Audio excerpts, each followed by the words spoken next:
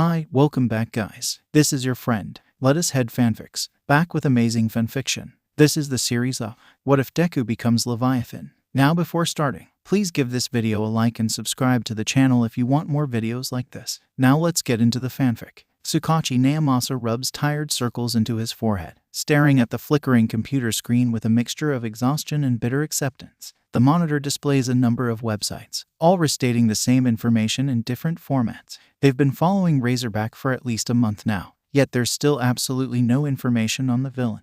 None at all. It's mindlessly frustrating. But Naomasa has to admit that whoever this is knows what he's doing. He opens yet another webpage. This one is slid carelessly into the top right corner of the screen and has a condensed, organized look to it. It's probably some sort of non-profit, Naomasa assumes. His eyes scrunch up at the corners as he forces his tired eyes to focus on the information present, although he's doubtful he'll find anything new. Razorback, the website states. Status, villain, quirk, the ability to grow spines of an unknown material from anywhere on the skin. These spines can be removed or forcibly expelled with no damage to the host. It's a rather mundane quirk, really, compared to some of the others. Naomasa's genuinely impressed that someone with such an ability has managed to carve out such a name for himself. Then again, it's relatively easy to carve something out with piercing spines and a butcher's knife. Razorback has taken 7 lives in the past month, yet his motives are strangely unknown. That might be the most frustrating part. Naomasa huffs. Villains who are on some sort of self-righteous killing spree and announce their reason for doing so usually inadvertently make it easier for the police and heroes to predict their next victims and set up traps accordingly. Either Razorback knows this and is purposely being quiet about it, or he's just killing without rhyme or reason. Naomasa isn't quite sure which is worse. He groans and presses his palms into his eyes, his chair squeaking and rolling backwards. This isn't getting anywhere. He's just going to end up frustrated. And frustration won't get him anywhere. He's about to call it quits and turn in for the night when God himself intervenes, and his phone dings noisily. The noise is enough to drag him out of his tired stupor, and he unlocks his phone. 11:34 Tsunagu. We have reports of a hostage situation nearby. It's been requested that you accompany me and assist in negotiations. 11:34 Tsunagu. Sending you the location now. Naomasa frowns, brow creasing into wrinkled lines. He types in a be there in 10. Before hastily tidying up his workspace and turning off the lights of the office. He's the last one there. Not an unusual occurrence in the slightest, but still tedious. A repetitive pounding sound reaches his ears, and he opens the front door of the office to find the dark world being soaked in a furious downpour. He can barely hear himself think over the deafening roar of the raindrops splattering on the street, and he can't help the groan that crawls out of his throat. It's going to be a very long night. He pulls on his trench coat and smooths down his hair before fastening on his hat, opting to go for a dead sprint through the rain.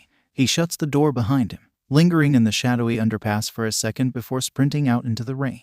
His boots splash noisily on the ground, and the rain is like a sledgehammer on his back. He almost falls under the force and wonders absent-mindedly if it's the effect of some overpowered quirk. He figures it's not. He almost slips a few times but manages to make it to his car, absolutely drenched and shivering.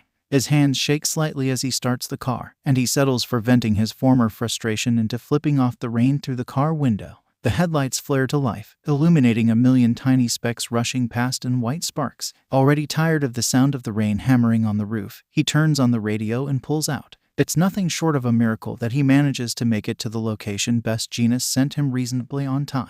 Traffic is a nightmare, and Naomasa spends most of the ride focusing intently on whatever news is playing at the moment.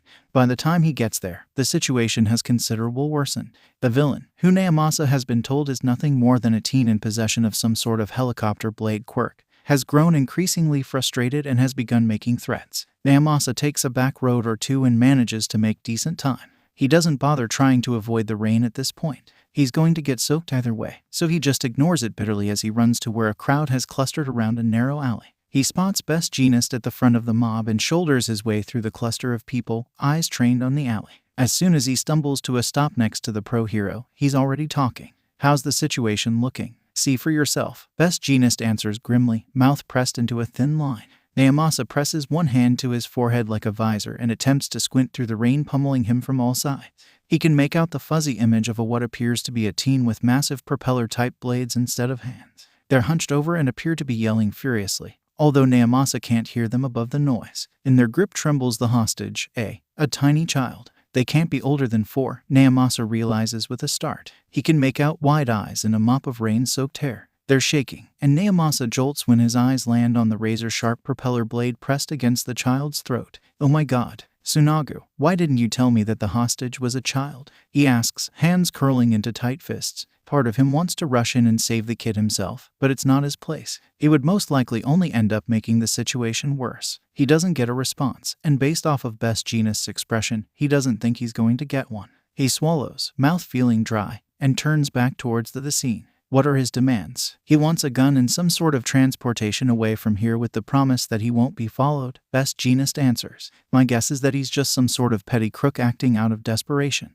Naomasa bites back a bitter remark, tongue burning with words as cold as ice. He swallows them, eyes narrowing slightly. We clearly can't engage directly. He has too tight of a hold on the kid. One slip up, and he bites his lip. We also, however, can't afford to let him go unpunished. We're aware of the limitations. Midnight has been sent to try and sneak in from behind and knock him out. But we are unaware how the rain will affect her quirk. Of course, the damn rain. Naomasa curses under his breath. Just then, the propeller villain takes the opportunity to speak. Clock's ticking, heroes. He sneers, tone full of desperation. Naomasa's not sure how he manages to hear it above the rain, but he does. Choose this brat's life or my arrest. To prove his point, he presses the blade further. Even from here, Naomasa can see the way the kid goes deathly still and the beginnings of a red stain. Tsunagu, we need to go, now. He never gets to finish that, because all of a sudden the night lights up in a blinding flash of green and an explosion of dust and smoke. Naomasa's pushed backwards by the force of the blast, although he doesn't lose his footing. His eyes snap to Best Jeanist's, hoping desperately that this was some plan of his, but there's no recognition in the hero's eyes. Uncertainty and fear claw at Naomasa's gut, and he turns back to the flickering cloud. That's when he hears it. There's a horrible, shrill scream that starts out high-pitched and slowly warps into a bellowing inhuman roar. It's deafening, like the roar of a jet taking off but amplified 100-fold. Naomasa presses his hands to his ears, squinting through the rain. What the hell is going on? The question is quickly answered when the smoke dissipates in the rain. There are a few bright flashes of electric green that light up the alley with a sickly radioactive light.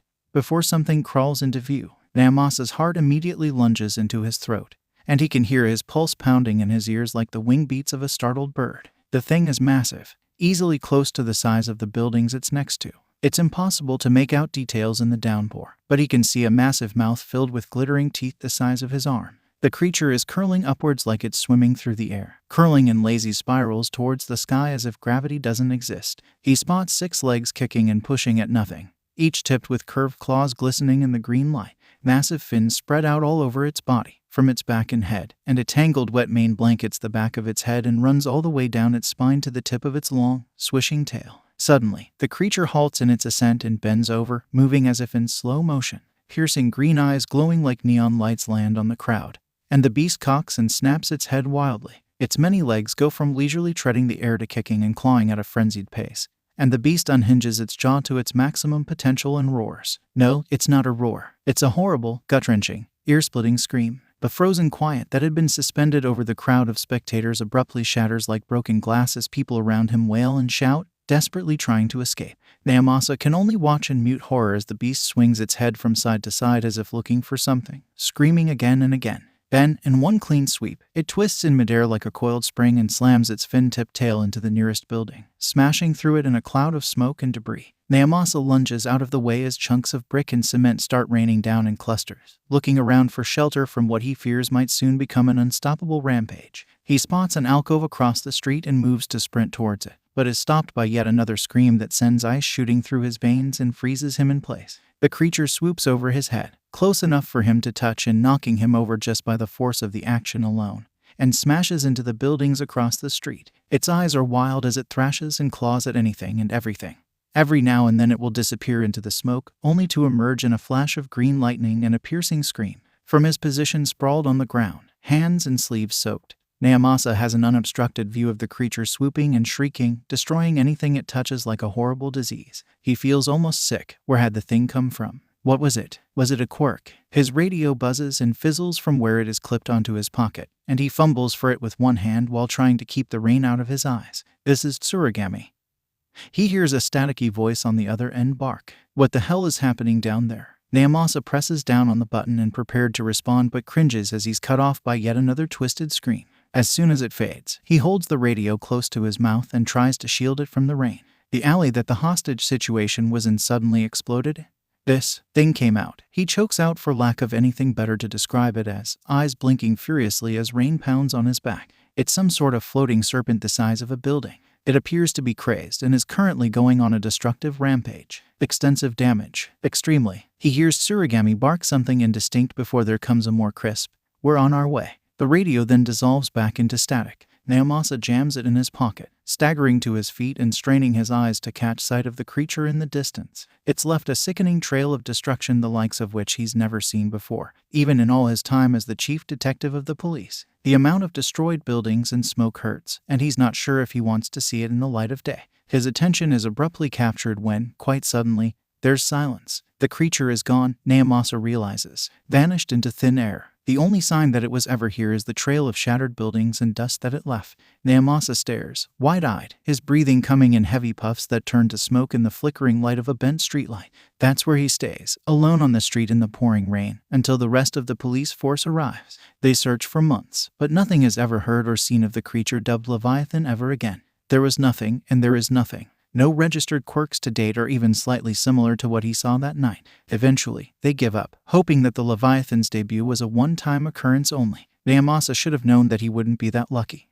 Izuku wakes up to the sun shining on his face in blinding bands, and he squints and groans. Swatting at the light like a cat does nothing to ease his predicament, and he eventually settles for sitting up. His head is still groggy with sleep, and he shakes his head to clear it and looks around. Clothes are strewn about in the floor in crinkled heaps, and the wall is covered in dozens of posters. All Might, mostly. Who can blame him? All in all, the room is tight and dusty and calming, and Izuku spares himself a minute to just bask in it. And then the minute is over, and Izuku pushes himself out of the bed with a sigh, resisting the urge to hurl himself back in as he's greeted with an unpleasant wave of cold. Nope, can't do that. As tempting as the thought is, he can't be late to school again. Izuku pulls on his uniform and heads into the bathroom, picking up the toothbrush off the counter. He pipes a thick dollop of toothpaste onto it and jams it into his mouth, brushing a bit slower than usual. While he's at it, he takes the opportunity to examine himself in the mirror, checking himself up and down. He feels relaxed, but his body his quirk doesn't always agree. This time, however, it seems to have calmed down, and isn't displaying any of the usual accessories that come with any sort of emotional agitation. Izuku's honestly pretty relieved to not have the beginnings of a spinal fin trying to sprout from his back and tear a hole in his uniform again. It's been a while since he's been relaxed enough to not let any of the Leviathan slip through the cracks and make itself known on his body. He raises his eyebrows at himself in the mirror and laughs at how stupid he looks before rinsing off his toothbrush and heading downstairs. The kitchen is warmer than his bedroom, which comes as a bit of a relief. He's not sure if it's just him or if it's thanks to his quirk, but his room always feels absolutely frigid. It drives him insane. "Morning, Mom," he says with a soft smile as he grabs a piece of toast off a plate, not even bothering to sit down. She clearly hadn't heard him coming, and spins around, wide-eyed. "Oh, Izuku, honey, you scared me," she breathes with a laugh, and he can't help but wince a little. As soon as he does, he feels his feet shift a little bit, and claws try to wiggle their way to the surface. In one quick practiced motion, he squashes the emotion, and the sensation fades. It's nothing, he half tells himself and half tells the Leviathan, even if he isn't sure if it can hear him. His mom was easily spooked, but most mornings he remembered to make some sort of noise to indicate his presence. "Sorry, Mom," he says awkwardly. She rolls her eyes and pats his head with a huff. "No need to be sorry. Now sit down and eat before you're late for school." Izuku does as she requested, eating quickly as his mom sits down across from him. Midoriya & Co. is a small woman with the same dark green hair as Izuku and a dazzling smile. She's sweet and understanding and everything in between, and Izuku would do anything for her. The meal passes in relative silence. It's normal. This isn't a tight, empty silence. This silence is calm and comforting. A wordless conversation between mother and son that passes between like the breeze on a summer day. Having finished up, Izuku grabs his bag from where it was loosely hanging by one strap on a chair and slings it over his shoulder, stretching. "All right, Mom, I'm gonna head out. See you later," he says, opening the door with a satisfying click. The knob is worn and familiar under his hands, slightly scratched from days when the Leviathan had managed to push claws onto him for one reason or another. He's glad today's not one of those days. "Bye, honey. Stay safe," she called after him. Izuku smiled and pushed open the door, immediately buffeted by an unruly gust of icy wind. "Don't let the cold in," he hears from the kitchen, and he can't help but laugh to himself a little bit as he shuts the door. The cold swirls all around him, whistling and puffing in a quiet melody. Izuku blinks as it bites at his eyes, but shakes away whatever emotions that might bring. He doesn't need to sprout fins from his head just because he's a bit chilly. Just as he thinks that, he feels a faint prickling at the back of his head. Izuku rolls his eyes so hard they almost go back into his head and tries to convey, "What did I literally just say?" directly to his quirk. It doesn't work, and if anything only speeds up the process. Izuku's frustration only grows with his inability to stop the blue-green fins from sprouting out of his head like sails, and they respond by growing faster. That's why Izuku shows up to school, face slumped in resignation, with 2 sets of frilly fins poking out from his hair that look like someone took a pair of scissors to the edges of them. His eyes are habitually trained on the floor as he enters the classroom and sets his bag down next to his chair. But that's not enough to avoid the piercing gaze he immediately feels once he does. "Oi, Deku, what's up with the fans?" Katsuki barks, tone begging for a response. Izuku's gut instinctively tries to clench up in fear, but he shuts it down just as quickly. He's been dealing with this for years. There's no need to be afraid. "Hey, you useless brat. I'm talking to you," he hears again. He responds by wordlessly sliding into his seat and training his eyes on the board, taking care to wipe any and all emotion off of his face and slip it into his pocket for later. He can feel the stare on his head growing increasingly infuriated even from here, and he mentally sighs and prepares for the worst. Sure enough, not even a few seconds later, a pale hand slams down on his desk and is immediately accompanied by a few crackling explosions. It's not enough to actually damage the desk, but it will leave soot everywhere that will stain all of Izuku's physical classwork black. "Oi, you deaf. Those ugly-ass fans kill your hearing." He hears, although he wishes that the fins did negate his hearing. It would save him from having to deal with this bullshit again. He continues to stare at the wall ahead of him, hoping that the bell will ring soon and drag Katsuki away from him. Katsuki, now undoubtedly pissed, grabs one of Izuku's upper fins and yanks hard. It sends a spike of pain shooting through his head and down his spine. But Izuku manages to lean into the pull a bit to negate the damage. All the while, he keeps a bored, indifferent expression on his face. He's not sure how much of it is to put off Katsuki, and how much of it is to keep the Leviathan from trying to manifest. At least it appears to be working a bit. Katsuki growls wordlessly, face contorted into raw anger. One hand snaps out, locking around Izuku's jaw and twisting his head painfully so that they're looking each other in the eyes. "I'm talking to you, you good-for-nothing lizard," he spits, teeth gritting together. Izuku feels his own mouth shift and knows without seeing that his own teeth are sharpening and twisting. Preparing, he forces whatever emotion is causing it out, before raising his eyebrows at Katsuki and stating flatly, "Piss off." Katsuki looks like Izuku just pissed in his drink. "What the F did you just say to me?" "You heard me," Izuku responds just as monotonously, probably going to earn a beating later for his actions. He's taken enough by now that it doesn't faze him. Katsuki draws back a glowing red fist, and Izuku wonders if he's going to throw the first punch then and there. But the teacher picks that moment to open the door and stroll to his desk, eyes immediately scouring for and finding Katsuki. As expected, he does nothing about the actual situation, and simply clears his throat. "To your seats, please," he says, and his voice is low and disinterested. Katsuki hisses and draws a finger across his throat as he leaves, and Izuku ignores him. They're choosing their futures today, Izuku registers somewhere. He's not actually listening, instead far more focused on whatever his head's locked onto at this point. He doesn't expect any attention. Ever since the incident 10 years ago, when he used his quirk for the first time and subsequently killed 32 people, he's made a point of keeping his quirk ambiguous and unnoticeable.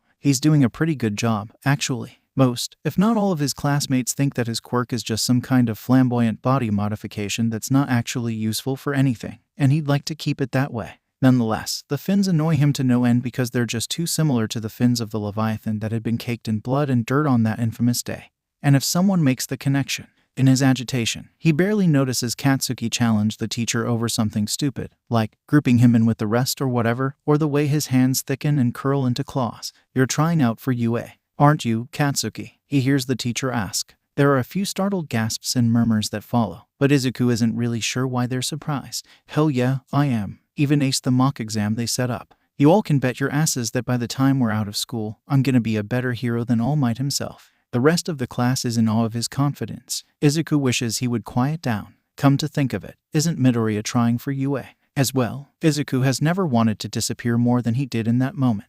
He settles for fixing the teacher with a poisonous stare as the room's attention slowly but surely switches to him, like a targeting system locking on.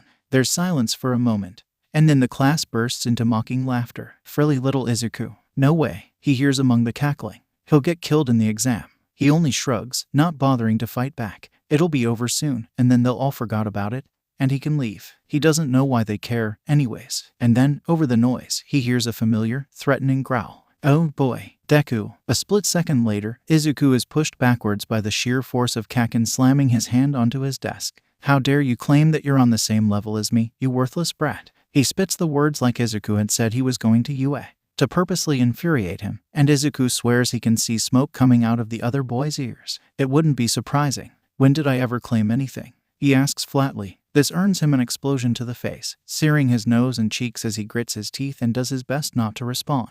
His quirk grants him somewhat of a temperature resilience to both cold and heat, but even that's not enough when he's being blasted from 3 inches away. Listen, Deku, you're just an ugly, weak scarecrow with a failure of a quirk. You could never be a hero. How dare you try to compete with the likes of me? I'm not trying to compete with you, Kaken, Izuku says. The exam is impossible for someone like you, Kaken snarls. Don't waste my time. I'm not wasting anyone's time. You're the one up in my face. If you ask me, I think you're the one wasting mine. The class falls uncharacteristically silent, and Izuku knows without a doubt that he's crossed a line. He can't bring himself to care, really. He just keeps on throwing out emotions as soon as they appear and tries to prevent claws on his feet from poking through. After a short while, however, the silence becomes unbearable, and he sighs and turns to look at Katsuki. He's smiling, like this is some big game and he's just won the grand prize. Izuku supposes, in a way, that he has. He's more or less handed Katsuki a good reason to beat the shit out of him on a silver platter. Too late to take it back now. We'll see who's a waste of time when you're wasting away on the ground. Deku, Katsuki croons, crossing the room to slide back into his chair with more elegance than he's normally capable of.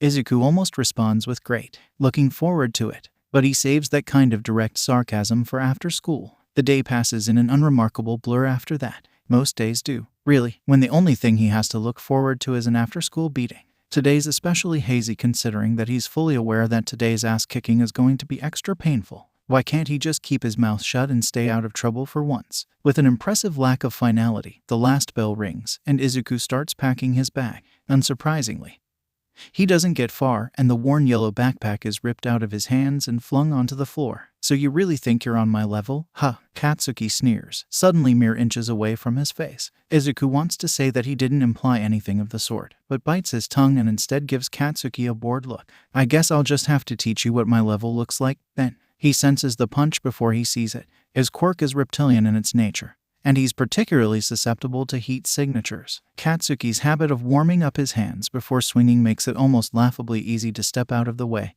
which he does. Katsuki stumbles a step, but has already pivoted and swung his leg in a wide arc into the back of Izuku's knees. He visibly grimaces, and a few blotchy scales appear on his arms, but he doesn't buckle. He simply walks forward, reaching down to pick his bag. Katsuki predictably uses this opportunity to jump on his back and grind his face into the tile of the classroom floor. Izuku grits his teeth, wincing when a particularly sharp canine that was definitely not there before scrapes against his lip.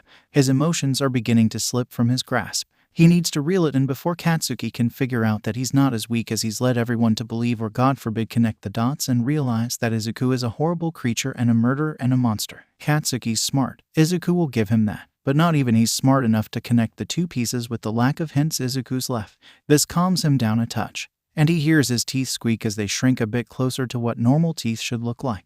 He lets himself go limp and still, his face smashed uncomfortably against the cold tile. There's silence, and then he feels a sneaker carefully nudge him. He doesn't respond. Effing coward couldn't even take one hit. He hears Katsuki gloat, before there's a telltale zipping noise and a bark of laughter. Hero analysis for the future. Number 13. The last bit sounds almost incredulous, like hell he's gonna need this. Besides, I'm sure he won't miss one little nerdy book if he has 12 more. Goddamn. He hears a popping, and then a crackling, and the smoky smell of burnt paper fills his nose. It takes all of his self-control not to jump up and let the Leviathan go wild for a bit, and all he does is lie there motionless on the ground while months of work go up in flickering flames. He hears laughter, then the click of a lock, and Katsuki tosses the book out the window like it's worth absolutely nothing. Honestly, if he had any brain at all, he would have thrown himself off of a bridge or something a long time ago, Katsuki says flatly. There's more laughter, and then finally, they leave. Izuku counts to 15, just to be sure, before groaning and letting himself get off of the floor. His nose aches faintly where it's been smushed into the ground for the past 5 or 10 minutes, but he ignores it and all but stumbles to the window. He peers out, and sure enough, there's his book. It's drifting serenely on top of the small pond on the school's campus, drenched and waterlogged where it isn't coal black. Izuku's hands shake from where he's clutching the window frame, and he's aware of his own breathing as his senses slowly but surely become more refined. His arms and legs prickle as their muscle mass increases slightly, and they're coated with a layer of dark, almost black teal scales. Two thin fins start to poke through his lower back, one on either side. At the same time, his movements become ever so slightly further away, somehow as if he's not the one controlling his own body, but is merely a spectator. Izuku growls, and the inhuman snarl that leaves his throat is more than enough to get him to immediately close off his frustration.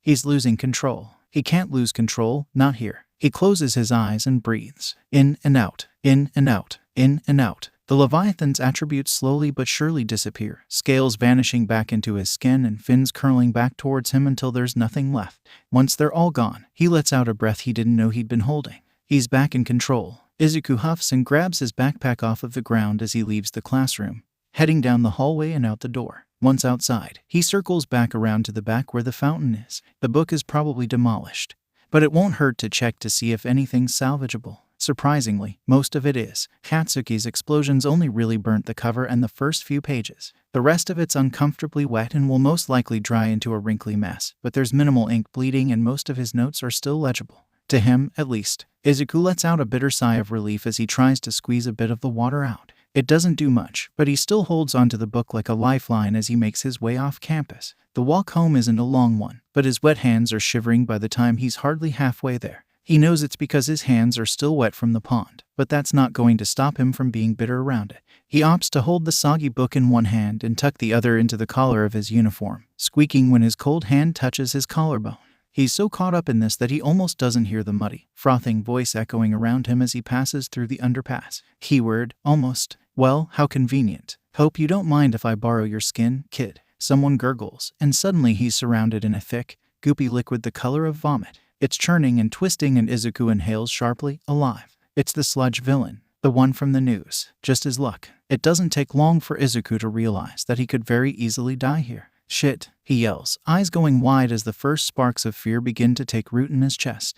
Help. Whoa, none of that, thank you kindly. The villain cuts him off, and suddenly, something is flowing down his throat and up his nose and oh my god, the sludge villain is trying to get inside him. That's when Izuku's tight hold on just chest loosens, and the fear he's been restraining rushes in like Arctic water. He starts flailing and kicking, doing his best to scream despite the ooze muffling him. His brain starts to fill with fear and adrenaline, and he can already feel the Leviathan twisting inside him as it makes itself known. Almost there. It'll be easier if you don't struggle. He hears. Izuku's lungs burn, and he tries to breathe desperately. He succeeds in inhaling a bucket full of villain slime and desperately tries to cough it up to no avail. His struggling began to fade as his vision blinked in and out. Oh god, it wasn't supposed to end like this. It wasn't supposed to end like this. Suddenly, he feels a roar rumble to life deep inside of him, and it's not the slime villain he's afraid of anymore. He tries to suppress it, to fight, but his strength is gone. If he's going to survive this, he doesn't have a choice. He feels his quirk flare to life before it shows. But when it does, it moves faster than it ever has before. In seconds, he's covered in scales, and fins burst from his back and his head. His teeth grow into fangs, and his hands and feet curl into claws. A fin tail bursts from his spine, swishing and swaying and sending up dirty clouds with each stroke. The more it progresses, the more Izuku's aware that he's losing himself, but he grits his teeth and fights it. It's like trying to hold on to sand as it drains through his fingers, but he's not going to quit. He's not going to lose control. What the hell? What kind of the Leviathan hears?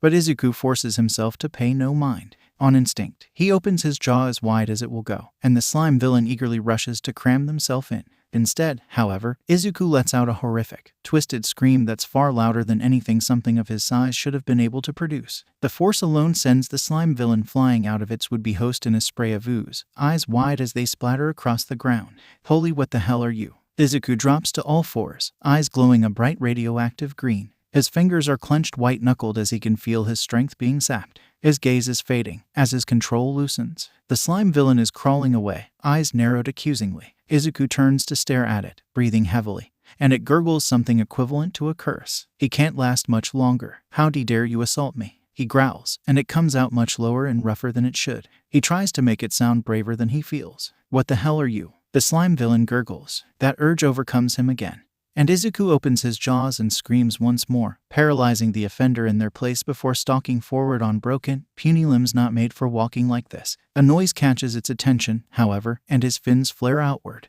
who he forces out, trying to stand. But something smashes into the ground at the entrance of the underpass, and he hears a bellowing cry. Texas smash. A blast of wind sends both Izuku and the slime villain flying, rolling to a stop. In a blur of color, the newcomer rushes forward and scoops the slime villain up, ignoring their furious screams. They then turn towards Izuku, and without wanting to, he snarls. His eyes won't focus right, and he can't figure out who the figure is or where he is. He's hanging on by threads at this point. It's a miracle he's still in somewhat of a control at all. Don't go near it. The slime villain screams. I tried to possess some kid and they turned into that thing. It's not human. Izuku's breath stutters as his gut twists, and he squeezes his eyes shut. They're right. He isn't human. He's a monster. A hand presses against his back, and Izuku's eyes snap open wide. The Leviathan thrashes at the sudden touch, and he lurches back like he's been burned, shaking. He can feel his tail hitting the ground, but it doesn't feel like it's his. The last grains of sand are running through his fingers. Young man, the figure says, and he's taken aback by how low and calming their voice is. He grits his teeth and clutches at the ground, breathing heavily and forcing himself to be still. Damn it. Don't. He tries to warn them, but his voice comes out in a gravelly and human growl.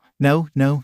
Can you look at me? He forces his eyes upward, ignoring the way the ground is swimming and rolling. The figure is standing above him, crouched. They seem familiar, but he doesn't know why. Can you breathe? Breathing? Yeah, he can do that. It'll be hard, but he forces himself to suck in a deep breath and then let it out. Another, then another. The panic recedes from his system, and the Leviathan slowly but surely begins to wither. As soon as it weakens even a little bit, he reaches in, grabs on, and takes back control. His vision goes a frothy white, and he's dimly aware of his eyes rolling up into his head as he smacks into the pavement. Izuku opens his eyes only to be immediately assaulted by a wave of pain so overwhelming that he almost vomits, eyes going wide. He can't breathe. No, that's not right. He can breathe. He could always breathe, but the Leviathan is. The Leviathan. Is it where? Izuku raises his hands and flexes them. They move at his command. He's in control, and his hands are perfectly human. He gasps, wrapping his arms around himself, shaking. The Leviathan was almost in control. He survived the attack, but the Leviathan was almost in control. He's never been that close without losing it entirely. He looks around, eyes wide, for the destruction, but there is none. What? He whispers to himself, gazing at the untouched stones. It's okay. He didn't do anything, just defended himself. He was still in control. Oh, thank God. Izuku half sobs, covering his eyes with his hands and sinking to the ground. Young man, an oddly familiar voice asks, and Izuku is suddenly very aware that he is not alone. The figure. They're still here. Are you okay? He jolts like he's been slapped, scrambling away from the voice. Who is it? What? What did they see? His horror triples to the point where his tail reforms to cover his face when he realizes the person who saw him was no one other than literal All Might himself. He's staring, wide-eyed and shaking, and more parts of the Leviathan are appearing. No, this can't happen. He needs to calm down. Whoa there. I didn't mean to startle you. Are you all right? Izuku squeezes his eyes shut, inhales, and exhales. The Leviathan fades. What happened? He asked. He's dimly aware of fighting off the slime villain before All Might shows up and almost losing control then and there. But it's foggy and grainy, like he's watching it through an old-school film reel. I believe you were attacked by this here slime villain who managed to evade my grasp earlier. Sorry about that. No, I know that. What? You appeared to be some sort of frilled reptilian humanoid. Is that your quirk? That was it. That was all I saw? Yes. Izuku only very narrowly avoids thanking whatever god there is right then and there, and just gives him a stiff, jerky nod. He didn't recognize the true Leviathan. He doesn't know. Thank you for, saving me. Just doing my job. All Might stands up. Glad to see you're okay. You were acting pretty strange there towards the end. Izuku stiffens and his heart skips a beat, but All Might doesn't seem to notice. That's a pretty impressive quirk you've got there as well. With some practice controlling it, you could make a fine hero, you know. Izuku blinks, eyes wide. He can be a hero. All Might thinks that he can. All Might doesn't know what he is or what he's done. He smiles, but it feels forced. Thank you very much. He stops, before shyly adding, and, can I get your autograph? Already done. All Might winks, and then he's gone, and Izuku's left to drop the facade and hyperventilate until he's borderline on Leviathan territory once again. It takes him at least a solid 10 minutes to pull himself together. He almost let the Leviathan take control. He was so close. Literal All Might showed up and saw himself almost become the Leviathan. What would he have done if he knew? But All Might didn't realize. And it's okay. It's okay. The sun's going down, he realizes, and he forces himself to stand on shaky legs. His book is on the ground in the corner, and he picks it up and clutches it like a lifeline, white-knuckled. He needs to get home. His mom's probably worried sick. He heads out of the underpass a bit faster than he usually walks. But he doesn't want to be there. It reeks of the Leviathan's scream and the slime villain's gunk. and he worries that if he stays there any longer, he'll snap. He takes one of the more crowded roads this time, hoping the sheer number of people will bring him some sense of anonymity. It does, and it's incredibly calming. No one pays him any mind here. They're all too focused in their own little worlds. There's less people around as he walks further, which he doesn't really worry about. It's getting darker. There's bound to be less people. That's when he notices the crowd of people all clustered around an alley on the opposite side of the street. There's smoke rising from it in massive billowing clouds, and the sheer amount of noise coming from the spot suggests a villain attack. Izuku's brain screeches at him to ignore it and keep walking. But before he knows what he's doing, he's crossed the street and is fighting his way to the front of the crowd. There's heroes everywhere, but none of them seem to be intervening with the situation. Most are trying to combat the growing fires or just working crowd control. He twists and turns, trying desperately to see around the people around him, the heroes ushering them back. But he manages to catch a glimpse. His world broils and shatters. Katsuki isn't having a great day. It had picked up a little bit after he watched that city useless nerd lying on the floor and burned his useless notebook. But then it went straight back to not great. Actually, screw not great. It went to hell. He'd been walking with a few of his annoying lackeys, talking about something unimportant while the two practically kissed the ground he was walking on. They agreed with whatever he said, but he didn't care and just kept on talking. And then, in a crash and a cloud of smoke, this guy had appeared in their path. Katsuki hadn't paid him much mind at first. He looked like just any other quirked citizen. He was tall and lean, with short cropped hair and a bit of stubble, eyes hidden behind flashing sunglasses. His mouth had been creased into a frown, which had suddenly and ominously vanished when Katsuki had felt the man's eyes fall on him. "Hey, kid," he'd asked, swaggering towards Katsuki like he owned the place, which was enough to earn a few crackling sparks on its own. "You training to be a pro hero someday?" "You bet your ass." Katsuki hadn't been able to help but smirk as he moved to shove past the man and maybe accidentally shoulder him a bit. Perfect, he'd heard, and in a blur of sound and motion, he'd found himself at the end of the alley with a very large, very sharp blade pressed to his throat. That's where he is now, eyes wide and hands clenched at the way the stranger was chuckling. "What the F?" he hisses, only to be cut off by his own throat contracting with a choking noise, traitor, as the blade is pressed just a bit closer to his quivering throat. "Please, do spare me the chatter," the man says, having the audacity to sound bored, of all things. Katsuki does his best to spit and pretty much fails miserably, but doesn't let any of the sheer rage he's currently housing slip from his gay. "Jesus, you're a feisty one, aren't ya?" the man hums. "Tell you what, we've got a bit of time before the big boys get here and I can get to business. Guess I can entertain you for a bit. What's your name, kid?" "Go to hell." "Nice to meet you. Go to hell. You can call me Blade." He laughs. "Man, I thought I had the edgiest name, but looks like I got one-upped by some blondie from downtown. Got any siblings? Maybe named Piss Off or Exit the Vicinity?" Katsuki manages a pissed-off garbled noise, torn between shouting every bit of profanity he knows at this guy and not answering him. He fails at both, and it's infuriating. Blade nods thoughtfully as if Katsuki had just given him a plain answer. "That's what I thought. What's your quirk? Go to hell." And Katsuki thought getting called Kaken was annoying. "Escald, none of your effing business." He snarls, eyes narrowed. Once again, the man takes it without question. "None of your effing business, huh? Seems like a weird title for a child's quirk. What's it do?" Katsuki has no idea if this guy's trying to be funny or if he's actually just that much of an idiot. Exactly what it says on the tin, F-stick. "Tusk, I told you, it's Blade. Not a lot going on upstairs for you, is there? Go to hell. I hope you choke." "Unlikely. Now, you've probably figured out mine by now, so I'm not going to bother explaining it." Katsuki's eyes narrow a bit, and he looks down. There's still a long blade being forced against his throat, but this time, his eyes follow it. The blade is attached at the base to 3 others, protruding from under the man's jacket where a hand should be. It looks like some sort of fan blade, Katsuki thinks numbly. Fantastic. Impressive, ain't it? Blade croons, and Katsuki hopes he burns in hell. Just then, he hears the sound of sirens and yelling, and 2 pro heroes stop at the far end of the alley, backed by a few cop cars worth of policemen. This is Kamui Woods, Death Arms, and the Musutafu Police Department.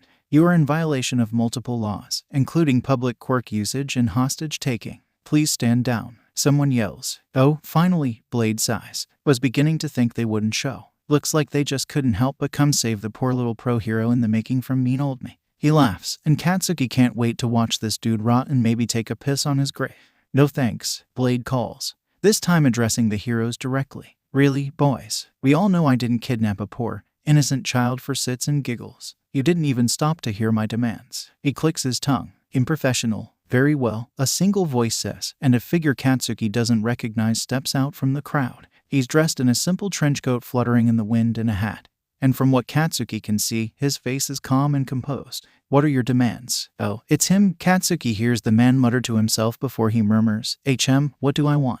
Katsuki's pretty sure that despite the act, the villain knows exactly what he wants and is just toying with everyone here for kicks or something. How does 1,700,000 yen and transport out of this city sound? The negotiator seems to consider this for a bit. 1,700,000 yen, you say? That's quite the sum you're asking. If you don't mind me wondering, what do you intend to do with that money? To Katsuki's surprise, Blade only laughs in response. Trying that trick again, Really, Tsukachi? I'd have thought that by now you'd have learned not to underestimate me. So this isn't the negotiator's Tsukachi's first rodeo, but it isn't Blade's either. The conversation between them continues for a bit longer, Katsuki feeling the blade press closer and closer to his throat. He wants to thrash and scream and slug this guy until he stops breathing. But he knows that even the slightest movement would end up with an unfortunate shade of red on the ground. His attention is captured by Blade's tired sigh, and he straightens up and forces Katsuki to do the same. Tsukachi, I truly enjoy these little chats, but I have a schedule to meet. I suggest you meet my demands, or we might end up with some unfortunate casualties. Katsuki's eyes blaze. Unfortunate my GGGK. The blade is now definitely pressed against his throat, drawing a thin line of red across his skin. Kaken morbidly feels like he's a canvas being painted on by an artisan who specializes in blood. Do you ever shut up? Blade mutters, looking down his nose at him. Really, it was rather amusing at first, but now, that's when they hear it. A sound rips through the air, twisting and writhing its way across the alley and clawing its way into Katsuki's ears. He can't describe it, but if he tried, he'd probably settle for saying it's something similar to a mixture of nails on a chalkboard and a horrible roar, stretched tightly into an ear-splitting scream. The noise fills his ears and blankets his head with flickering noise. He feels like he's underwater. Everything's muffled. His ears are ringing. He can't see, he can't move, and he can't breathe. What is this? Out of the corner of his frozen vision, he manages to lock onto the sight of a similarly paralyzed Tsukachi, whose face is contorted into something akin to recognition and horror. Katsuki is hit by the realization that whatever just happened is somehow much worse than his previous situation. Great. He's only just entertained the thought when a green and black blur flashes across his vision, lunging over him, just as suddenly. He can breathe, and the blade around his neck is gone. He stumbles to the ground, one hand coming up to rub at his neck where it stings. It comes away coated with shiny red. His brow furrows, and his mouth parts slightly as he turns to see what exactly just happened. The scene before him is not what he expected to see. Blade is on the defense, hair windswept and jacket askew. He's bleeding from a horrid, ragged gash across his collarbone, and his breathing is shaky and labored. Whereas blades had once been still, they now spin wildly, a deadly sharp circular blur that reminds Katsuki of a particularly murderous ceiling fan. His sunglasses are gone, eyes wide, and Katsuki swears he can see terror swirling within them. He's about to ask what just happened, as if Blade's going to answer, when that question as well is answered when that same blur lunges from the shadows with a frothy, guttural roar. It's not human, Katsuki realizes with a sinking feeling in his stomach. His first reaction is to jump in and join whatever it is in beating the shit out of Blade.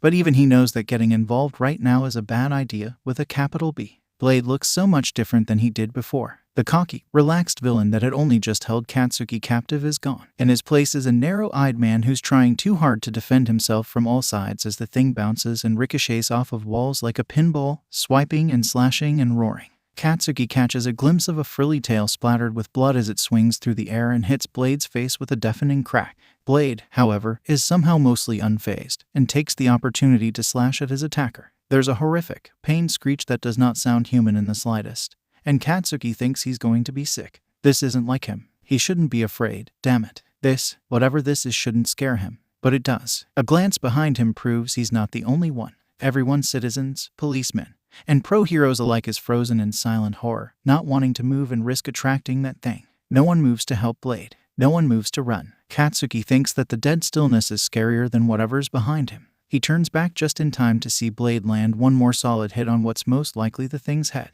The creature crumples like soggy cardboard, landing with a thunk in a tangle of limbs. Blade stops spinning for a second, and the tips are coated in blood. Katsuki can't help but feel pity for the thing as it squirms and convulses on the ground like some sort of disgusting organ, keening and hissing in pain. Blade looks conflicted, but a second later his propellers start spinning again, and he raises them above his head. Blade is fast, but the thing is faster. In the blink of an eye, it cracks its tail into Blade's stomach, scrambles to its feet, and disappears up and over the building behind it. Just like that, the spell is broken. The pro-heroes are moving towards him, people are running and scrambling away, and the police are taking notes, but Katsuki's just standing there. The rest of the night passes in a dull blur. Katsuki's dimly aware of being carted away from the scene. He barely listens as the pro-heroes check him for injuries, patching up his neck while telling him how brave he was. He's definitely more focused on Blade, who's uncharacteristically quiet as he's arrested and loaded into the police car, which means he doesn't miss the quick, grim look that the villain and the Tsukachi guy share. Yeah, something is definitely up. The heroes hovering over him only let up for a second, but it's long enough for him to spring up and make his way over to Tsukachi, ignoring the surprised and commanding yells from behind him. Tsukachi doesn't see him at first, but Katsuki plants himself firmly in the policeman's path and makes direct eye contact.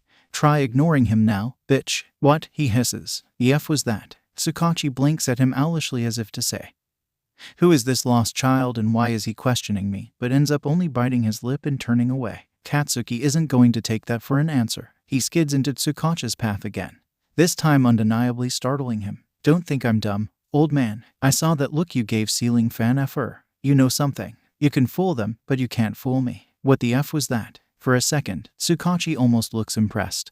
But then, his eyes go dark, and he looks away. Bad news, he says quietly. And that's the last Katsuki gets out of him before being dragged off by two frustrated pro-heroes. Now, what's your name, kid? We're gonna need to call your parents. Izuku wakes up in the middle of God effing knows where, and the first thing he feels is pain. It's surrounding him, drenching every molecule of his body in agony. It's like he's been dissected, and all of his organs and veins have been replaced with magma and hot rocks. Izuku's hands scrabble for a hold he can't find, yet he somehow manages to flip over and empty the contents of his stomach onto the ground. He stays there for a while, shaking and heaving while bile drips from his lips, filling his mouth with a bitter, acidic taste. It's after a few minutes of this that the smell starts getting to him, and he forces himself through the pain that racks his small frame and stands up. This doesn't work, as his legs shake and buckle, and he promptly gets a face full of sand. Wait, sand? No effing way. Yes effing way, the universe says, and Izuku looks up and is greeted by the beach. It's the same one, his mind blankly notes. Of course it is. For a second, Izuku's 4 years old. He's scared and shaking because the big man with sword hands tried to hurt him, and then there was smoke and cold and pain, and now he's here on the beach and everything hurts and he just wants his mom. He forces himself to suck in a breath, hands clenching around fistfuls of sand. He's not 4 anymore. He's not alone and afraid and probably responsible for at least a few deaths. Actually, he can cross that last one out, he thinks to himself bitterly. His limbs are still shaking, but the pain has subsided a bit. Well, not subsided, really. More relocated to a few specific areas. One is, unfortunately, his face, and the other is his arm. He reaches out tentatively and brushes a spot just above the bridge of his nose, only to hiss and recoil sharply when a bolt of pain springs from the touch and scurries across his body in a fizzled ripple. His fingers are dripping with a dull crimson, and he's suddenly very aware of the fact that he can taste iron on his lips. He takes a deep breath and looks around. The beach is the same one he woke up at after it happened so long ago, but at the same time, so different. It's covered from horizon to horizon in mountains of trash, containing everything from tires to entire fridges, all scrapped and abandoned. Izuku can't help but wrinkle his nose, immediately regretting it when his face flares up in pain, but it seems that this trash will serve its purpose. He half walks, half stumbles across the sand, feet dragging awkwardly like he's never walked on them before. The beach is dark, but the full moon lights it up like a spotlight, blanketing the area in a ghostly glow. He's dimly aware of the crash of the waves against the shore as he limps towards a shiny, almost glowing sheet of scrap metal. Sure enough, when he stands over it, he can see his reflection clear as day. He suddenly wishes he couldn't. His face looks like it's been cleaved in two. A thin but deep slash, oozing the same blood that splattered and smeared across his whole face, runs from above his left eye, down over the bridge of his nose, and ends under his right eye. He stares, a strangled noise escaping his throat as a few drops of blood slide down his nose and splash on the metal in neat red droplet.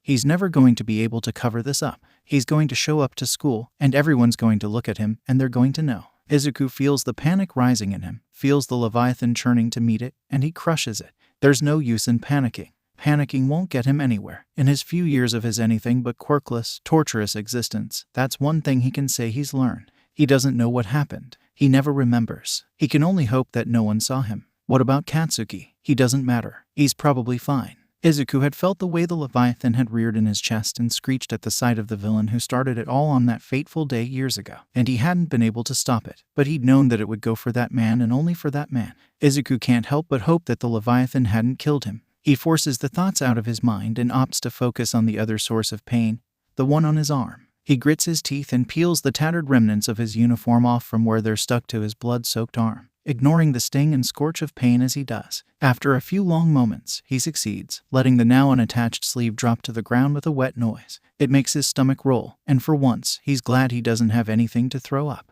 The rest of the top part of his uniform soon follows. He forces himself to look in the makeshift mirror again, this time pinning his attention on his forearm. The angle's weird, but he manages to peer over his shoulder at the wound. If he thought the scratch on his face was bad, this had to be hell. The gash is deep. 3 serrated marks like ragged claws tear up his back from the back of his shoulder down to the center of his waist, caked in dirt and sand and leftover shreds of fabric. It oozes a fountain of thick, dark blood, and Izuku's no doctor, but he knows that if he doesn't get a doctor within minutes, he's probably going to die. But if he gets a doctor, they'll take one look at him and one look at the news, and probably just let him die. He isn't sure if he'd rather just bleed out here than face that. Besides, he knows his mom can't afford a doctor's appointment, let alone whatever surgery he'd be forced to undergo to try and save his life. Even if he wanted to survive, well, Izuku's head is beginning to feel oddly light, and he rubs at it a bit before slowly sinking to the ground. His back falls against the cold junk metal and stings like hell, but he finds that he can't bring himself to care. His vision begins to swim, heaps and piles of trash floating aimlessly across a black, starless sky. It's almost calming in its own way, and he can't ignore the way a contented sigh escapes his lips. The blackness is almost comforting as it rushes up to meet him. "You've got to be kidding me," Sansa Naomasa says, resting his head in his hands. It feels heavier than usual, and frankly, he wouldn't be surprised if it was. They're back in his office and are supposed to be filling out paperwork regarding Blade and his crimes. But he can't shake his attention from what he saw. From the looks of it, neither can Sansa. "I guess I figured that it had to come back sometime. It didn't make sense for something like that to just show up one time and then never again." The cat officer sighs, rubbing his face with one hand. He looks at Naomasa from his spot resting against the wall, eyes heavy and mouth curled into a frown. At least it was smaller this time. That's another detail Naomasa doesn't quite get. He has no doubt that what he saw was the Leviathan. There's only one thing that he knows of that can scream like that, but it was different. It wasn't the massive, serpentine monster he'd seen before. Why was it different this time? He's certainly not complaining, but I guess the question is, why now? Sansa asks, stopping his train of thought before it runs itself off the tracks. It attacked Blade before, correct? Naomasa thinks out loud, rubbing at his chin. It clearly has some sort of vendetta against him. I understand that, sir. My question is, why now? By no means is this the first hostage situation Blade has been involved in or responsible for. Why didn't it appear at any of the others? Naomasa doesn't have an answer. He doesn't have any answers if he's telling the truth, and it's exhausting. What information do we have on the Leviathan? He asks, leaning off of the desk and turning to look at Sansa. In the flat, flickering white light of the office, the cat looks almost ghostly, and Naomasa can see he's not the only one who's tired. Almost nothing, remember. The closest thing we have to a visual is a blurry image or two, the cat replies, sinking down the wall a bit further. Naomasa remembers, but it doesn't hurt to ask. He bites back a sigh and turns back to the stack of paperwork on his desk. Well, let's finish this up, and then we can put some resources into getting what information we can into finding out who or what the Leviathan is. Izuku's not sure what's more surprising. The fact that he wakes up in what appears to be a bed, or the fact that he wakes up at all. Frankly, he's not quite sure if he's dead and heaven is just some sort of weird white room. It's painfully plain. All of the walls are unblemished, pristinely white, and the floor is made of shiny tile. A window on the far end is covered partially by a pale blue curtains, and light is flooding in from where it's not. The whole place smells like rubbing alcohol and vinegar, and Izuku isn't sure if he likes it. His arm feels weird and puffy, and he looks to his left to see a number of what appear to be IVs and other drips poking into it. He moves it experimentally, carefully noting the lack of scales or claws before looking over. His other arm is bandaged tightly to the point where he can barely move it. He's not complaining, really, because he quickly discovers that attempting to do so hurts like hell. The IV hand moves slowly up and brushes his face, coming into contact with a number of bandages and wraps covering his face. He blinks. He's in a hospital. His first reaction is to jump up and panic, but doing that won't do any good. He needs to stay calm. He needs to figure out how he got here and how much the staff know. He takes a deep breath, emptying himself of the panic and fear and worry and replacing it with a blank impassiveness. He doesn't know where he is or what happened, but showing resemblance to the Leviathan is definitely not a good idea. Not now, not ever, really. The door slowly opens, and he can't help but flinch as someone who's most likely a nurse peeks in. Her eyes meet his, and she scurries over with a quiet, "Oh." You're awake. She starts doing something with the IV bags, and Izuku takes the opportunity to steel himself and get some answers. Where am I? Yusutafu General Hospital, she answers, not looking up to meet his gaze. You are in quite the condition, young man. I'm rather surprised that you're up so soon. So soon. How long has it been? You've been under for 3 days, I believe. Izuku barely holds back a surprised shout, eyes snapping open wide. 3 days. Where's his mom? Is she okay? Don't panic. It's okay. How did I get here? She looks thoughtful for a second, before giving a light huff. A young man brought you in. Said he found you on the beach, and to call if you woke up. She pauses. Actually, would you like me to call him? Izuku has absolutely no idea who she's talking about. He doesn't have any friends, and none of his classmates would bother trying to help him. Maybe that's why he slowly nods, trying not to let his face betray his confusion. Okay, I'm going to send in the doctor, too, and he's going to ask you some questions. Do you think you can answer them? He nods slowly. Questions. Do they not know who he is? He can use that to his advantage, then. If they don't know who he is, they can't see his quirk and connect him to the Leviathan. It's a long shot, but he'll take anything he can get. She gives him a soft smile before leaving the room, closing the door behind her. Izuku takes the brief silence to figure out what he's going to say. He's been lying his whole life. He can do this. He just can't let them know what his quirk really is. What are they going to do when they realize he can't pay? What's he going to do? He tries not to think about it. Carefully, he strings together a story that he thinks will work. He's not Midoriya Izuku. He's Kuroki Hayashi, an orphan living on the beach. Hopefully, they won't be able to track him from just that. Hoping is all he can do. No sooner than he's done it, the door opens and a man in a white coat steps in. He has dark, curly hair and a soft smile ringed with stubble. There are bags under his eyes, but they're mostly hidden. Good morning, young man. How are you feeling? Alive, Izuku shrugs before he can help himself. It's the truth. His body's mostly numb.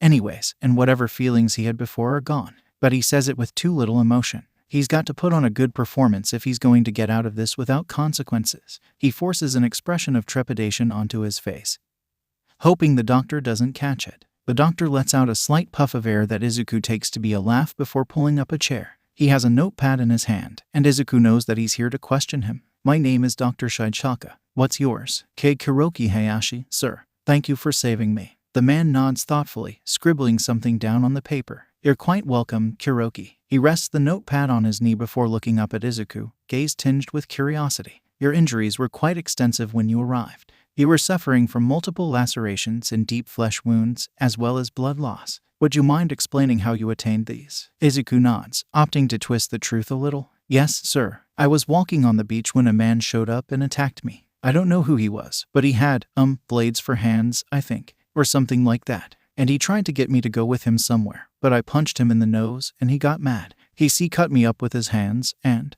I can't really remember much after that. The stutter and fear in his voice is something he left behind a long time ago, but he calls on it to help his performance. He's not Izuku, who's used to mind-bending fear and the knowledge that there's undoubtedly a price on his head. He's poor, orphan Kuroki, who's been attacked by a mysterious villain. If he spoke with his usual trained indifference, it would raise suspicion. Blades for hands, you say? Dr. Shichaka says pensively, wrinkling his brows a bit. Izuku nods. The doctor sets down the pad again and pulls out a phone from his pocket, typing something that Izuku can't see. A moment later, he turns the phone around to show a mugshot of the man that started it all. The way Izuku's breath catches isn't acting.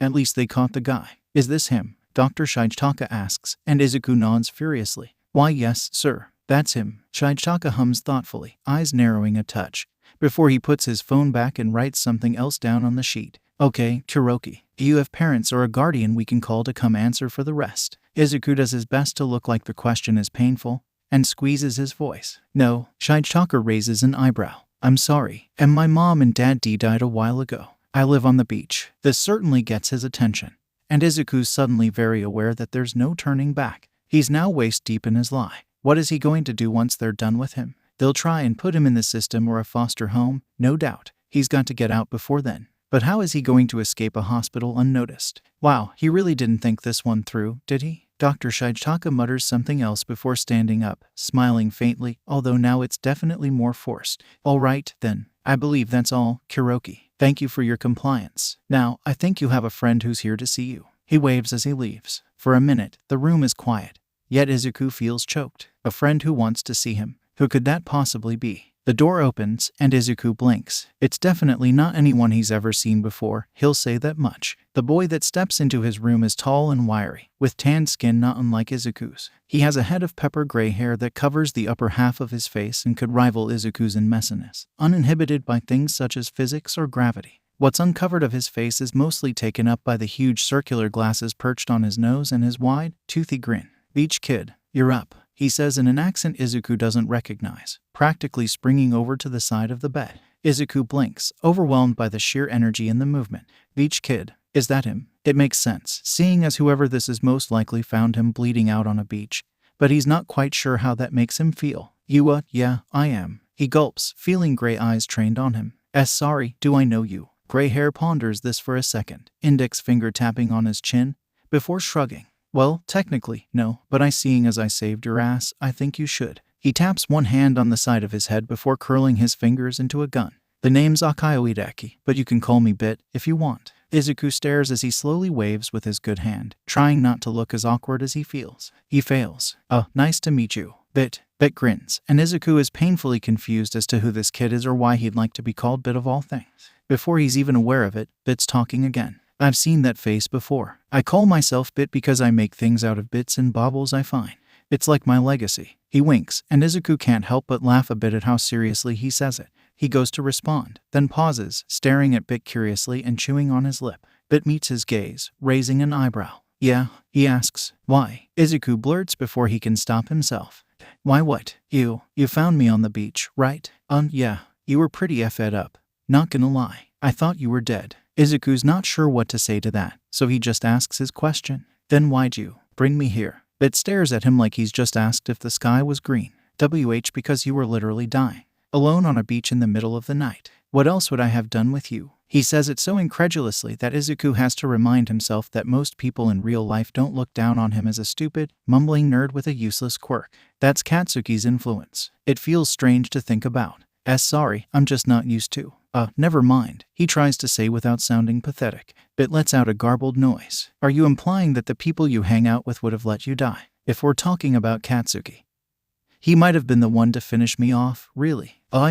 You hesitated. "That's effed up, dude." Izuku really has no idea how to respond to any of this, so he just kind of goes silent. Bit realizes that he's not gonna say any more on the subject, and taps his fingers on the side of the bed with a clacking noise. "Anyways, didn't catch your name." Izuku flinches. "Oh, yeah, sorry, my name's Kuroki Hayashi." "Sorry." Bit raises an eyebrow. "Okay, Kuroki." His eyes lock onto Izuku as he says it, and whatever he's looking for, he seems to find. Suddenly, he checks behind himself and leans down. And Izuku freezes as he whispers, "Try and come up with a more believable name if you're gonna lie, though." How? Izuku can't help but squeak, voice strained. Bit laughs. "When you've been around, you can recognize fake names. These folks might not be able to, but I do." He leans back, tapping on the rail on the side of Izuku's hospital bed. Izuku's suddenly wondering just exactly who this kid is and what he's gotten himself is. "Although, I gotta ask, why?" Bit adds, snapping him out of his thoughts. Why what? The fake name. Izuku bites his lip, trying to figure out what to say. He doesn't know anything about Bit, and his brain is warning him not to trust the guy, but what else can he do? As long as he keeps it vague, the truth won't hurt. Hopefully. My mom and I don't have a lot of money, and she doesn't know that I'm. He gestures to himself with a bitter huff. "I don't want her to have to worry about it." Bit cocks his head slightly. "Oh, that'll do it, I guess. So, what'd you come up with?" "I said that I was an orphan." Bit stares at him for a minute, before snorting and shaking his head. Izuku can't help but bristle a bit, but forces it down and settles for raising an unimpressed eyebrow. Bit fixes him with an amused look, resting his hands on the rail of the bed. The good old orphan trick. What are you gonna do when they try and put you in a home?" "I'm gonna try and be gone before then." Bit raises an eyebrow so high that Izuku worries that it might float right off of his face. "And how are you going to manage that?" Izuku opens his mouth to respond, but closes it and slumps a bit, looking away. How is he going to get out of here? He can't just walk out. And he doesn't have any other options. It's not like he can jump out the window. He's really dug his own grave here, hasn't he? "That's what I thought. I'll tell you what, beach boy. You seem like an interesting kid, so I'll help you out," Bit says. Izuku's head snaps around to look at him just in time to catch the second part. "For a price." Of course, he internally sighs. But the offer's too good to refuse. He wonders what the price is. Bit can't ask for money. He knows Izuku doesn't have that. What else could he want? All right, I'm listening, he says, and Bit lights up. I told you I make stuff out of bits and baubles, right? Izuku nods. Well, most of my materials are junk from that beach. Right now, I'm getting ready to try and start on some bigger projects. However, the things I need are too big for my noodle arms to lug over to my house. He waves his thin arms around to accentuate the point, and Izuku can't help but snicker. He glares, although it's more amused than anything, and finishes, that's where you come in. You want me to help carry beach junk down to your house? Izuku summarizes thoughtfully. What if I'm not strong enough? That's for you to figure out, Bit responds. Izuku mulls it over for a minute. He's not weak, exactly, especially when he's using his quirk, but he might not be strong enough to carry some of the bigger pieces. Still, he needs to get out of here before the doctors either put him in foster care or figure out he's not who he says he is, or worse. I'll do it, Izuku says firmly, despite having no idea how exactly. Bit's face lights up like a kid on Christmas, gray eyes sparkling. Great, he says a bit too loudly, before wincing and lowering his voice. How soon do you want to get out of here? Izuku bites his lip. As soon as possible, but not before my wounds heal up for the most part. Oh yeah, forgot about that. Yeah, me too. It's not like I have a huge band-aid across my entire face. Izuku deadpans without thinking, before jumping and rushing to apologize. To his surprise, Bit is actually laughing. Oh, I like you, he grins. And Izuku can't help but grin back. As soon as possible, but not before my wounds heal up for the most part turns out to be about a week later. Izuku swears it's the slowest week of his life, and he's lost track of all the doctors and nurses that have come through at one time or another. Many of them have had healing quirks and are to thank for his, not exactly speedy but faster than usual recovery. He's been talked to about his past and has explained how he's lived in a back alley somewhere for the past few years, too many times to count. He's getting pretty tired of the act, really. It's been so long since he's acted constantly afraid and wary, and he hates it. Bit visits 3 times, and they're the only relief Izuku has from being Kuroki. He's quick to discover that Bit is very different from basically anyone he's ever interacted with in his life, especially the people at his school. He thinks back to the second time Bit showed up, when he'd been caught in a mumble storm about how the pro-hero Icicle's quirk worked to the point where he didn't even hear the other boy come in. When he realized that Bit was there, he jolted and apologized, only to trail off when Bit paused from where he was scrawling notes on a sticky note with a pen to prompt Izuku excitedly to keep going. I can use this. What else do you know? He'd asked excitedly. And Izuku had slowly but surely trodden back into his explanation of Icicle's quirk and how it affected not the direct temperature of the air, but the vibrations of the atoms around him, meaning that with proper use, he could do far more than just lower temperature. They'd spent the rest of the visit talking about assorted quirks, and Bit had pulled out a few little machines he'd made to show off. With Izuku's understanding of quirk physics and Bit's knowledge of pretty much everything else, he's pretty sure that they'd give any other human being a headache. He'd been hesitant but had carefully revealed his name and details about himself to Bit. In return, he'd learned tidbits of information about Bit's own life and family. My mom's from Kyoto, and my dad's from Jaipur, he'd said, grinning. Mom can move metal like a magnet, and Dad can conduct electricity without feeling pain. My quirk's kind of a mix of the two. What's your quirk, then? Izuku had asked curiously. Bit had clapped his hands together and said, I'm so glad you asked, even though he probably would have explained it either way. Bit's quirk was called battery, which meant his veins acted as a closed circuit. By tapping into that, he could use his own body as a battery that could power or charge small devices, although it did involve poking things into himself and tired him out. Izuku had gone on to excitedly explain all the uses and limitations that such a quirk could have, while Bit somehow managed to scribble down all of the information he vomited up. Bit had also asked about Izuku's quirk, but he'd just given a quick, abridged answer before moving on. It wasn't technically a lie. Well, it was, but it was the lie he told everyone. Basilisk, he'd said, it lets me, grow reptile parts under stress. It was the truth, but it wasn't all of it. Thankfully, Bit had seemed to sense his reluctance to think about it and moved on. Izuku just didn't want to worry about his quirk for a while. He'd seen reports of what had happened on the news, seen the shaky camera recordings of a humanoid creature screaming and attacking. The propeller-handed villain Blade was his name, right, like a horrible beast. He just didn't want to deal with it for now. During the third and last visit yesterday, Bit had given him a small canister that he'd described as a grappling hook in a Pringles can and had proceeded to explain how Izuku could grapple out of his third-story window and escape.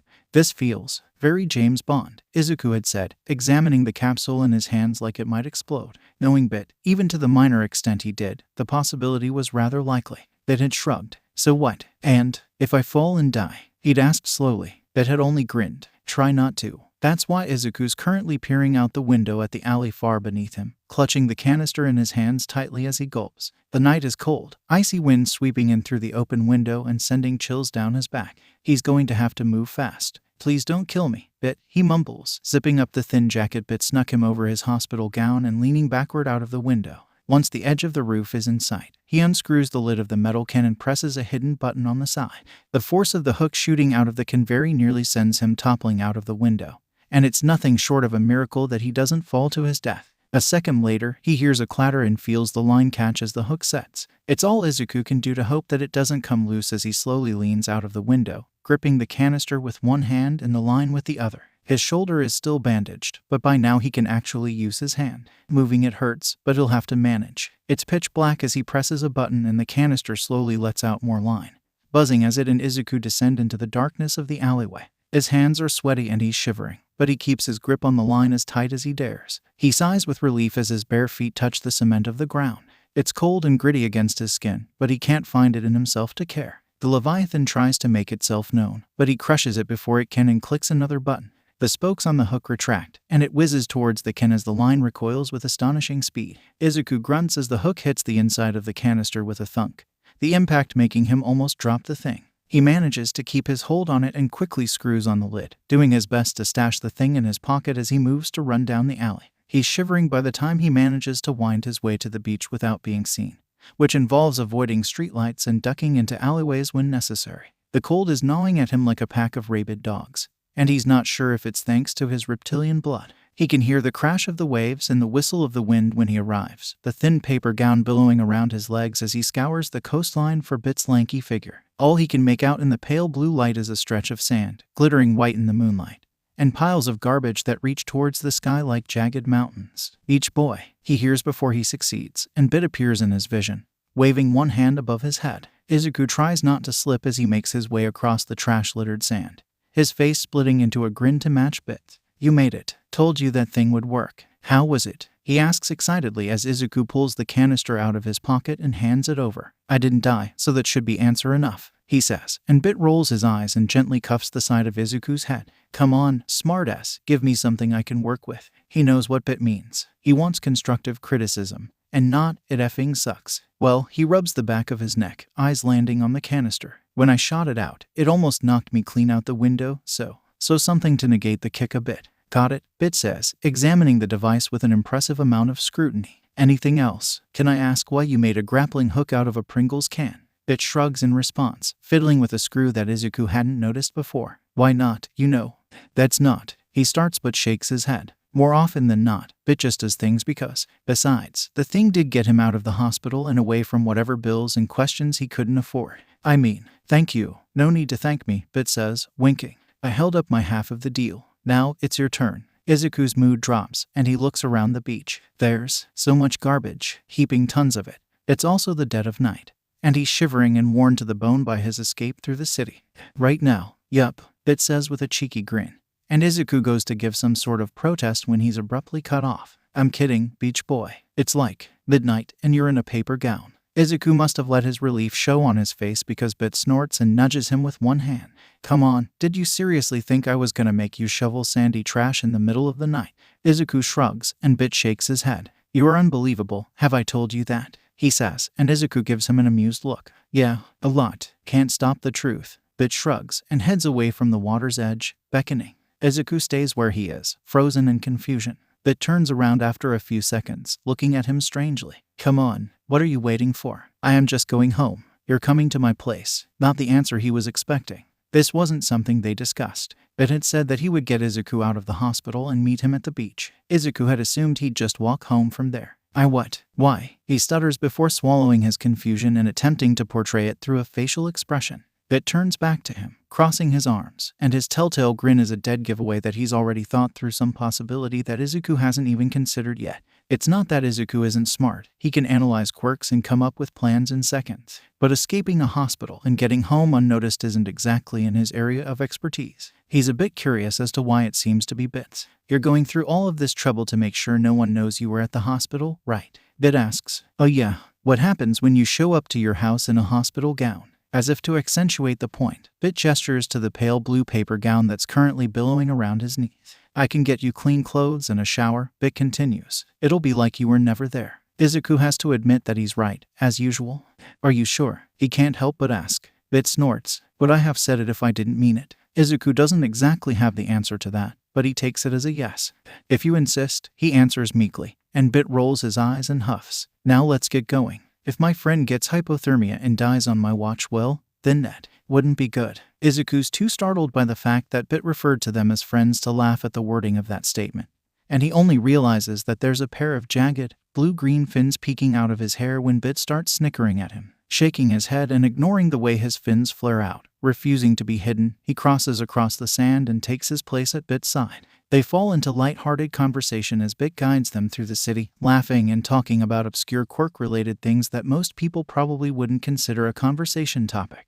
It doesn't feel like Izuku's only known Bit for a little over a week. His presence at Izuku's side just feels natural in a way he can't describe. Bit guides him in the opposite direction of his own house, strolling down the streets with his hands in his pockets like walking down the street in the middle of the night with a scarred kid in a hospital gown is the most natural thing in the world. Izuku takes advantage of the situation to memorize the route he'll probably have to cart trash along, taking notes on the buildings around him and the turns they take. Bit's quiet humming helps soothe his nerves a bit, even after he realizes it's all Star. It got stuck in my head, okay. Bit shrieks upon being called out, ignoring Izuku when he points out that the song is centuries old. Bit's house is thankfully pretty close. It's a house, which is pretty impressive in its own regard, even if it looks the same as every other building in the area.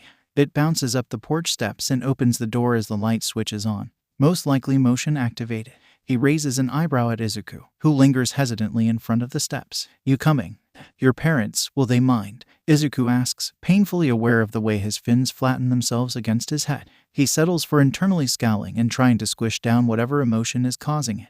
Bit shrugs. I doubt they're awake. Even if they are, don't worry about it. They know about you. Do they know you broke me out of a hospital?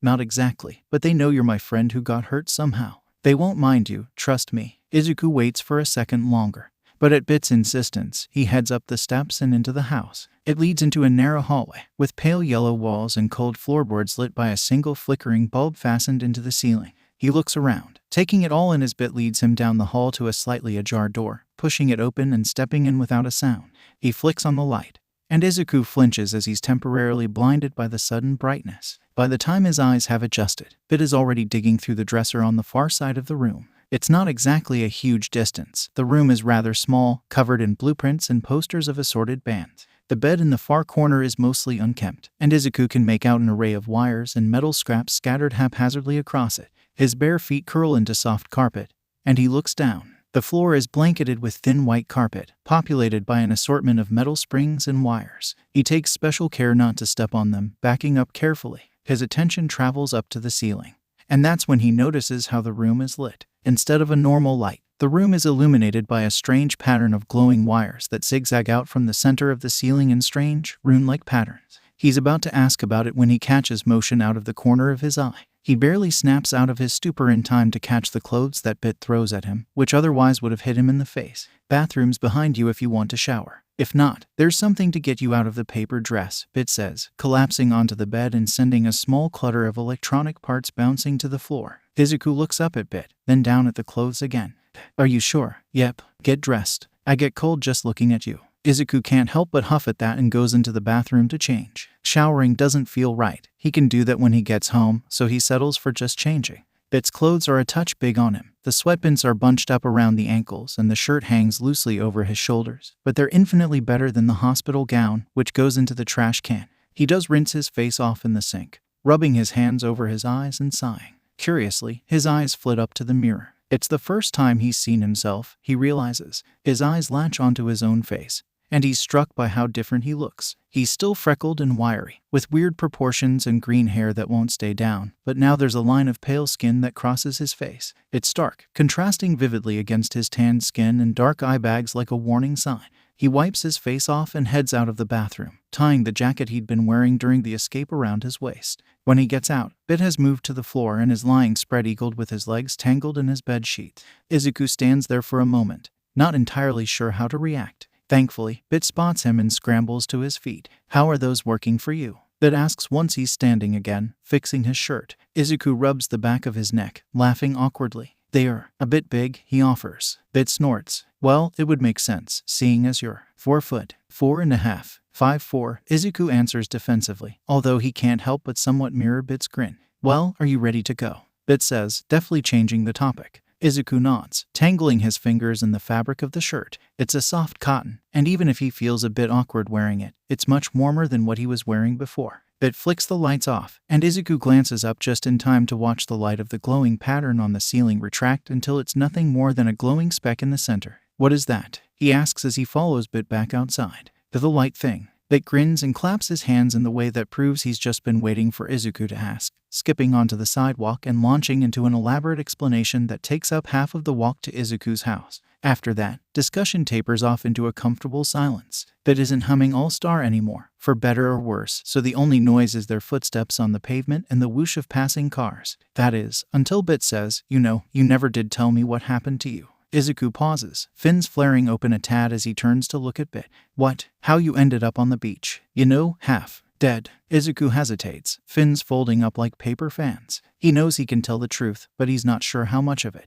If he tries to flat out lie, Bit will probably be able to tell. But he can't tell him the truth. His mind, ever helpful, offers him a vivid picture of Bit's cheery face contorted in horror as the word Leviathan leaves his lips. He decides to offer the same story as he did to the hospital people. Well, it was a villain attack, he starts. He had blades, helicopter blades, instead of hands, and he was trying to get me to go with him, but he laughs mirthlessly. I did something really stupid, and he decided that I was gonna pay for it.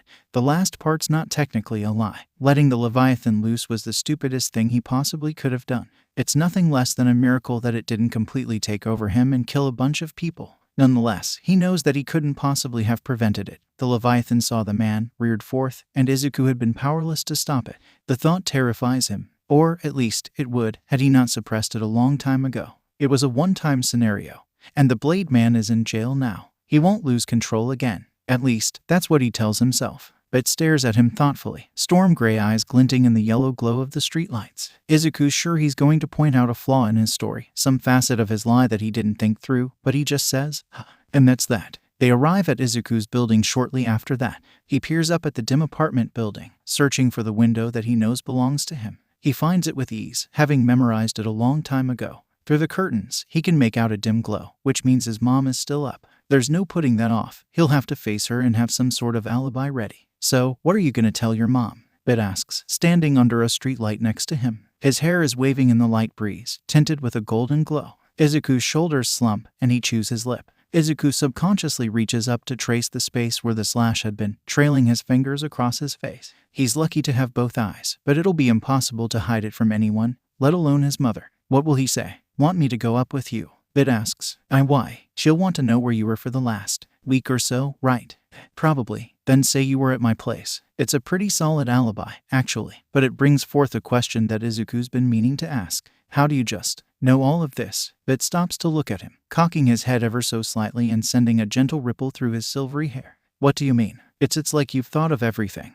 And you could tell when I was lying, and Izuku trails off, wringing his hands awkwardly. It's been bugging him the whole time, but he's never really thought about asking it. To his surprise, Bit only laughs. I tend to overthink stuff, which can be both a blessing and a curse. Izuku may not be on Bit's level exactly, but he's been lying for the better part of his life. Lying about what he is, about what he can do. Maybe it's for that reason that he gets the feeling that Bit's not telling him the entire truth. But Bit didn't question him further about his quirk, so he returns the favor and says nothing. As for the scar, I'm not sure, Mido, Bit continues, before pausing. Do you mind if I call you that? I know we just met, but no, it's fine. Mido, a nickname that's not meant to hurt. Bit doesn't want to hurt him, at least until he figures out what Izuku is. No, he's hidden it from everyone this long. One more person isn't going to make a difference. I don't know. I'll say I got attacked by a villain. And even if it means she'll never let me go outside again, she won't question me too extensively. Bit snorts. If you never go outside again, how are you gonna help me lug trash around? Izuku raises an eyebrow. Well, since my friend was so kind and let me stay at his house for a week and a half, I'm gonna help him with a project. He immediately locks up as soon as the words are out of his mouth. He'd called Bit his friend. Last time he'd done that, the kid had run away from him as Kaken had blasted a hole through the front of his shirt. But Bit isn't like Kaken. Not in the slightest, and he leans back with an impressed grin. That'll do it. Anything else we need to figure out? Izuku thinks for a second, before shaking his head. I think that's it. And he looks straight ahead, ignoring the ripple that shoots through his crest fins. Thanks. Bit blinks at him, before laughing and shaking his head. I already told you, you don't. Not just for getting me out of the hospital. Just for all of this. He chews his lip and looks at the taller boy out of the corner of his eye. And for being my friend. Bit stares at him. And for a second Izuku's positive he's going to scoff and say, I'm not your friend. But he only rolls his eyes and rakes a hand through Izuku's hair. Izuku squeaks and steps back, but Bit ignores him and laughs. You absolute sap. Come on, let's get this over with. With that, he's dragging Izuku up into the apartment building and opening the door for him with a polite, after you. Izuku sighs and threads his way down the hallway and up a few flights of stairs, coming to a stop in front of the door leading to his apartment a few minutes later. He's hesitant. How will his mom react? Well, he has a pretty good idea, but it's still not certain. He knocks on the door. There's a shuffling and the patter of footsteps, and the door swings open. Izuku's struck by how tired Midoriya and Co looks. Her usual cheery expression has been replaced by something akin to exhaustion, and there are prominent bags under her eyes. Her hair is unkempt, hanging off of her head in loose strands, and her eyes are missing that usual spark that Izuku's so accustomed to seeing. That is, until they land on him. For a second, it's like someone paused time with their quirk. His mom's staring at him, frozen and wide-eyed, and he offers an anxious grin in the weakest of waves. Then it's over, and she's barreling into him and wrapping him up in the tightest hug he's ever had. He's dimly aware of the fact that she's crying, and he presses his face into her shoulder and finally lets himself relax. Zuku, and my baby, she chokes out, before pulling away so she can see his face, chin wobbling. Where have you been? I've looked everywhere for you. I called the police, but none of them had seen you, and oh my god, what happened to your face? Izuku, who had formerly been paralyzed under the verbal assault, winces at the last part and wills his mouth to work as his mom traces a feather-light touch across his face. He knows what he looks like, and he wishes he could hide it from her. I got attacked by a villain. On the way home, he stutters out, chewing on his lip. I don't know who they were, but they just appeared suddenly. And then he trails off before his gaze snaps onto Bit, who's smiling at the whole exchange. His mom notices him too, turning hesitantly and shooting glances back at Izuku like she thinks Bit's the villain. He realizes they're both waiting for him to say something.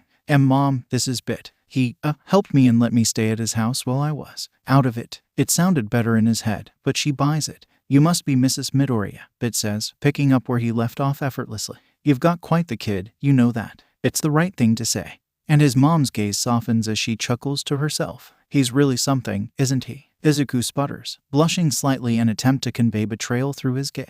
It slides right off, and Bit simply winks. Despite his tactics, it's working. Well, in that case, his mom mumbles. Thank you so much for taking care of my son. Oh well, actually, Izuku jumps in, seizing the moment while he can. Since he went through all the trouble of keeping me alive, I've offered to help him with his project. His mom turns to face him, and he sees Bit snort behind her back and mouth real tactful. He can't react while his mom's focus is on him, but he hopes Bit knows what his reaction would be. What project? His mom asks, a trace of worry slipping into her voice and threatening the precarious setup. Izuku needs to fix that, and pronto. At least, this time, he can tell the truth. Well, you know the beach near here. The one that's covered in trash. She nods. Well, Bit uses that trash for parts, and he wants me to help carry it back to his house. She looks pensive, chewing on her lip in the same way Izuku does. When? After school every day. I'll still do my homework, I promise. He gives her a placating smile, hoping she won't try and stop him. She looks hesitant, but says, if you'll be safe. It's a yes. Thank you, Izuku says, relaxing a bit.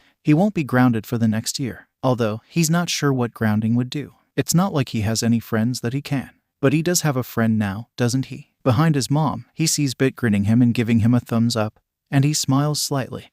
The night passes quickly after that. His mom invites Bit inside, but he declines and says that he really should be getting home. She then offers to drive, but he once again shakes his head and says that he lives nearby. After Bit leaves, his mom's all over him like a mother bird, asking if he's okay and if he's hurt anywhere else. He's hesitant but shakes his head. Hopefully, he can hide the huge scar on his back. Hopefully. After that, he heads upstairs to shower for the first time in what feels like years. He's in there for at least 30 minutes, scrubbing off whatever dirt, blood, and sand is left over from his escapade and letting the water rinse away his anxiety about the whole thing. What if the doctors come looking for him? What if he has to go to jail for escaping the hospital, or lying about his identity, or... He's not going to worry about that. He can't. Or he might grow a tail and accidentally knock all of his shampoo over again. So he does what he does best. And as he gets dressed and ready for bed, he crushes his emotions into a tiny ball and tosses them over his shoulder. He's out like a light the second his head hits the pillow. It's been a relatively calm day at the office, which is somewhat of a rarity these days. The police force almost always has their hands full. They might not always be the ones fighting villains, but they are the ones that get to take them into custody and deal with all of the paperwork. So far, there haven't been any villain attacks, at least not in the province that the office Naomasa works for is in, so he's relaxing in his office. Well, not exactly relaxing, but the past few weeks have been taxing, and he needs all the rest he can get. There's an impressive variety of papers spread out on his desks, reports, new connections that Blade may have, the mix. He's been poring over them for hours, so he's allowed himself a slight break. Naomasa's reading the news on his phone, swiping through story after story when a knock on his door effectively grabs his attention. He straightens up in his chair, turning it to face the doorway and composing his face into one of pleasant interest. He doesn't know who's knocking, but he has a pretty good guess. "Come in," he calls, turning off his phone and setting it on the stack of papers lying not entirely neatly on his desk. The door opens with a creak, and sure enough, it's the intern working under Sansa who's stopped by a few times already today. "Mr. Himura," Naomasa greets. The intern, a young man in his very early 20s with dull brown hair and an X-ray quirk, looks a bit unsteady. He's clutching a manila folder with a few papers sticking out and chewing on his lip anxiously. "Hello, Detective Naomasa. Sansa sent me with a report on the, Leviathan, I think." Naomasa, who had expecting information on a newer villain going by arachnophobia, sits up, interested. Himura shuffles forward to hand him the folder, which he sets on his desk with a soft smile. "Thank you, Mr. Himura," he says. And the intern nods jerkily. "Why, you're welcome, sir." With that, he's gone. Naomasa can't help but frown. Most new interns are a bit awkward, but Himura seems especially skittish. He has no problem fulfilling tasks, but his interactions are odd, to say the least. He'd asked Sansa after running into the officer at the coffee machine, "Naomasa, please, what is that, your third cup today?" But he hadn't gotten any answers. Sansa was just as perplexed as he was and said that he would look into it. Still, Naomasa knows Sansa's busy. He's been called into some case regarding a child escaping a hospital, or something of the like. It sounds almost too strange to be true, but Naomasa's long since stopped questioning what happens when quirks are involved. Naomasa decides not to mull over it too much and turns to the folder, a mixture of concern and curiosity swirling in his head. It's light, there isn't much inside, which doesn't exactly come as a surprise. Nonetheless, it's more than they had before. He opens it to a report and skims it almost instinctively. The paper states that, using what little footage and eyewitness accounts that exist regarding the Leviathan, experts have identified it as some sort of transformative type quirk not before documented. It's supposedly reptilian in nature, although this, like most other information, is unconfirmable. Naomasa's already seen most of this information before. It's all they've had for the past 10 or so years. He's stared at it over and over on those long nights when he can't push the Leviathan's green eyes out of his head. Naomasa's seen a lot of things, many of which would make most men cower in fear, but he doesn't think he'll ever be able to forget the events of that night. His eyes settle on a paragraph devoted to the Leviathan's supposed relations with Daigo Yatsuhiro, better known as the recently apprehended villain Blade, and he dives back into the paper with renewed interest. Naomasa's seen Blade a few times throughout his career, and almost all of them have been related to hostage situations. Blade seems to have a thing for taking hostages. It's morbidly interesting. After how disastrously the villain's first hostage attempt went, Naomasa had assumed that he wouldn't have to worry about any more hostage situations. To his surprise, that seemed to be all Blade did. Even more surprising, he was pretty damn good at it, too, considering he hadn't been caught until now. He'd even taken to calling Naomasa by name whenever the detective had the misfortune of being sent to deal with him, which was both concerning and somewhat amusing. What concerns him, though, is the knowledge that Blade has something to do with the Leviathan. Before, Naomasa could have chalked up the Leviathan's appearance at Blade's debut to sheer coincidence. Now, the evidence is indisputable. The Leviathan has only appeared twice, and both times have been related to Blade. Blade, the paper states, has been confirmed to be 28-year-old Daigo Yatsuhiro, who reportedly disappeared 11 years prior at the age of 17. Naomasa blinks, realizing that at the time of the incident, Daigo had been only 18, before he continues. An interview had been conducted in which Daigo was questioned for intelligence regarding the Leviathan's identity or his relations to it. Daigo had expressed distinct anger at the mention of it and had rebuked it, refusing any and all connection to it. He'd said that he had no idea who or what it was, only that it liked effing with him. There's a transcript of the interview beneath, and Naomasa's genuinely surprised and almost in awe of the amount of language that Blade uses when talking about the Leviathan. He knew they certainly weren't friends, but He skims the interview, finding nothing truly helpful, before setting the report aside and looking through the rest of the folder. It's a mix of incredibly blurry, low-quality pictures, transcripts of eyewitness accounts, and the other shreds of information they have on the Leviathan. Naomasa sighs, staring at the paper and rubbing his forehead. It's not much, but it's better than what they had before. His mind can't help but wander, and he thinks about the Leviathan screaming as it slashes Dago's neck. He wonders who the Leviathan is when it's not wreaking havoc, if there even is anyone beneath the scales and bloodstains at all. I am in hell, Izuku announces in between wheezes, legs wobbling beneath the weight of the rusty engine gripped in his arms. Ahead of him, Bit snorts, hefting an only semi-destroyed microwave beneath one arm. Come on, Mido, we're almost there. I regret ever agreeing to this, Izuku groans. His legs are oddly cold, either from exertion or the layer of dark green scales coating them like armor. Normally, he'd be far more concerned about the Leviathan's vice-like grip on his legs. But its strength is the only thing keeping him from being crushed at the moment, so he grits his teeth and ignores it. It's a chilly afternoon. Not nearly as cold as the night Izuku stumbled half bleeding down the beach, but cold enough for the breeze to slip through Izuku's uniform and prick his skin. Even if he's shivering a bit, he can't help but be thankful for it. It makes the bruises on his face and arms hurt a little bit less. Turns out Kaken hadn't been too thrilled about Izuku's return. Not exactly the epitome of surprising, but still painful. He'd wanted to know everything, the scar, where Izuku had been, the whole spiel. Izuku hadn't answered him and had unsurprisingly paid the price. He'd ended up battered and exhausted by the time he'd made his way to the beach, even if he wouldn't tell Bit why. Now, Bit is having him haul an entire car engine all the way down to his house, which is a good 10-minute walk when he isn't hindered by slippery car parts. Izuku knows it could be worse. There aren't many people around to gawk at his oil-spattered arms or definitely not human legs, and he certainly didn't miss the way Bit was eyeing the rusty refrigerator back at the beach with longing.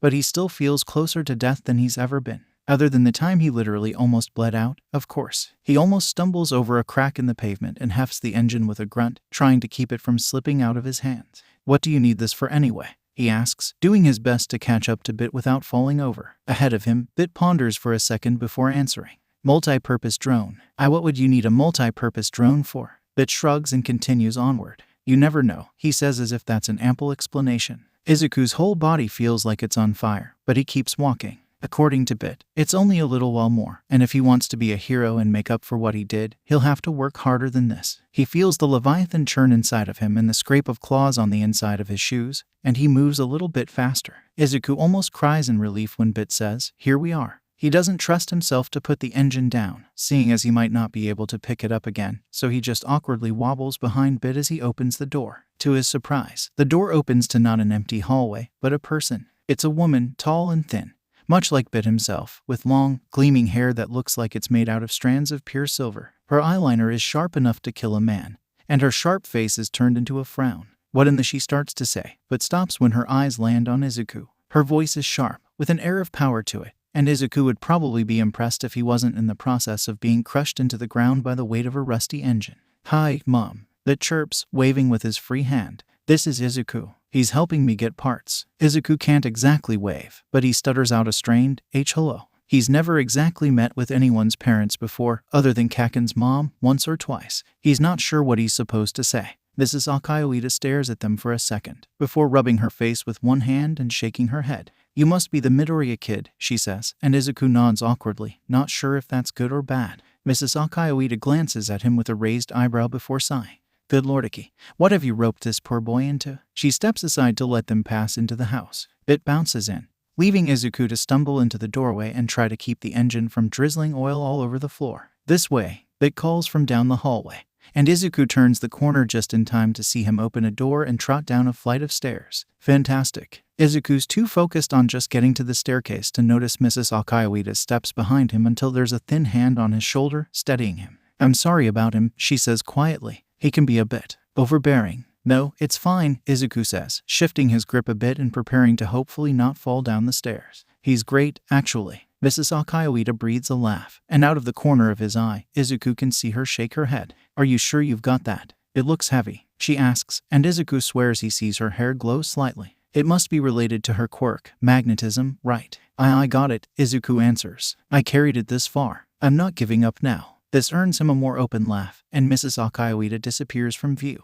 Distraction gone, Izuku begins to make his way down the stairs. It's slow going. Every step makes his legs burn like they're being doused in pro-hero Endeavor's fire, and he's doing his best not to fall. He feels his pants shift, and a second later, there's a thin, fin-tipped tail coiling around the handrail. He's almost thankful, but he immediately reminds himself that it's a tail responsible for at least 4 deaths. But he can't force it away because then he'll fall down the stairs. He settles for attempting to push down the part of the Leviathan that's giving his tail its telltale fins. Without those, it's just an inconspicuous lizard tail. To his surprise, the tail obliges, and the fins flatten themselves against his scales and vanish. Izuku pauses for a second, confusion almost overthrowing his thin veneer of control before he focuses and returns to his task. What feels like 10 minutes later, Izuku's standing on the basement floor, breathing heavily. Behind him, his tail swishes across the floor in tired arcs, rubbing across what must be tile. Over here, it calls from the far side of the room, gesturing to an empty spot on the cluttered work table in the center of the room. Izuku makes his way over and, with a solid thunk, sets the engine down. It laughs at him when he sighs and rubs his arms, exhausted. The fire in his limbs has tapered off into a dry numbness, and he leans against the wall. "Nice tail," he hears Bit comment, a note of surprise in his voice, but he's too tired to respond. Something inside him twists at the thought, and he crushes it down. Yet the feelings in his gut linger, swirling around like storm clouds, so he inhales and blows them away. With them, the Leviathan's scales fade away until he's just his regular, human self. Bit's basement isn't that different from his room, really, except even more futuristic looking, if that's possible. Every inch of the walls is painted navy blue and covered with tools or shelves, save for the one across from the entrance, which is covered almost entirely in a glowing holographic screen. Izuku's impressed until he realizes it's displaying Bit's Netflix history, which consists mostly of the latest sci-fi movies and the Power Rangers series. The shelves are home to a variety of devices, both finished and not, as well as spools of red and black wires. There's more than one case of a device looking like it's about to fall onto the floor, teetering over the side haphazardly. It makes Izuku a little bit uncomfortable. The ceiling is lit by a sprawling tangle of lights, blanketing the room in a warm glow.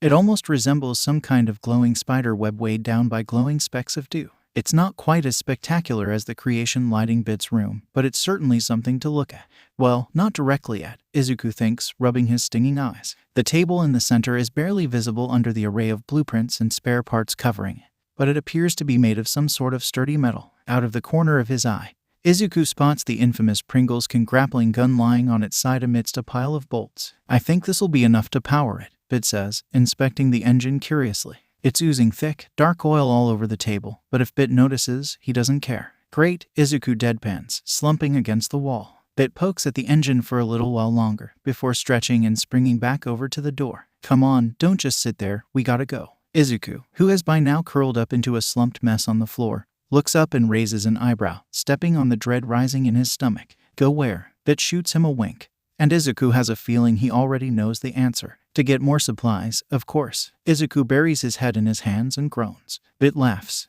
From there, Izuku's life falls into a simple pattern. He wakes up, goes to school, runs from or gets beat up by Katsuki and friends, lugs trash around with Bit, studies and does his homework, and goes to bed. As tiring it is, Izuku wouldn't go back to his former life for the world. 8 months have passed, and even if Izuku occasionally can't feel his legs, there's no denying the improvement he's made. At first, he'd been forced to loosen his grip on the Leviathan to haul the trash around, but now he can do it on his own. He can drag fridges through the sand, heft engines with ease, and hold a light-hearted conversation, all without the Leviathan. It gives him a sense of control that he hadn't had before, and it's great. Even better than that, he's not alone anymore. At the moment, he's collapsed in one of the beanbags living in the corner of the basement, trying to breathe in between fits of laughter as Bit jumps up and down on the work table, clutching a microphone made of scraps in one hand.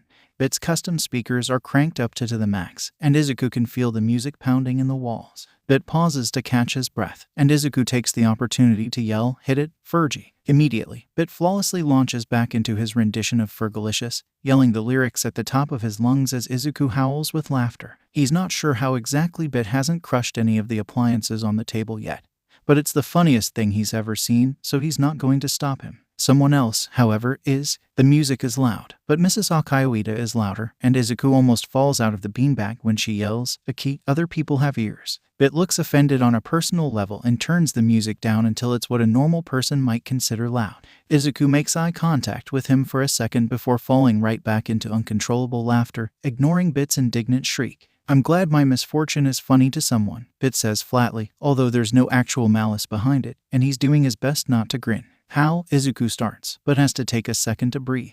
How do you know all the words to that? Are you implying that you don't know all of the words to Fergalicious? Bit gasps, slapping one hand across his chest in mock horror. I certainly not to that degree. A shame, Mido. A shame. It's 200 years old. Bit. No excuses. Bit yells. Izuku rolls his eyes and slumps further into the beanbag. He's about to close his eyes before he catches a telltale shuffling sound and hears Bit shriek for Fergie. He opens his eyes just in time to be nailed in the face by a pillow. A year ago, Izuku spent his Friday nights curled up in his room, alone, nursing bruises and burn marks and looking up reports of heroes on his phone. He'd stay in his room, alone and silent, writing until his hands ached and he drifted off into restless sleep. Now, he's yelling a war cry as he chases Bit around the cluttered basement, wielding a couch pillow like a bat while Bit tries desperately to escape and laughs his ass off. Izuku isn't thinking about the Leviathan, or what he is. He's not thinking of Bakugo or his insults, or of his classmates' jeers. He's just alive, and it feels good.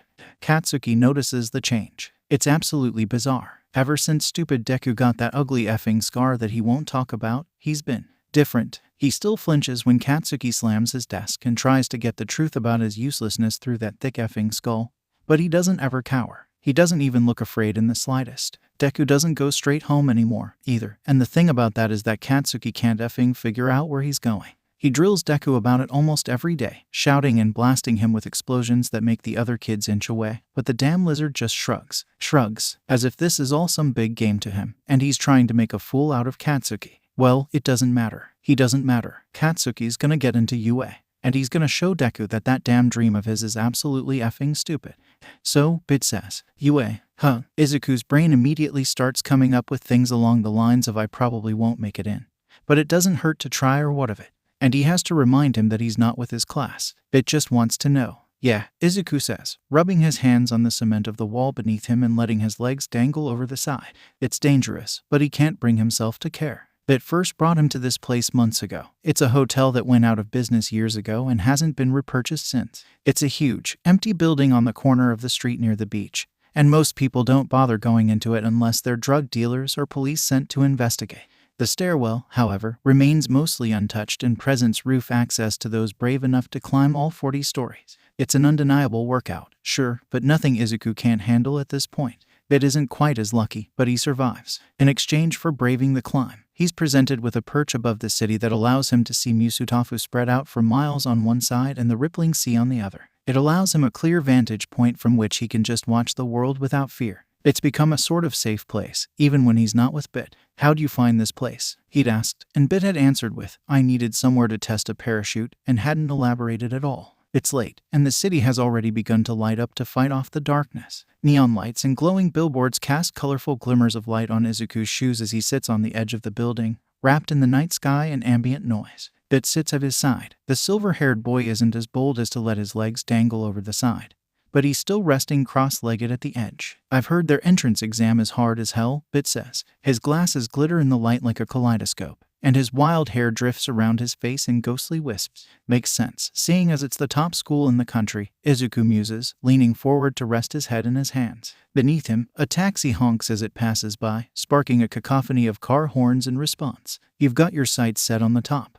Bit asks, although it's more of a statement than a question. Izuku hesitates for a second, but he shrugs and tangles a hand in his hair. Not necessarily. I used to, but he coughs and swallows awkwardly. Now, I just want to be a hero. I want to help people, to make up for what I've done. And getting into UA is the best way to do that. Bit surmises with a raised eyebrow. What kind of hero are you going to be? He doesn't ask what kind of hero Izuku wants to be or dreams of being. He asks Izuku what kind of hero he is going to be. It's a simple gesture, but it sends a spark of pride through Izuku's question. Until the Leviathan stirs inside him, and he remembers the weight on his shoulders. Underground, probably, Izuku says. It's something he's thought about a lot. If he's going to be a hero with his quirk, media attention isn't something he really wants. If he can just be a hero and save people pseudo-anonymously, that's what he wants to do. Underground, Bit echoes curiously. There aren't a lot of underground heroes these days. Izuku shrugs again. Not necessarily. They're just not in the spotlight. There's a handful here in Musutafu, actually. Really? Bit asks, perking up. Like who? Well, there's Blue Light, Firebird, Blackjack. He trails off, racking his brain. Eraserhead. Bit offers with the faintest of grins. Izuku snorts. Ah, yes, Eraserhead. The favorite. Don't dock him, he's a badass, Bit says defensively, narrowing his eyes. Izuku swats his arm lightly. I never said he wasn't. He's my favorite, too. I thought that was All Might. Other than All Might, but you've heard me talk about him enough. Bit raises an eyebrow. Is there a limit to how much stuff about Eraserhead I'm allowed to hear? Yeah, Izuku answers with a mischievous grin. Or the government will show up at your house and take your bird. Not present Mike. Bit gasps, and Izuku stifles a snicker. He's known about Bit's incredibly loud cockatiel for months now, but the name still makes him laugh every time. The resemblance is uncanny, Bit had said when asked about it, and though he tried, Izuku couldn't find an objection to that. I don't think they could take him, Bit says thoughtfully after a moment. And Izuku cocks his head. What do you mean? I mean, he doesn't have a quirk, he's a bird, but he can be pretty damn loud. Not quite as loud as the actual present Mike, but he's close. So you're implying that your bird could scream loudly enough to chase off government agents? Izuku deadpans. You've met him. Tell me I'm wrong. Izuku doesn't have an answer for that. Yeah, see, don't underestimate the power of present Mike, Bit says, and Izuku rolls his eyes and grins. I'm not, trust me. He's screamed in my ear enough to make a point. That means he likes you, Bit says. Izuku ignores that and leans back a bit, resting the palms of his hands on the cool cement behind him. A wind rolls over his knuckles and through his hair, and his gray scarf flaps in the breeze. Anyways, Bit says, what do you know about the entrance exam? There are 2 parts to it, I think. One's a written exam, and the other's a practical. Practical, where you have to show how your quirk can be used, I guess. He's not entirely sure. The UA practical exam is pretty watertight in terms of information getting out. Probably so nobody can cheat. As in fighting. Maybe. I've never seen you use your quirk to fight, Bit says. Can you? Shaky footage of the Leviathan lunging and screaming as it slashes at Blade in fury. Why yeah, I think so. He knows he can use the Leviathan as an offense, and possibly a defense, but it isn't that simple. He can't just let loose and let the Leviathan take over. Not only would he be captured or killed immediately, he would risk hurting the other examinees. And that's something Izuku won't do. He's lucky there's no solid footage of the incident with Blade. Even after digging around, the best he could find depicted him as a screaming black and green blur. That means no one can recognize him if he just uses parts of his quirk like always. Still, if he goes too far, someone's bound to make the connection. He's gotten better at controlling his quirk, which he's grateful for. He can use a little bit more without risking losing control now, too, but he still isn't sure what all the Leviathan is capable of. He's written what he knows down in a journal, actually. Not his hero journals, he's not a hero. Not yet. This journal never leaves his room and stays in a shoebox under his bed. If anyone found it, it wouldn't be good. He'll need to look over it again before the exam.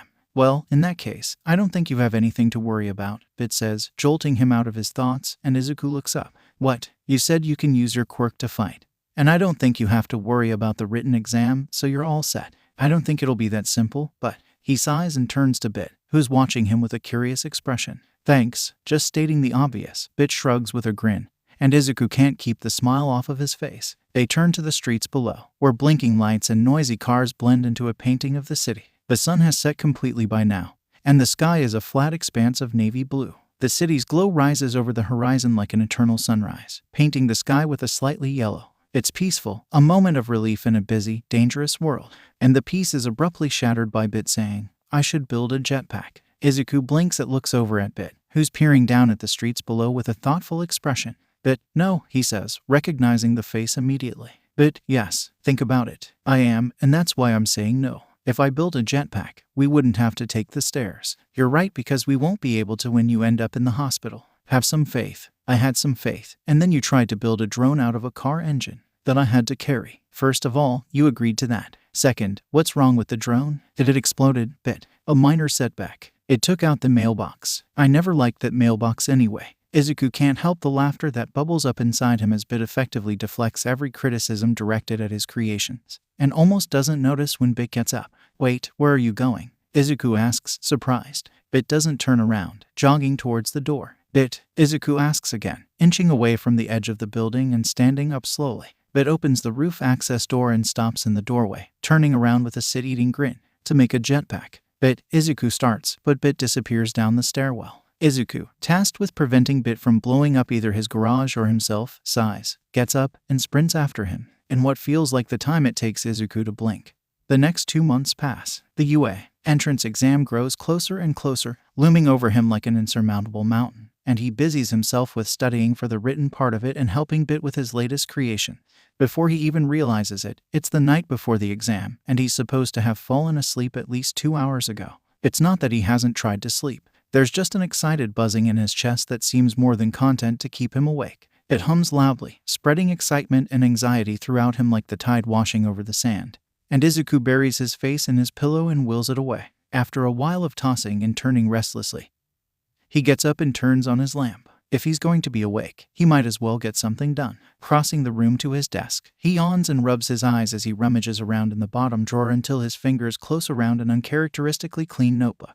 This notebook is smaller than the others. It could easily fit in his pocket if he ever dared to take it outside. It's pristine. Its moleskine cover is clean and unmarred except for the words quirk notes, which are scrawled hastily in faded Sharpie. Izuku swallows and sits down in his desk chair, setting the book on his crossed legs and rubbing a hand through his hair as he opens the first page. The notebook he's devoted to his own quirk is rather empty, really. There's just not much to say, other than appearance, lizard, uses, killing people. Still, he's written down what he can. The first few pages are covered in pencil scrawlings of what he can do. Izuku ignores the notes about the Leviathan's abilities and focuses on what he himself can do, which is more or less just manifesting physical attributes. Still, his eyes are drawn to the section under the Leviathan's aspects labeled connections. He's aware of mutations in which a child's quirk is nothing like their parents, but he's never heard of something of this caliber. He'd thought that he was just different until he'd considered it for a bit. His mom's quirk allows her to float small objects towards her, and from what he's seen, the Leviathan levitates instead of walking. On the other hand, his dad's quirk is fire-breathing, but he hasn't seen anything that proves the Leviathan can. He's honestly somewhat thankful. It's a train of thought that's led him to believe that his quirk is a severe mutation of his mom's, albeit in a strange way. Maybe someone on her side of the family has some kind of reptilian quirk. He sighs and moves on. As interesting as it is, it's not important. The next few pages are sketches. A few are accurate, such as scaly hands or fins, but others aren't. There's a vague drawing of a fin, serpentine creature with a mouth full of razor-sharp teeth based only off of a blurry, rain-splattered video he found floating around online. Izuku stares at it for a second before flipping the page hastily. He has to focus on what he can do, not what the Leviathan can do. The most frequent trait that pops up is easily fins, followed by teeth, claws, and other things. He realizes he's never really attempted to purposely use the Leviathan. He's only ever tried to keep it from showing. He doesn't really know if he can. Chewing on his lip, Izuku raises a hand and stares at it. In the dim glow of the lamp, he can make out a perfectly human hand, soft and tanned, with freckles scattered across it like stars and short nails. Breathing slowly, Izuku wraps his other hand around the arm of his chair and squeezes. He'll have to figure this out if he wants to use his quirk for the exam. All his life, he's kept himself permanently tense, staying taut and in control. Not physically, exactly. It's difficult to put into words. It's like he's always mentally holding himself together with fraying ropes. It's the only way he can keep the Leviathan from snaking through him, prying control from his tired fingers and wreaking havoc. Now, for the first time, he relaxes a touch. It's not much. He simply releases his hold on his hand ever so slightly. The effect is instantaneous. The Leviathan pours through his hand like a river of magma, blasting through his control and filling his hand with an icy thrashing. He watches, eyes wide, as his hands shift from soft and small to sharp and jagged in an instant, a layer of thick, near-black scales speckled with almost luminescent green dots climbing over his hand like a flood. His fingers itch as his nails curve into obsidian blades, gleaming in the yellow light. He feels the ropes go taut and has to force himself to breathe, flexing his hand claw experimentally. It's just a claw, he can still control it. Hesitantly, his hands still trembling, he reaches over and scrapes one nail down the side of his desk. It cleaves through the wood with ease, leaving a pale line not unlike the one plastered across his own face. Izuku swallows and grits his teeth, reaching out and tightening his hold on the ropes. He closes the hole he made, breathing carefully as his hand tingles and the Leviathan slowly drains away. Scales fade into his skin, and black nails shrink and flatten out. After a second or two, his hand is back to normal, and the straining against the ropes is gone. Izuku lets out a breath he didn't know he'd been holding and slumps forward, resting his head in his hands, so he can use it. It feels strange, but as long as he doesn't try to manifest too much at once, he should be okay. He hopes the exam doesn't involve fighting people. He knows that if he wants to be a hero, he'll have to use his quirk in that way eventually, but he's not sure if he's ready. Izuku closes the notebook and sets it back in its place, sliding the drawer shut and turning off the lamp. As he settles into bed, he thinks about Yue. Even if he makes it in, what would they do if they realized they had the Leviathan as a student? He forces the thought away and closes his eyes, tossing and turning for a while more before drifting off into a thankfully dreamless sleep. Izuku wakes up to his alarm shrieking at him in short intervals, buzzing. Blurrily opening his eyes, he yawns and pulls his hands out of the warmth of the blanket, craning his head to stare at the digital clock. It's 6. The exam is in 3 hours. He has half a mind to hit the snooze button and go back to sleep, but then he'll just be tired during the exam. Stretching and licking his chapped lips, he rubs his face and stares up at the ceiling. It's still dark outside. The light from the streetlight is the only thing illuminating his room at the moment, spreading its orange glow over the walls in thin bands. Izuku looks around, his eyes still adjusted to the darkness, before sitting up in bed and sighing. Feelings swirl in his chest like the gentle breeze before a storm, sending a chill up his spine and rousing the Leviathan into struggling. Izuku sweeps them aside as he pulls the covers off of himself, inhaling sharply as the cold pounces on him almost immediately. His toes curl into the icy floorboards, and he ignores the bite in his feet as he turns on the light. He throws on a t-shirt and a paint-splattered pair of sweatpants, opting to go for a jog to wake himself up. Pulling on his sneakers, he checks the weather on his phone. It's unsurprisingly cold out, and he grabs a green hoodie from where it's draped over the back of his chair. His mom is still asleep when he slips out of his room, silently making his way to the cluttered kitchen. Her job is at 7 on weekdays, and she usually wakes up around 6:30. He hopes he'll be back in time to see her before the exam, but he can't promise anything. The kitchen is even darker than his room, but he knows his way well enough to not bump into anything. At least, that's what he thinks to himself before promptly walking into the corner of the counter. Now nursing his bruised side with a bitter grimace, Izuku opens the door and steps through. He makes his way down the stairs, trailing his fingers over the beaten walls and humming quietly. It's even colder outside, he realizes as he steps out onto the sidewalk. The city is still dark, but lights are starting to come on and the sky is tinged with a faint purple. Izuku jams his phone into his pocket and zips up his jacket, turning onto the street and breaking into a jog. He knows the path he'll take like the back of his hand, even if it's not a long one. He doesn't want to totally tire himself out before the exam. As Izuku runs, the city rouses itself from a dreary silence. Cars start passing him more frequently, and he passes a few early risers who squint at him like he's out of his mind for going for a run so early in the morning. He ignores them, focusing on the pounding of his feet on the sidewalk and the cold wind sliding through the threads of his jacket. Eventually, Izuku turns off of the sidewalk, and the rough, flat ground turns to uneven sand. He stops, sliding a little as he does, and takes a moment to catch his breath. The beach is thankfully empty, both of people and trash. Izuku surveys it curiously as he reaches down and undoes his laces, icy fingers fumbling awkwardly with the thin string. He takes off his shoes, leaving them in the sand a ways up the beach. The sand is cool and crisp as it slides over his feet, and he leaves a trail of footprints behind him as he trots down to the shore. He wades out into the ocean up to his ankles, shivering at the icy wave that washes over him. The cold water laps at his feet, stained a faint pink by the rising sun. It makes his skin tingle and go numb, but he doesn't care. It feels nice. Izuku sighs and sticks his hands into his pockets, staring out the horizon.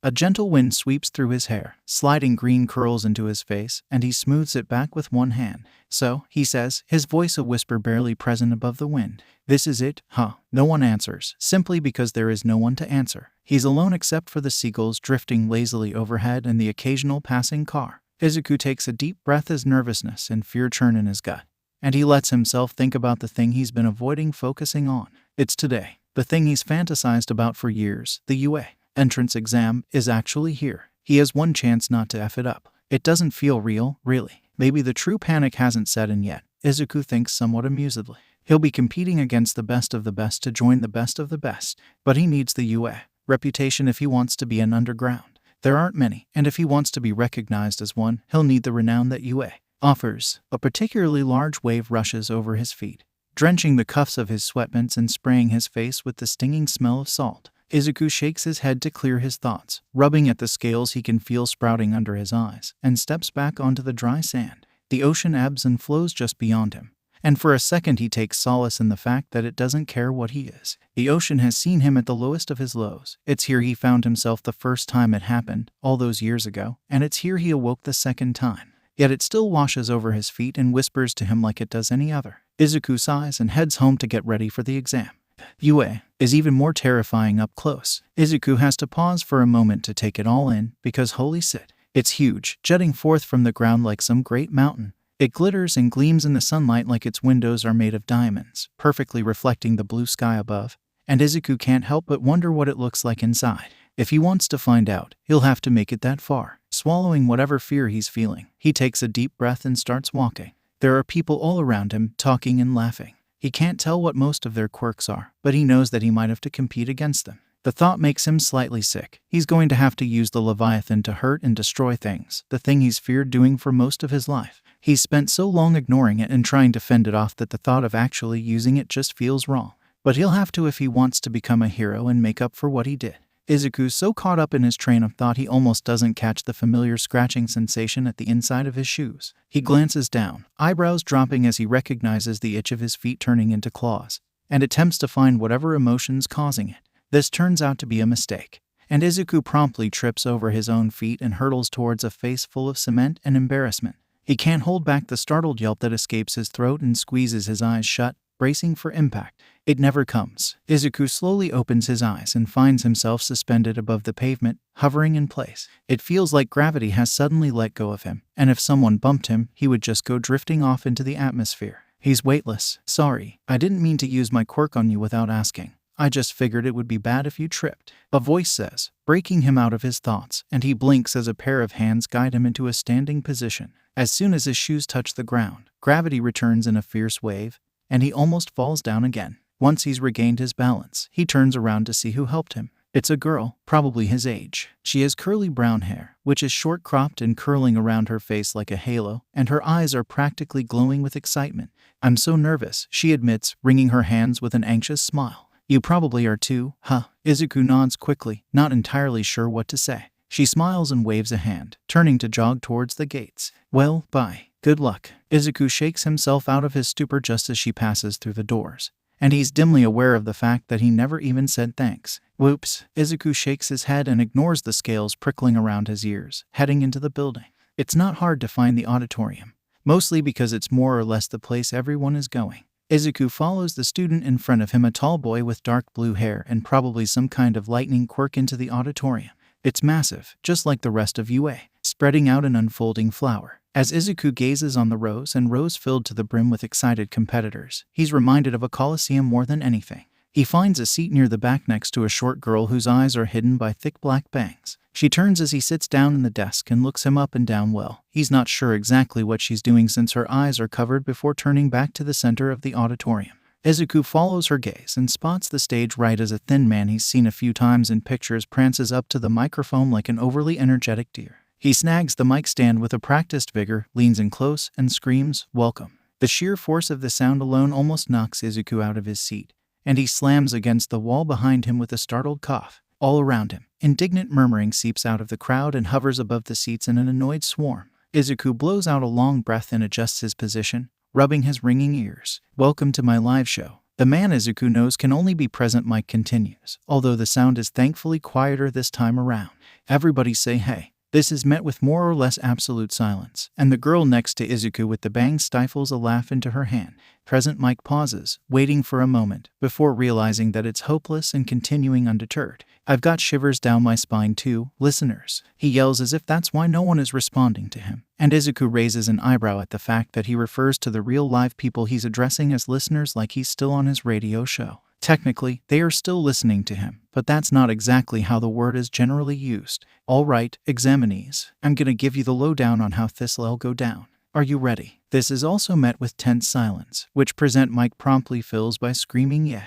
At the top of his lungs, Izuku has a flashback to a similar-looking bird of the same name acting the same exact way and barely muffles his snort. But it's gonna get a kick out of this, he knows it. Present mic then launches into a detailed, albeit loud explanation of the test. It goes something like this. They've been sorted into one of 7 testing grounds, at which they'll have 10 minutes to get as many points as possible. Points are obtained by defeating villains, which are large robots with 3 different difficulties and respective point counts. Izuku breathes a sigh of relief, realizing that he's not going to have to fight anyone. "Excuse me, may I ask a question?" someone a few rows in front of him asks, and Izuku's just as surprised as present mic that someone's actually participating.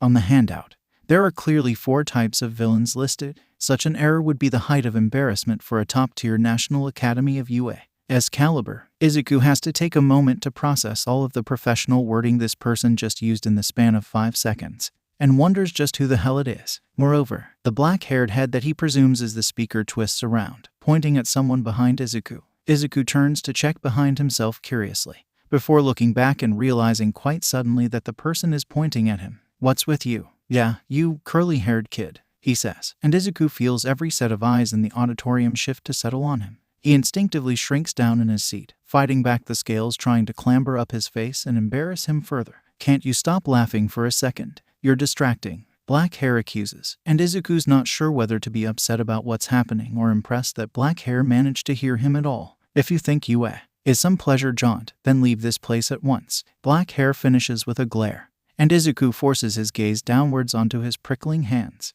"Sorry," he says, although he knows it's too quiet for Black Hair to hear. The silence of the auditorium is quickly filled with giggling and whispering, and Izuku wishes that Bit had let him die on that beach. Thankfully, Present Mike rushes to his rescue. Okay, thanks for the segue, much appreciated," he says, and Black Hair sits down, evidently satisfied with making Izuku's life hell. Present Mike then goes on to explain that there is, in fact, a fourth type of villain, one he calls an arena trap and insists is worth 0 points. He says it rampages when crowded, and Izuku can't help but think of the Leviathan doing the same. He grimaces and swallows the thought, focusing on what Present Mike is implying. A few broader statements follow, before the pro hero finishes with, "Now let's move to the main event, plus ultra, and may you all suffer gladly the trials to come." Izuku's not sure he likes the way that the statement is worded, but he doesn't think much of it. That is, until he arrives at the replica that might as well be its own self-sufficient city. Izuku feels fins prick at his ears as he takes in the sight, wide-eyed. It's filled with towering buildings, all arranged in a labyrinth reminiscent of the city streets he walks every day. Finding robots to fight in here is going to be an absolute nightmare. He knows it. He hears mumbling among the other contestants and turns to survey them. There's quite a handful that's been assigned to the same testing center he has. No Kaken, thank God, although he suspects that's only because students from the same schools aren't allowed to be in the same center. As he takes in the group, his eyes land on a familiar head of curly brown hair, and he sees the girl who helped him earlier standing a little ways away. She looks focused and determined, and Izuku wishes he could have some of that courage for his own. He's distinctly reminded of the fact that he never thanked her, and trots over to do so. However, hardly a few steps in, he hears footsteps behind him and a hand claps down on his shoulder. Izuku can't keep the Leviathan from scaling all the way up his arm, and he clutches it with his still human hand as he scrambles away, wide-eyed. It's Black Hair. Of course it is. His face is curved into a frown,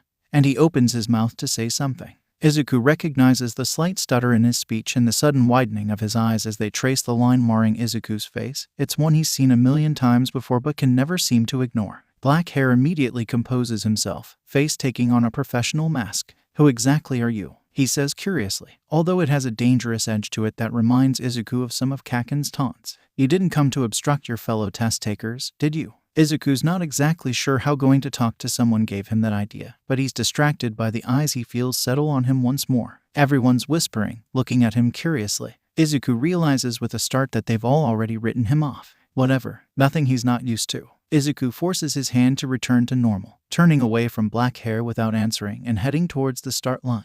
Right then, however, his eardrums are blasted by a voice yelling, "And start." The voice says something else, but it's drowned out by the pounding of footsteps that follows the contestants around him taking off into the maze. Izuku hesitates for a moment before gritting his teeth and following. The city is detailed, he thinks as he follows the other examinees. It's a borderline exact replica of the real one, down to the bushes and lines in the cement. His feet pound on the road in time with the footsteps ahead of him, and he keeps his eyes peeled for robots. He has half a mind to let the Leviathan seep into his legs. He knows doing so would grant him a speed boost that might let him overtake the other contestants. However, he doesn't want to lose control over something so minor. He keeps his legs as they are. Right as he's starting to second-guess himself, he hears an odd grinding noise. It sounds like the scrape of metal against gravel, and he pauses to search for the source of the noise. It immediately reveals itself when, in a cloud of smoke and rubble, a single-pointer robot smashes out of a nearby building and locks its glowing red eye on him. This is it. Here he goes. Swallowing, Izuku focuses and lets the Leviathan pour into his arms, filling them with a writhing, broiling energy. His brain immediately panics, screaming at him out of habit, but for the first time, he ignores it. He trembles as the Leviathan floods through him like a virus, cursing his weakness. He'll have to get used to this if he wants to pass. When he's done, his hands feel like they're made of steel more than bone, and he braces himself as the robot shoots towards him. It's upon him almost immediately, swiping with a metal-plated limb. He jumps backwards, stumbling awkwardly out of range, before lunging forwards with a wild yell. His hand slams into the metal and he digs in his claws. At least he tries. His claws only slide down the metal with a painful screeching noise, leaving behind white scratches but no actual damage. Izuku has a split second to realize that, to his horror, his quirk is absolutely useless against the robots before the single pointer grabs him by his jacket and hurls him into a nearby building. He hits the wall with a crunch and a pained yell, slumping down and shaking as the robot rounds on him. The Leviathan rushes over him, but he manages to suppress most of it except for his already formed claws and the fins that sprout out of his matted hair. The robot shoots forwards with the screech of tires on asphalt, and he barely has time to cross his scaly arms in front of himself and brace for the hit. It comes, but not in the way he's expecting. Instead of a hulky robotic arm punching him into his next life, he's hit with a shockwave of heat and scrap as the robot explodes in a smoldering flash. Bolts and metal bits hit him in a volley, but most thankfully bounce painlessly off of his scales. Looks like his quirk's useful for something, at least. Immediately after, however, a thick sheet hits him, pinning him against the wall and knocking the air out of his lungs. As he struggles, he notices a silhouette in front of him, and he looks up. When the smoke clears, he sees another person standing a ways away from him. They're lanky with long blonde hair, which is swept back into a surprisingly intact hairstyle. Around their waist is a thick belt, studded with a large glass circle that appears to be steaming. Nice team play there, they announce in an oddly accented voice when they see him staring. Nevertheless, it seems we shall not cross paths again. Before Izuku even has a chance to respond to that, they're gone, practically skipping away and shining like a glitter palette. Izuku shakes his head and focuses on the task at hand, getting himself out from under the debris. He presses his back against the wall and grits his teeth, pushing with both the strength he obtained from hauling around robot parts and a touch of the Leviathans. His arms burn, but the metal groans and topples away, freeing him from his prison. As Izuku stops to breathe, a mechanical voice announces that he has 6 minutes left. His head snaps up, and he freezes. 6 minutes. It's already been 4. What's the point? A traitorous part of his mind whispers. His quirk is useless against the robots. Even if he finds more to fight, he'll just end up getting crushed again and again.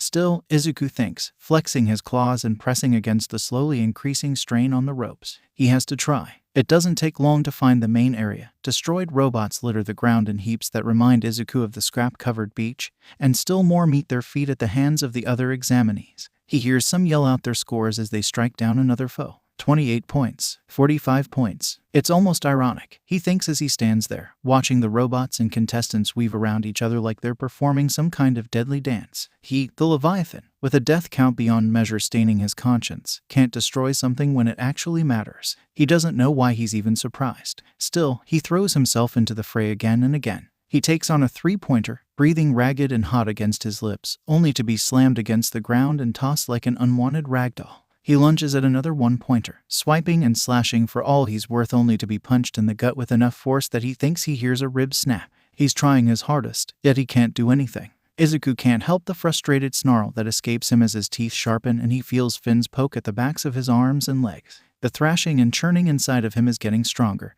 Every time he gets weaker, the Leviathan grows more insistent on leeching away control. He can't let it happen. As he heaves and shakes, pressing his clawed hands into fists with enough force to pierce the leathery skin of his palms, he prepares to dive after another robot. He can't give up. He can't. There's a tremor and then a massive explosion. Izuku and the other contestants freeze and look up in horror as slowly, each movement punctuated by the creak of metal and the groaning of gears, a massive robot emerges from a now destroyed building. It towers above them like a horrifying Goliath, 8 red eyes glowing like those of a spider about to descend on its prey. Izuku wonders for a split second if this is how the people who saw the Leviathan for the first time felt, and he promptly feels a little bit sick. He wonders why Present Mike never mentioned this robot. It's gotta be worth a ton of points, right? Why wouldn't he? Then he realizes that he did. The towering mechanical monster above him is the 0-pointer. Izuku should have known UA would do something like this. All around him, the examinees that aren't paralyzed in horror are already running off to find robots worth fighting. Why would they bother with an unkillable one for no points? Izuku swallows, fighting images of a giant, building destroying creation of hell not unlike this one from his mind and turns to do the same, fins rippling in determination. That's when he hears it. His fins flick as they're met with a low, pain groan, and he freezes where he is. His head snaps around, eyes scouring the rubble left by the emergence of the 0-pointer for the source of the noise. There, not far from him, and not far from the 0-pointer, he spots a small shape. It's the girl who helped him before. She's trapped under a hunk of concrete, shaking and wheezing. Her face is twisted in pain, and she's clawing desperately at the cement beneath her, trying to fight herself free. For a second, Izuku sees himself, pale and bloodied, leaning against the frame of an abandoned car, coughing up his lungs while blood seeps into the sand around him. His choice is made before he ever has the chance to make it. Izuku's brain screams at him as he hurtles past the girl, scales coating his legs and turning his pumping steps into long, leaping strides. He sees her out of the corner of his eye as he sprints towards the zero-pointer. She stops to stare at him, wide-eyed, asking the same question that he himself is wondering. "What the hell are you doing?" Izuku's chest burns as he tears his way across the road, claws scraping against the asphalt where they've split through the ends of his shoes. His ears are ringing, and the Leviathan is twisting and shrieking inside of him in a frenzy, but he doesn't care. He doesn't know what he's doing when he suddenly cuts to the side and throws himself at the nearest building, claws digging into the cracks in the cement as he hauls himself up the wall. He doesn't know what he's doing as he scurries up the side of the building like an annoying insect, sweat dripping down his face in rivers as the zero-pointer takes one giant step towards crushing the nice girl, then another. He doesn't have a clue what he's doing when he presses himself against the building, braces, and then pushes, leaping off of the side of it in one clean arc. For a second, time slows. Izuku sees himself, drifting through the air right in front of the zero-pointer's massive face. His claws are scratched into nubs, and his arms and legs feel like they're made of lead. What grabs his attention, however, is the Leviathan, or rather, lack thereof. There's no straining against him. He's weightless, just like he was when the girl he's fighting so hard to save made him so. It's strange. He spent so long fighting against the Leviathan, cramming it down into a cage and trying to shout over its roar, that he can't remember what it feels like to not. But now, as his limbs feel light as air and the pressure on the back of his mind is gone, he realizes that he never wants this to end. Then there's a feeling. He can't describe it as anything else, really. It's like the liquid form of a whisper, shooting through his veins and filling his head with a single thought that he can't put into words. He knows what to do and how to do it, and at the same time, he doesn't. Izuku opens his mouth, meets the eyes of the zero-pointer, and breathes. The burning in his limbs shoots through him, flooding his body with fire and pooling into his throat. From there, it blasts through his mouth and past his teeth in a brilliant beam of white lightning that makes the air around it crackle and pop and cleaves through the head of the zero-pointer like a hot knife through butter. The electricity glows with a radioactive green luminescence that gives Izuku the faintest feeling of déjà vu, and it fills the arena with the booming crash of thunder as it fizzles off into non-existence. Izuku's mind fills with static in a way that feels like someone's pouring a bag of sand into his head, and he's distantly aware of a strange sensation in his throat. What is at first staticky numbness then splits open like a graying cocoon, releasing a tidal wave of pain that sloshes across his face. A distant part of Izuku's mind thinks, well, there's the fire breathing. Then Izuku's falling, slipping through the air like a well-shot arrow, hardly even flailing at all. Above him, he sees the zero-pointer tremble and creak to a stop before exploding in a firework of sparks and metal, scattering bolts and wires every which way and splattering the nearby buildings with debris the size of cars. Izuku, however, is more focused on his mouth. He can't move his lips, but his throat and face are filled with a white-hot pain that fills him like a mold. He tries to scream, but his vocal cords are useless, if there's still anything more than ashes at this point. The Leviathan is back, churning and twisting inside of him, but he can't get himself to focus on it and crush it down. His control is shot, and there's absolutely nothing he can do as he plummets from above towards a gruesome fate as a stain on the street. As the gritty cement rushes up towards him, he squeezes his eyes shut and waits. Instead of an impact, however, there's a whoosh and a solid slap against his cheek. His eyes snap open as the pain races through his face. It's nothing compared to the inferno in his mouth, but it's enough to make him gasp and cough up a few sparks. Then he realizes he's weightless yet again. He spirals through the air, coming to a stop a few inches above the pavement, where he drifts aimlessly. Then it's over, and he falls the last few inches and hits the ground with a crunch. He lays there, wheezing and gasping. Each breath feels like it's made of magma and brimstone, but he forces himself to not stop. He's aware of tears flowing down his face, running over his blackened lips and scorched neck, and there's nothing he can do to stop them. But out of the corner of his eye, he sees the girl staring at him. She's panting and exhausted, but she's okay. She's okay. At least he did something right. Ochako is trapped. The last thing she'd seen was that thing bursting out of the wall in front of her, deadly and menacing, before a hunk of concrete had fallen over her and crushed her like a flimsy piece of cardboard. Now, she can see the same robot slowly stomping towards her, feet growing closer and closer to crushing her. No.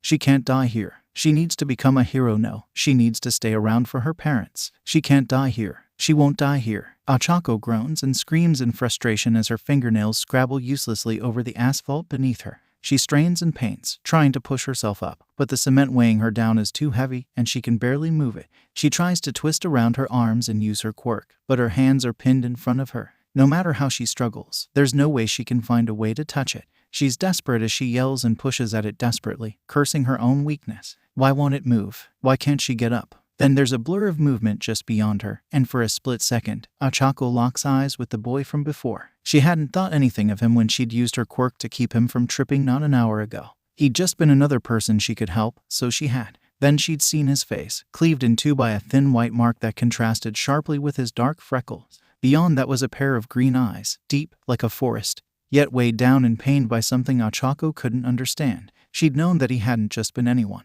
But she'd been so nervous about the test, she'd run off before he could even say a word. Now, though, she knows that he's far more than not just anyone. She can only watch as he tears down the road with inhuman speed, running towards the thing rather than away. Why? What is he doing? Then he clambers up the wall with breathtaking ease, lunges off of it, and fires a glowing thread of lightning that branches out like a tree straight into the mechanical monster's head. Ochako watches in shock as the robot groans to a stop, no longer in danger of crushing her like a bug, and then explodes in a plume of red and orange light. It sends spots dancing across her vision, and she rubs her eyes with the back of one sweaty wrist before looking up again. Among the debris hitting the ground all around her like meteors, she spots a familiar shape, and gasps when she realizes what it is. It's the boy. He's falling, plummeting towards the ground with no signs of stopping. If he hits the concrete at that speed, he'll die, and nobody can help him. Nobody, that is, except Ochako. She has one chance, and it'll hurt like hell, but she has to. She can't mess this up. As the scarred boy falls towards her like an angel cast into hell, she pulls her hand back and slices it through the air with more force than ever before. It collides with something soft with a resounding smack, and Ochako pours her quirk through the connection and siphons away its gravity with practiced precision. As she pulls her hands away from what she realizes is the boy's cheek, she watches in horror as he continues to fall. No. He stops, coming to a rapid halt a few inches above the ground, coughing up sparks and groaning but very much alive. Ochako breathes a sigh of relief and presses her fingers together, whispering, "Release." Nausea hits her immediately, flowing over her like a sickly tidal wave, and she promptly loses her breakfast all over the cement in front of her. Her whole body is shaking, either from exertion or overuse of her quirk, but she can't find it in herself to care. She wheezes for a moment, swallowing the acidic taste in her mouth, before looking up. The scarred boy is lying on his side on the ground not far from her, shaking and coughing. His back is to her at first, but then he rolls over and Ochako can see his face. It's horrifying. Quite honestly, Ochako doesn't know what lightning or fire-breathing quirks are supposed to look like, but it can't be this. His neck and the lower part of his face are charred black and flaking off, and his face is twisted into what Ochako can only describe as horrific pain. "Oh my God," she manages to say over the weight crushing her and the tightness in her own throat. "Are you okay?" Scar Boy doesn't respond, but he looks up, eyes searching desperately. They land on her like searchlights over a dark ocean, and his expression loosens a little bit. Ochako swears he tries to smile, but he can't seem to do it. She tries to speak, but can't. The test is over, Present Mike announces suddenly, and Scar Boy's face suddenly goes blank. His eyes go wide for a moment before squeezing shut as he curls in on himself with a pained groan. Ochako's vision is then obscured as the other examinees rush over to examine the exploded remains of the giant robot and the charred kid lying on the ground. She can't focus on what they're saying, but their excitement quickly turns to horror when they realize what Scar Kid's quirk has done to him. Is he gonna be okay? What kind of quirk is that? It's crazy powerful, you've gotta give him that. The rest of the replies follow a similar suit as the examinees talk amongst themselves, and a brave few step forward to poke Scar Kid on the shoulder. Ochako wants to yell at them to not do that, but her throat is sealed shut. Eventually, a few students notice her and run over, beckoning the others and shouting. Together, a few of them manage to heft the cement off of her, grunting and groaning all the while. It hits the ground with a solid thunk, and she wheezes a thanks and sucks in a few lungfuls of dusty air. Her arms feel like they're made of molten lead, but she's just thankful to be alive. Thankful to someone, to be exact. Ochako half walks, half crawls towards the broken shape of the scarred boy and stops, unsure what exactly to say. "Thanks for saving my life. I'm sorry about your face." "What? Thanks," he rasps before she can figure it out. And it takes her a minute to figure out what he said. His voice is absolutely destroyed. No, thank you," she insists before she can overthink it. "I would have died if it weren't for you. I'm glad you're okay," he whispers, and his voice is like sandpaper as his eyes squeeze shut in pain. Ochako doesn't know what to do. Should she call an ambulance? Surely Yue has something prepared. They do, in the form of a tiny lady in a hero costume, who hobbles towards them out of the crowd. She's wearing a white lab coat, and her gray hair is held up in a tight bun. Part of her face is covered by a translucent purple visor, which she appears to have no trouble seeing through. "Go home, lads, I'll take it from here," she says, handing what almost looks like gummies to a few of the nearby examinees, who awkwardly stutter out their thanks. "That's Recovery Girl," Ochako hears a nearby examinee whisper excitedly. "She's a mainstay here at UA. And the reason they can do things like this." Recovery Girl comes to a stop in front of Scar Kid, looking him up and down curiously. Ochako doesn't know what to tell her. "Hush," Recovery Girl says, although it's less of a command than a soothing word. "He'll be okay." As she leans over Scar Kid, her eyes crease underneath her visor and her expression turns almost concerned. "You inflicted this much damage on yourself with your own quirk? Huh," she murmurs so quietly Ochako almost doesn't hear it. And then she leans forward and kisses his forehead. Ochako stares in confusion, wondering what's going on, when suddenly Scarboy's skin seems to start glowing. His burnt, cracked skin slowly melts back into a solid mouth and neck, and moments later, it's like nothing ever happened. Scarboy freezes, and his eyes slowly flutter back open. He looks up as one hand slowly reaches up to brush his chin, rubbing over now smooth skin in surprise. He starts to say, but winces as his voice comes out in a gravelly whisper. Recovery Girl tusks and gently baps him on the head with her syringe-shaped walker, shaking her head. "I healed you for the most part, but you shouldn't try to talk for a little while. You're lucky to still have your vocal cords. Give them a rest." Scarboy looks at the ground and nods, although he looks oddly relieved. Maybe because he's no longer in brutal pain. Ochako thinks. "Now you, young lady," Recovery Girl says, and Ochako blinks and looks upright as a pale pair of lips press themselves against her forehead. It's like someone has squeezed the light out of the sun's rays and poured it over her. The pain vanishes like someone rubbed it away with a chalkboard eraser, replaced by soothing relief. The bruises on her back and the cracks in her nails disappear, and Ochako can't help the sigh that escapes her. Recovery Girl chuckles lightly and moves on to other students as Scarboy stands up, although he's wobbly. Ochako follows, hovering hesitantly at his side and unsure whether or not to offer help. "I'm okay," he says when he notices her watching, and his voice is hardly a sandy whisper. Ochako watches the way his face crinkles into a pained smile, and she can't help but think how wrong it looks. Recovery Girl told you not to talk," Ochako says awkwardly. Scarboy rubs the back of his neck sheepishly, but he doesn't try talking again. Ochako's wondering if she should just leave when she realizes that he still doesn't know her name, and he doesn't know hers. "Oh," she blurts, and Scarboy flinches and stares at her, wide-eyed. We never got each other's names." He relaxes a tiny bit, and Ochako can't help but wonder what he thought she was going to say. "And you're Raka Ochako," she says with a wave. "You don't have to tell me yours, but Midoriya." He cuts her off, before going wide-eyed and taking a step back. Ochako doesn't bother telling him not to talk again. "Nice to meet you, Midoriya," she says with a smile. "I hope we both make it in." He nods, and Ochako knows that even if she didn't pass the exam, she's done something right today. Ochako's almost to the gate when she overhears one of the boys in her testing area talking to a cluster of people near the wall. She almost doesn't pay any attention to it, but then she hears lightning and destroyed the zero-pointer and maybe slows down and starts listening a bit more closely. "I feel kind of bad for him, though," the one in her exam is saying. "He destroyed the zero-pointer and saved some girl, but he still didn't get a single point." Ochako's eyes go wide, and she freezes. Midoriya didn't get a single point. How is that possible? He destroyed the zero-pointer with a single hit. How could he not have? She thinks of Midoriya's face, charred and smoking as he cringes and coughs. He couldn't have used the lightning breath before. It's pretty clearly a one-time use. She's still thinking about it when she stops at the gate, entrance ticket still clutched in her sweaty hand.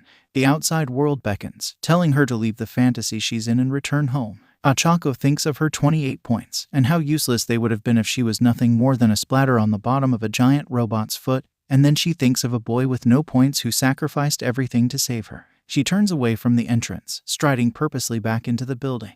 There has to be something she can do. "You seem rather thoughtful." Toshinori looks up from where he's been carefully tracing his finger around the rim of his steaming cup, blinking in surprise. Across the table from him, Naomasa is watching him with an amused look. Toshinori wonders how long he's let his mind wander. He smiles and rubs the back of his neck, blonde strands of hair sliding into his face as he chuckles awkwardly. "Something on your mind?" Naomasa asks, taking a sip from his mug of coffee. Toshinori decides against commenting on the fact that it's almost 2 in the afternoon and that the cup is still steaming, instead settling for answering the question.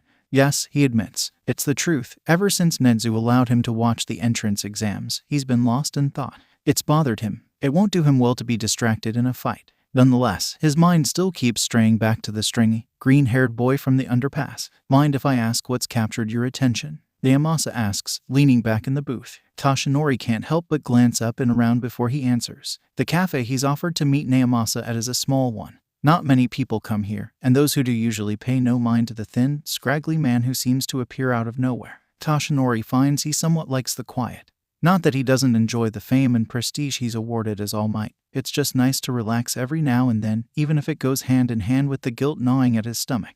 There's no one else in the cafe right now other than an elderly woman in the corner who's staring at her phone as she sips her coffee. She doesn't appear to take notice of either Toshinori or Naomasa, so he sighs, leans forward, and explains. He doesn't mention every detail, but he does his best to recount the encounter he had with a particularly nasty slime villain and a strange, terrified boy with a reptilian quirk. He talks about how the boy had seemed so frail then, which was nothing less than what Toshinori would have expected from one who had been through such an ordeal. But then he tells Naomasa about how he'd watched the same boy, now stronger and bolder, demolish the massive zero-pointer at the cost of his own safety to save a girl he'd likely never met. He talks about how he'd seen the boy as he left, shoulders low yet eyes sparkling with victory. He also mentions the boy's thin scar that reaches across his face like someone once tried to sew him back together, a mark which was certainly not there the last time Toshinori met him. Naomasa listens raptly as he talks, his focus wavering only every now and then when he glances down to take a sip of coffee. He lets Toshinori prattle on and on until his thoughts are spent, spread across the table for all to see like cards in a game.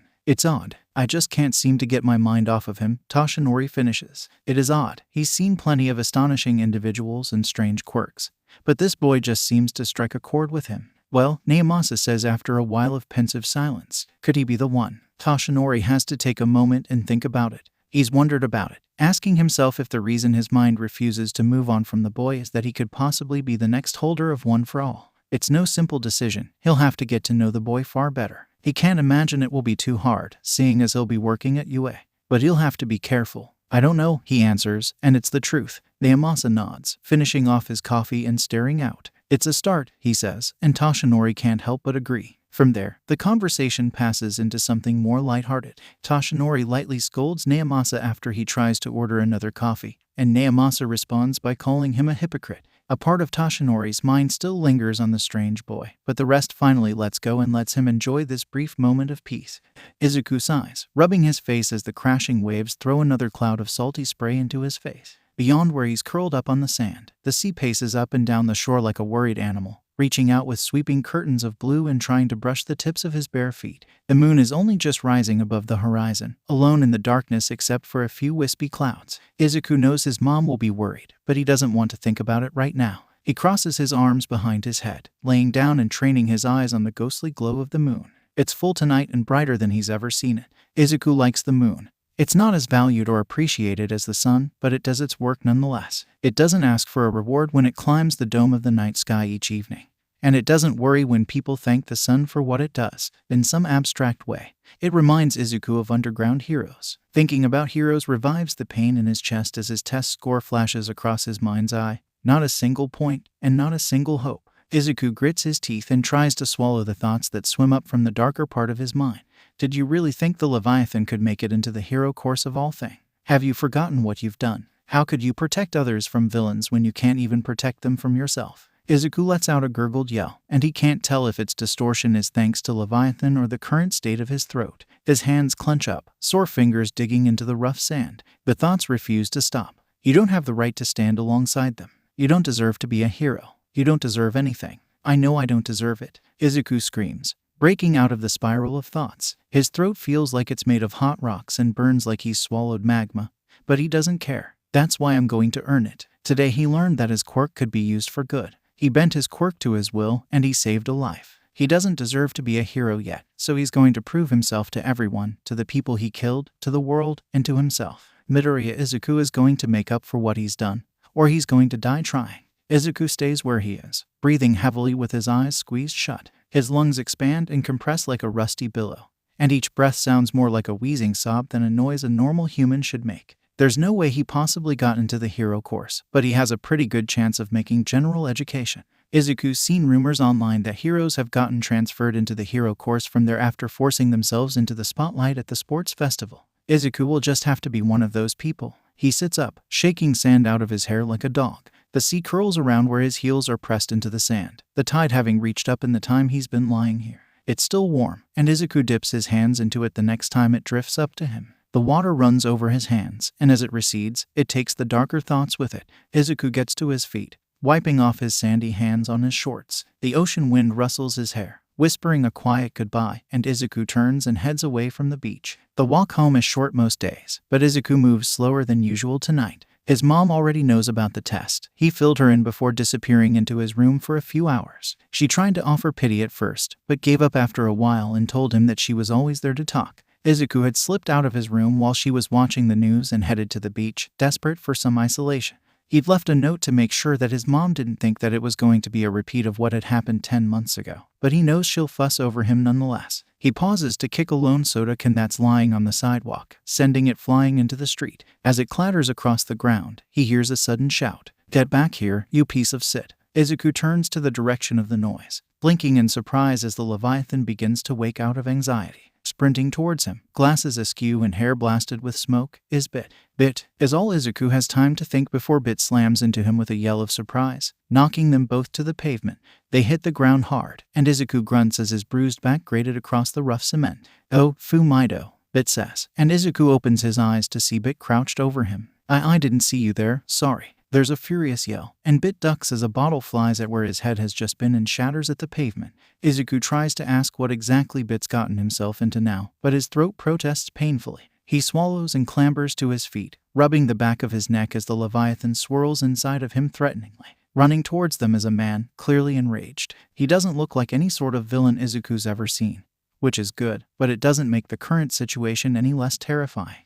The man is heavily built, with a thick beard and short hair, which Izuku notices is partly scorched off. He looks back at Bit and takes note of the palm-sized capsule in his hand, connecting the pieces himself. "Come on, Mido," Bit yells, waving one arm, and Izuku turns to see him running down the street. He hesitates for a split second before racing to follow as the man picks up the kicked soda can off of the ground and slugs it at him. As soon as he takes a step, the Leviathan roars to life inside of him. He can feel the hum of electricity deep inside his chest, and the straining in his gut is suddenly overwhelming. Izuku stumbles as the Leviathan howls inside of him, sending a wave of scales clambering up his arms and turning his hands into curved talons. Still, he keeps running, pressing down on the fear that's managed to worm its way into his chest. He catches up to Bit quickly, torn sneakers pounding on the cement. His legs are still sore from the exam, and he's exhausted, but he can't think about that right now. Behind him, the man howls and seethes in anger, likely mourning his worsened hairdo. "Get back here, you little rat," he yells, and Izuku is distinctly reminded of Kaken.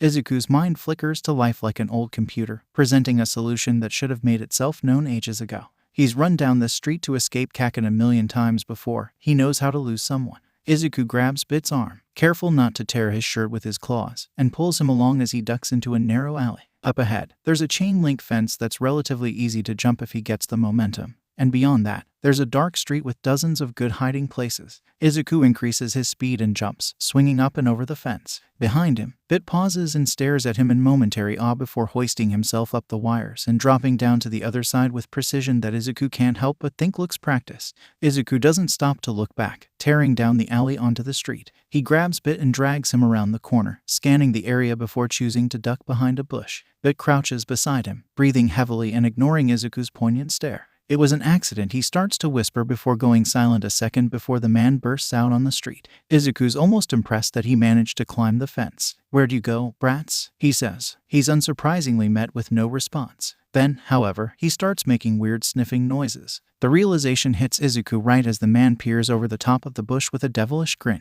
"Bloodhound," he says, and Izuku realizes he's talking about his quirk. "Lets me smell you wherever you go." Izuku barely jumps out of the way as the man swings one fist at his head, sliding across the pavement on all fours. His head pounds, and the Leviathan sweeps through his legs. He hears them crack loudly as another joint twists itself into place, and the static in his ears grows louder. He's still exhausted from the exam, and he wonders how much longer of this he'll be able to take. He doesn't know what to do. Does he fight back? Would he be arrested for using his quirk to attack someone, even in self-defense? The thought of ending up in the police station makes him sick. The man has long forgotten him and is focusing on Bit, screaming bloody murder about a laser. He takes a step closer, and Izuku doesn't even think. He just starts bracing himself, ready to jump between the two. Hey, could you hold this? Thanks, a new voice asks, and Izuku stares as a styrofoam takeout box is dropped into his hands. He looks at the box blankly for a second before his eyes flit up to find the newcomer. Next to him stands a boy, not much older than him, but taller and strongly built. His short blonde hair is stuck up in a somewhat unruly cowlick,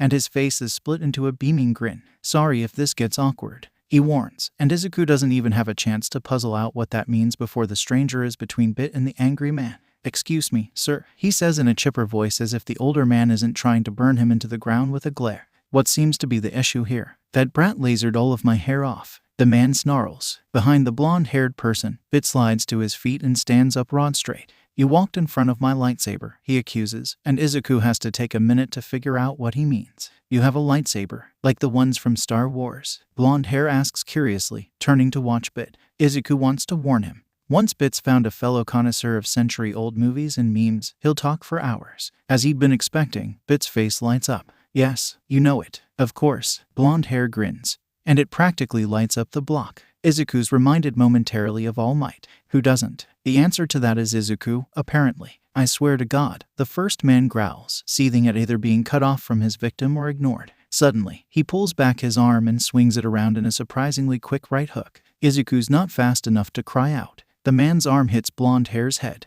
and passes right through. Izuku stares in shock as the man, evidently surprised, loses his balance. Quick as a shot, blonde hair spins around, grabs the man's arm, and holds it in a vice-like grip. I can't arrest you since I'm not on patrol, but I can report you to the authorities, he says, and his tone is more threatening than it was before. He must be a pro-hero, Izuku realizes. Oh, sit. Who do you think you are? The man snarls, trying to wrench his arm free to no avail. Tagada Mirio. Blonde hair Tagada says, you might also know me as Lemillion, the hero that's going to save 1,000,000 lives. The man still looks furious, but Izuku can see flecks of surprise and fear in his eyes. Fine, he spits, and Tagada lets go of his arm. With that, he trudges off, muttering under his breath about stupid kids and going to shave. As he leaves, the roar in Izuku's ears grows and grows until it makes his legs wobbly. He tries to keep his expression passive as the man rounds the corner and disappears from view. His footsteps echo off into silence, and the man is gone. The Leviathan's churning suddenly becomes subdued. The change almost gives Izuku whiplash, it's so fast.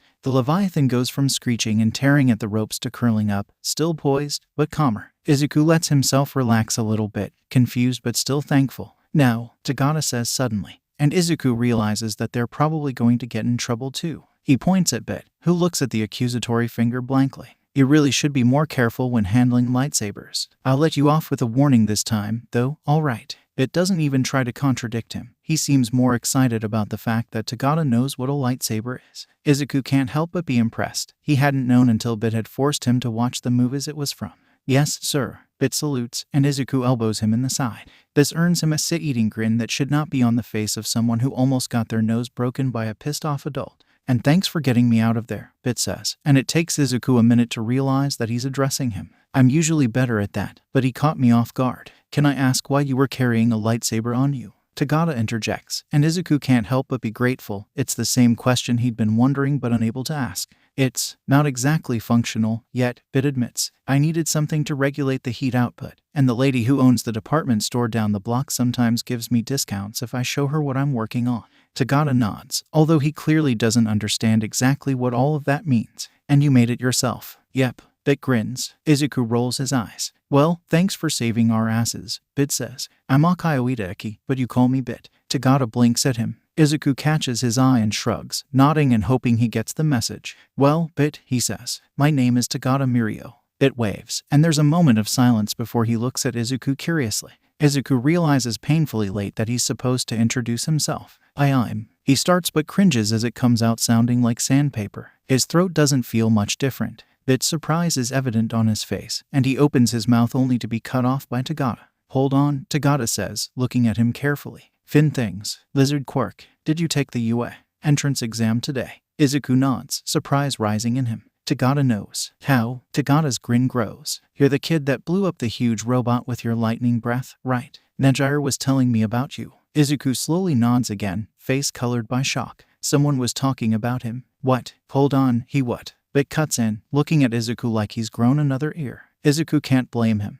Nejire said they let her and Ryukyu mentor watch the exams. She said that the lightning apparently did something to you. Is that why you can't talk? Izuku stares, still flabbergasted. Why is this probably a pro hero talking about him? It seems impossible. What the F? Bit says, catching the attention of both of them. Tagada lightly scolds him for language, but the reprimand slides right off. You can breathe lightning. Holy, why didn't you tell me? Izuku tries to convey how was I supposed to effing know I could do it?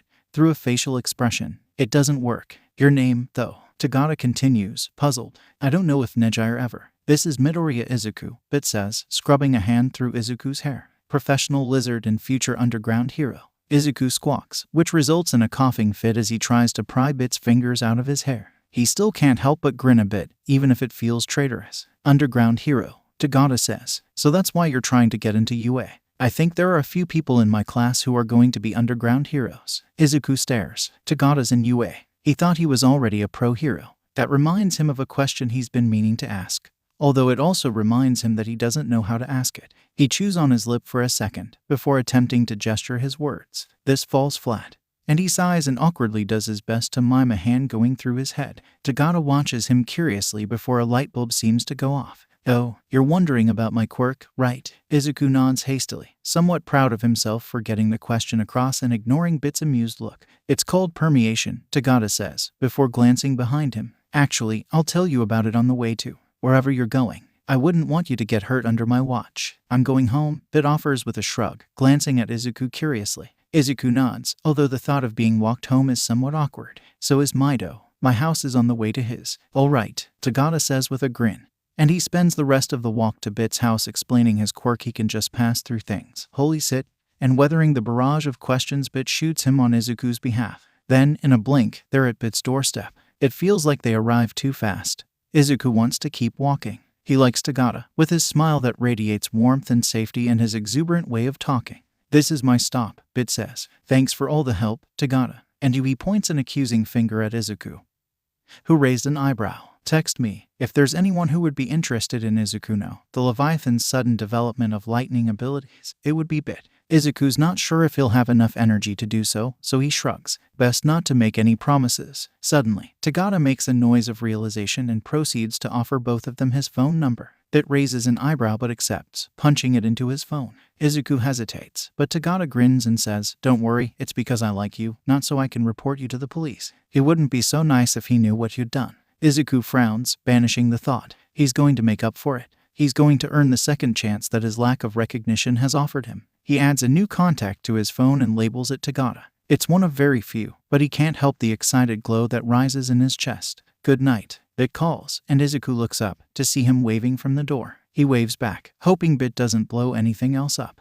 The walk to Izuku's house is short and painfully quiet. Izuku wishes he could talk. Still, Tagada doesn't seem to mind. He seems content to stroll at Izuku's side, the reclaimed box of takeout under one arm. It's nice, this silent companionship. It makes him feel like he's someone who deserves it, if only until his doubts eat away at his momentary confidence. He can't help being distracted, though. The Leviathan almost burned through his grip. He almost lost control, and in front of Bit. The thought of Bit seeing him for what he is, what he's done, makes him sick. As cruel as it feels, lying like this, he won't let Bit know. He owes Tagada for that. When they arrive at Izuku's house, he turns and rubs his neck, staring up at Tagada.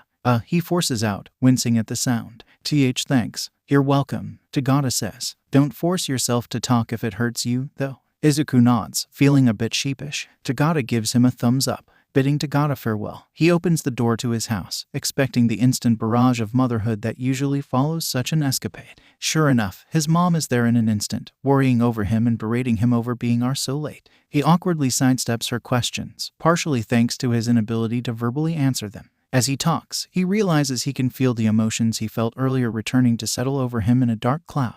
He sighs, deciding to go to bed and hopes sleep drags him out of his misery. Once his mom releases him, he manages to convey an awkward goodnight and pads off to his room to get ready for bed. As he walks by the mirror, he realizes his fins are still fully spread, waving slightly. He squashes the feeling and pushes the fins down until they disappear. When he settles into bed, he pulls his phone onto his chest and squints at the brightly glowing screen for a bit. Exhaustion tugs at his limbs, singing a quiet song of rest, and he sighs and opts to weather Bit's wrath and tell him tomorrow. He opens his text messages with Bit, rolling his eyes at the contact name he'd set and typing out his message. Izuku 946. It'll tell you about the exam tomorrow, okay? I'm really tired. 10,000 degree knife 948. Okay, but you better give me all the details. You can breathe lightning. What the F? Izuku 949. Apparently, I'll tell you tomorrow. Good night. Please don't blow anything up while I'm asleep. 10,000 degree knife 950. Sleep well, dragon boy. Also no promises. Izuku snorts at the new nickname before sending a text to Tagata before he forgets about it.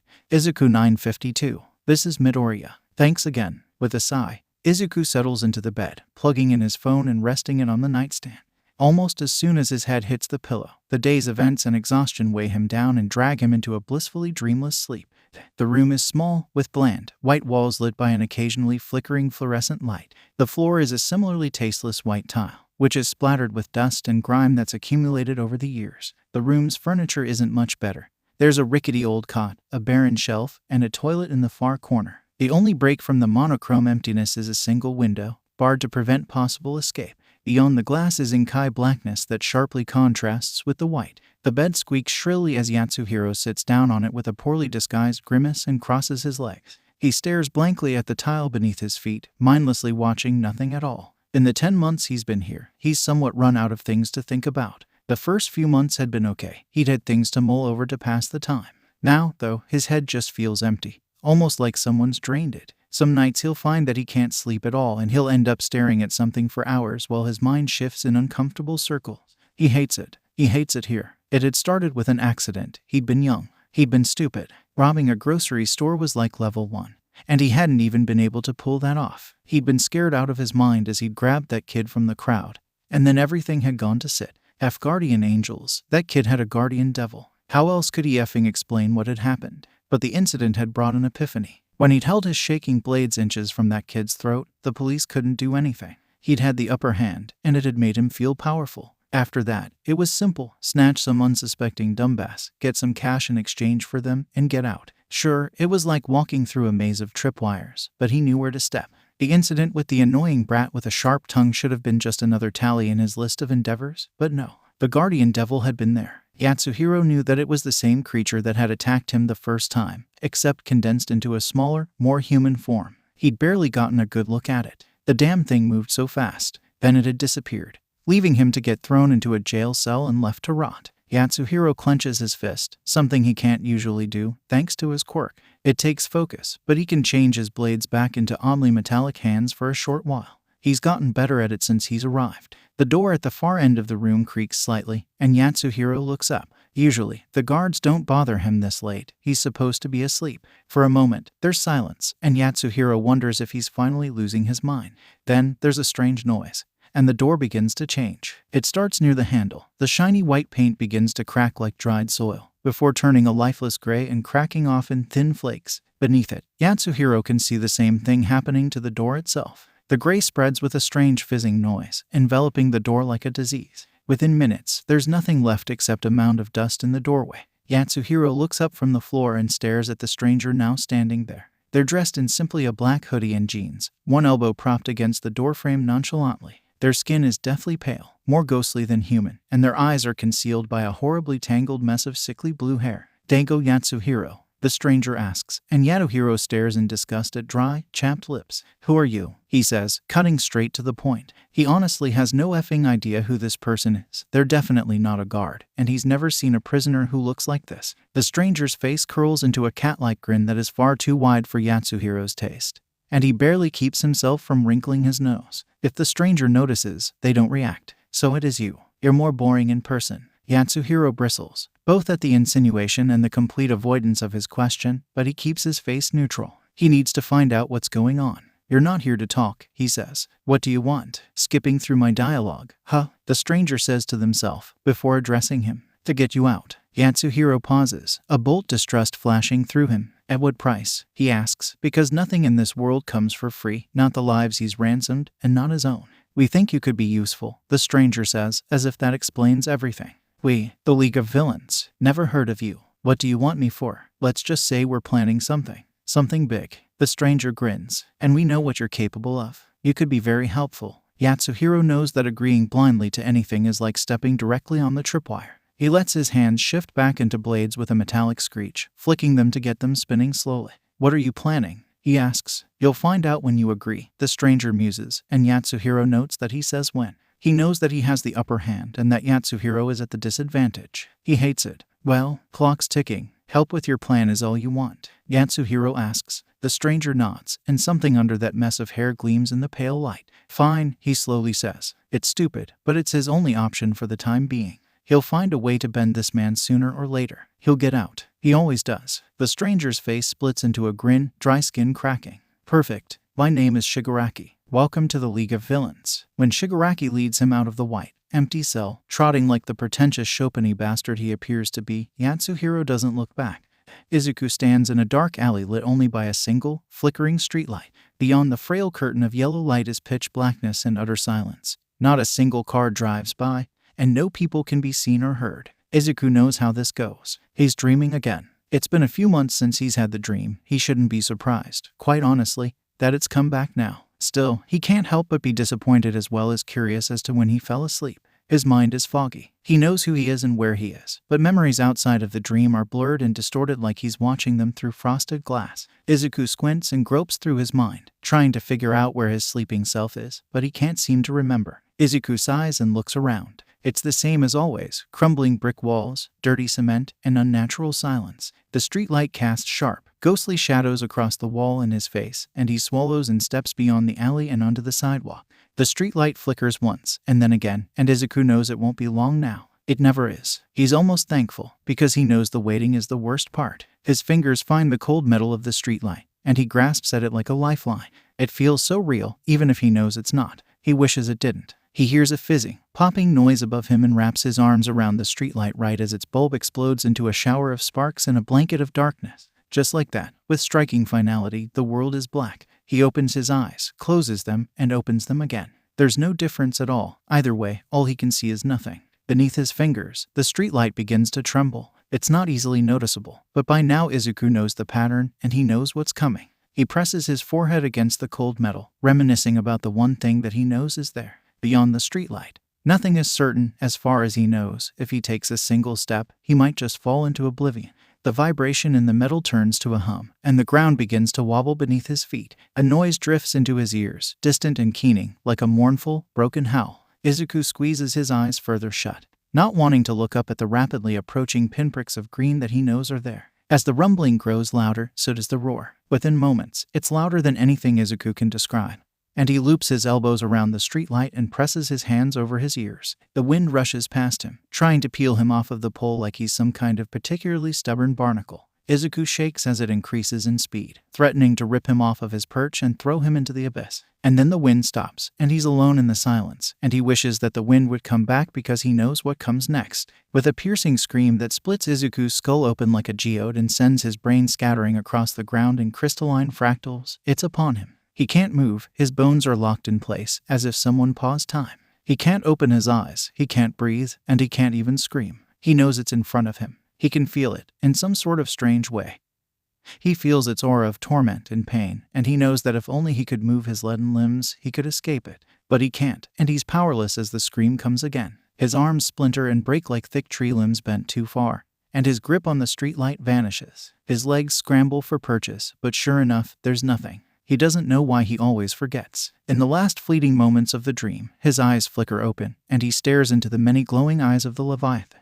Izuku barely chokes back his terrified yell as he sits straight up, almost falling off of the couch. He grabs onto the nearest pillow, fingers gripping at the fabric. His hands start to tingle, and he pulls them away before his claws can tear through the stuffing. His heart hammers in his chest, and he takes a few deep breaths to calm himself. It's not real. It's just a dream. Someone saw that, though. Someone saw what he just had to live through, except it was very much real. He crumples up the fear that threatens to boil over and throws it over his shoulder, relaxing slightly when the Leviathan stops trying to pry his grip open and settles uncomfortably in his gut. With a sigh, he squeezes his eyes shut and settles a bit further into the old, squeaky couch, at least for a moment, before the calm is abruptly shattered by the kitchen door flying open and his mother shouting, "Izuku." He sits up like he's been shot, scrambling to his feet and twisting around. His mind's already running rampant, weaving hundreds of possibilities into a tapestry of futures. His mom stands in the doorway, breathing heavily. Izuku doesn't see any injuries, which is good. Her face is filled with what he recognizes as fear and Excitement. His eyes drift downwards and settle on the thick envelope in her hand, pale, crinkled, and emblazoned with the UA logo. "Oh, it's here. It came, honey," she says, offering him the envelope as he carefully makes his way towards her. Fear and disappointment swirl in his gut as he slowly reaches out and takes the letter in trembling hands, the Leviathan's claws digging into the paper a little too harshly. He already knows he failed. Why does he even need to bother opening this at all? He swallows, staring at the envelope. There's always general education. Besides, this is UA. Maybe there's more to the test than they're letting on. Thanks, he says, flashing her a worried grin before turning tail and disappearing into his room. Part of him feels bad doing it, but he's just not ready to let her see. He clicks the door closed behind him, shaking hands setting the envelope down. His eyes momentarily flick down to the thin pale lines marring the wood of his desk, and he thinks about the same marks engraved into robots that threw him effortlessly to the side. He focuses on the envelope, careful to keep his breathing even. He's not sure how long he stares at it, willing it to open up for him so that he doesn't have to do it himself. He doesn't really want to see it, really. He doesn't want the finality that seeing it entails. But he knows he can't put it off forever, so he swallows, reaches out, and tears it open. Instead of the airy crinkle of paper he's expecting, he's met with a different noise, a dull clunk. Months of hanging around bit nearly sends him shooting out of his chair and ducking for cover then and there. But he forces himself to stay still. It's a metal circle, not much larger than the palm of his hand. Izuku has no idea what it is, if he's being honest. He was just expecting a letter. He pokes at it with one finger and almost jumps out of his skin when the top half of the circle spins upwards and a brightly glowing holographic screen pops out. The screen displays something akin to a loading sign. And while it hums, Izuku can't help but stare in surprise. Holographic screens, even little ones, aren't cheap unless, of course, you're bit and can throw one together out of a few cars worth of scraps, so the fact that UA has apparently sent one to every contestant is a bit of a shock. He offhandedly wonders if he can keep it. With a click, the message finishes loading, and the white background vanishes to show none other than All Might himself. "Greetings," he announces in a bellowing voice, and Izuku blinks at the screen and then at the envelope in his hands. Why is All Might on screen? Isn't this from UA?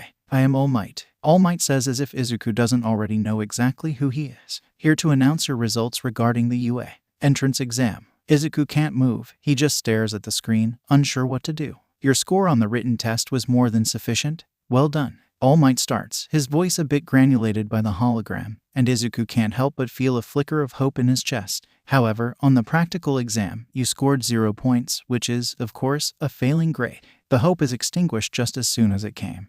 And Izuku feels a bit sick. He knew this was coming. Why did he let himself get his hopes up? Of course, there's no way the Leviathan could get into the top hero course in the country. Why did he even try? But All Might continues, snapping Izuku out of his thoughts. "See this?" The screen abruptly changes with a mechanical V-whip. Now, rather than All Might, it's displaying another character he knows, a familiar head of curly brown hair and determined eyes, although they seem somewhat darker.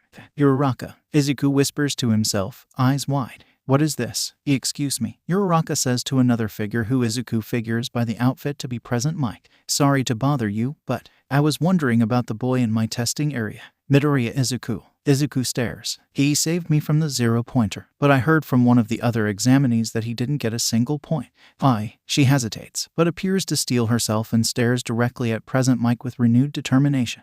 "I want to know if it's possible to share some of my points with him." Izuku's pretty sure his jaw hits the floor, and he feels fins flare out of his head in surprise. He's too distracted to deal with them. Uraraka's trying to give him some of her points. "Why? You had no reason to rush headlong into such danger." All Might cuts in from off-screen. "Yet you did, and to save someone from certain doom. That is, as you know, the essence of being a hero. Midoriya saved my life." Uraraka shouts, "Please let me give him at least some of my points." "And the judges were looking for more than just points," All Might says as the screen pans back to him. In the background, Izuku sees Present Mike amusedly ruffle Uraraka's hair and tell her that she can't share points, but that he doesn't think it'll be necessary. "Do you think the heroics department would reject someone for just doing the right thing?"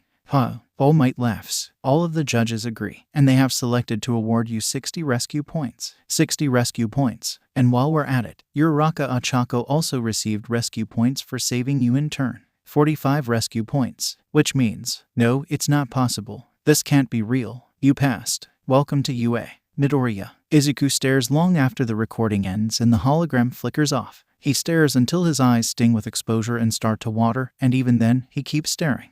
After what feels like forever, Izuku laughs. It's a wet laugh, if anything, since by now the tears are flowing freely down his face. He did it. Holy shit, he did it. He used the Leviathan's power, saved someone, and made it into UA. Izuku breaks down into incredulous laughter, hiccuping and sobbing all over his desk. The Leviathan's fins wave in the air, flicking and wobbling, and for once, he doesn't care. He did it. He gets up so fast he almost knocks his chair over, sprinting over to the door and throwing it open. Sure enough, right outside, his mom is pacing worriedly. She jumps as he appears and looks him up and down, her expression immediately softening. Izuku. He tackles her into a hug, throwing his arms around her and burying his face in her shoulder. She teeters for a moment, but regains her balance and hugs him in return. Izuku, wah. I did it, Mom, he whispers. I made it in. There's silence, and then his mom's hugging him even harder and laughing and crying with him. He made it in. As Izuku stands on the pavement, donned in a brand new uniform, he comes to a realization.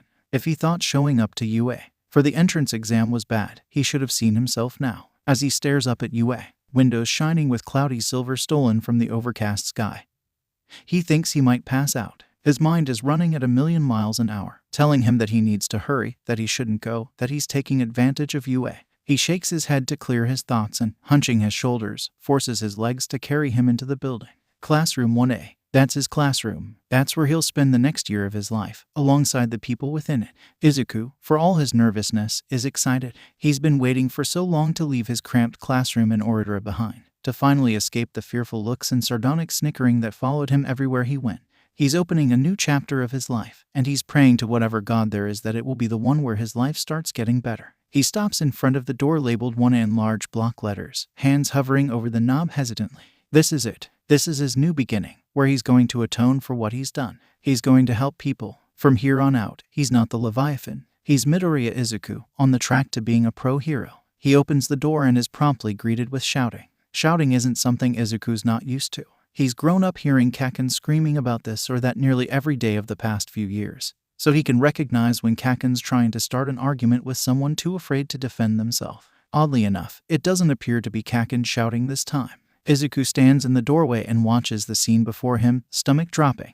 There aren't many people in the classroom yet. There's a girl with long, spiky black hair that's sitting towards the front. A boy with an incredibly fluffy plume of purple hair who appears to be trying to fall asleep on his desk in the back. And two figures Izuku certainly hasn't forgotten, Kaken and the black-haired boy from the entrance exam. Kaken sitting slumped backwards in his chair, feet on his desk, and black-haired boy does not seem too thrilled about it. Get your feet off of your desk, Black Hair commands, gesturing at Kaken, who is quite evidently unimpressed. Don't you think that's disrespectful to your classmates? Actually, I don't give a shit, Kaken snorts, adjusting his sneakers loudly. What school are you from, jackass? I am not a jackass. I am from Salme Junior High School. Black Hair answers, oblivious to the danger. My name is Izuku. Salme, huh? Kaken says patronizingly, face curling into a sneer. Seems we've got an elite here. How about you F off before I end you? What nerve? Ada says, looking rather offended. Kaken doesn't appear to care, leaning back further in his seat with a grin.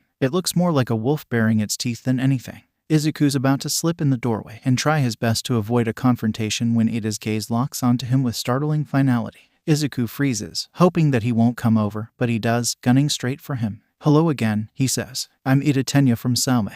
I heard. Izuku stumbles, eyes darting over his shoulder. He does not want to make enemies this early off. My name's Midoriya. Nice to meet you. The return of the stutter. He can't say he's surprised, but the feeling of guilt and helplessness that accompanies it is far from welcome. The fear is welling up in him now, and he takes a moment to crush it. Ada stares at him for a moment, eyes hidden behind the glare of his glasses. He's a good bit taller than Izuku, taller than Bit, probably, and Izuku feels like a mouse under his stare. He hopes Ada doesn't ask about his scar. Midoriya, he starts, and Izuku braces for the worst. I must apologize for my previous behavior. You already understood the true nature of the practical skills exam, didn't you? No, Izuku says, resisting the urge to slide backwards. I really had no idea what I was doing. Ada stares at him blankly, and Izuku wishes that he has more social expertise. The only person that he regularly talks to in a friendly manner is Bit, and Bit isn't exactly your average, socially adept human being. He says, yet you still passed the test. They both stand like that for a little bit, neither saying a word. A few more students enter the classroom, confusedly sliding around them or stopping to stare at Izuku's scar. Izuku wishes this conversation would end, but he doesn't know how to end it. Thankfully, God seems to have had his fun, and the conversation is abruptly cut off when a familiar voice swoops in through the door. "Ah, Midoriya, Uraraka," Izuku says, turning away from Ida quickly. It's partially because he's glad to be done with the awkward not conversation, but also because he's glad to see Uraraka again. "You made it in," she says, beaming. Light flashes in her eyes. She's excited to be here, and her excitement is contagious. "As so did you," he says. Her face lights up. "So that's what your voice sounds like," she says, looking at him curiously. Izuku's hit with the realization that the only time she's ever heard him speak is when he had just swallowed a bunch of lightning. "Good times." "Yeah," he laughs, rubbing the back of his neck. "I'd like to think it sounds better when my throat isn't thoroughly crispy." She startles, and then she laughs. It's a good sound, he thinks, and it fills him with a strange feeling. The Leviathan making people laugh. What a concept. But he's not the Leviathan here, he realizes. Like this, human and happy. He's Midoriya Izuku. For now, he's himself. Midoriya can make people laugh. Its howling laughter is proof of that. He looks towards the now mostly full classroom, catches Kaken's withering glare, and turns back to Uraraka hastily. "I'm super excited," she's saying. "I think today's the entrance ceremony, but if you're gonna be having friendship hour, do it somewhere else," a gruff voice interrupts. Uraraka and Izuku both freeze, and Uraraka turns around as Izuku peeks over her shoulder. Izuku's quite frankly not sure what the F it is. It's either a person with an ungodly amount of greasy black hair and a bright yellow sleeping bag or some sort of man-caterpillar undergoing metamorphosis. Izuku's not sure if he should be afraid or disgusted. "This isn't the time for that," Caterpillar Man continues. "This is the Department of Heroics." He accentuates this statement by tastefully sucking on a juice packet that he appears to pull out of nowhere. Izuku lets his gaze flicker over to Uraraka, who looks just as baffled. He's also distantly aware of the hubbub of the classroom behind him fading into dead silence as the Caterpillar Man wriggles into a standing position. It's one of the weirdest things Izuku's ever witnessed if he's being honest. And he's friends with a boy who's probably tried to reverse engineer God. Caterpillar Man says, surveying the class. His eyes are those of a hawk, and Izuku swears he can see a flash of dark red within them. "It took you all 8 seconds to quiet down." Speaking from experience, Izuku thinks that might be a world record. Caterpillar Man disagrees. "Life is short, kids. You're all lacking common sense," he says, unzipping what proves to indeed be a sleeping bag and stepping out. He's tall, towering over the class like a giant, and his black hair hangs in tangled strands all the way down to his shoulders. He's dressed almost in all black, probably keeping up the aesthetic, and a pale, incredibly long scarf is wound loosely around his neck. Is he a teacher? That means he would be a pro hero, but he doesn't look like any pro Izuku's ever seen on TV or the likes. Izuku doesn't have a clue who this guy is. Thankfully, the question is answered for him. "I'm your homeroom teacher, Aizawa Shouda. Get to your seats." They do, and Mr. Aizawa stays at the front of the classroom, tossing his sleeping bag haphazardly to the side. As he does, he pulls something out of it, shaking it out roughly. It's a uniform, blue and white, and Izuku realizes that the geometric pattern on it is actually the letters U, and it's a uniform of some sort. "What? Put these on and then head to City Ground Day," Mr. Aizawa says bluntly, tossing it at the nearest student, a spiky-haired boy who very obviously uses generous amounts of red hair dye. "What about the ceremony?" Uraraka asks. Aizawa's expression doesn't even shift in the slightest. "If you want to be heroes, we don't have time for frilly niceties. You all understand that UA has a reputation for its on-campus freedom. Well, that freedom goes for us teachers, too. Now get a move on." The trek to City Ground is a surprisingly short one, considering the size of UA's campus. Izuku stares up at the fake city with a grimace for a few seconds before heading into the locker room. The PE uniform he grabbed on the way is clutched tightly in his slightly scaly claw, and he's glad he's gotten better at getting the Leviathan to shut up. The locker rooms aren't as large as he'd expected, so he scuttles off to a corner and makes sure his back is facing the wall. The scar on his face is enough. The last thing he wants is for his new classmates to see its counterpart. "Hey," someone greets him as he unbuttons his uniform jacket, hanging it up from one of the spokes on the wall. He looks up to see Hair Dye King waving at him in a friendly manner. His teeth, which are pointed like a shark's, are pressed together in a bright smile. He radiates energy like Uraraka does. "Hello," Izuku says, tripping over his words yet again. He slips into his uniform as Hair Dye King trots over to him, already dressed. "I'm Kirishima," he says, eyes darting down to Izuku's face. "Sick scar. That looks manly as hell." Izuku internally winces, but he does his best to smile and wave back as he struggles to put on the sleeves. Thanks. I am Midoriya," he says, changing the subject and zipping up the back of his uniform. He feels more comfortable now that the horrifying mark on his back isn't exposed, so he lets himself step away from the wall. "Nice to meet you." "Nice to meet you too, dude." Kirishima grins. thumping him on the back once before heading off. Izuku coughs in surprise, rubbing his shoulder and ignoring the tingling sting that the old scar emits. He'll have to get over that. As he finishes changing, he learns the names and quirks of some of the other boys. There's Kaminari, who has bright orange hair and an electricity-based quirk. He talks to Izuku about his lightning, and Izuku makes a mental note to never introduce him to Bit. There's also Shiro, who has a tape quirk, Todoroki, the son of number 2 hero Endeavor, who has a split quirk that grants him both fire and ice abilities, Takoyami, who is a literal bird with a quirk that Izuku can't figure out yet, Shoji, with some sort of many-armed shapeshifting quirk, and Sato, who has enhanced strength when he eats sugar. Other than that, there are a few names Izuku doesn't catch. A strange, rock-faced boy who seems rather shy, some boy who skips off to change in the stalls before Izuku can glimpse him, and the quiet purple-haired boy, who still looks tired. As he looks around, he accidentally meets Kaken's eyes. He looks away, but it's enough of an invitation for Kaken to come stalking over to him.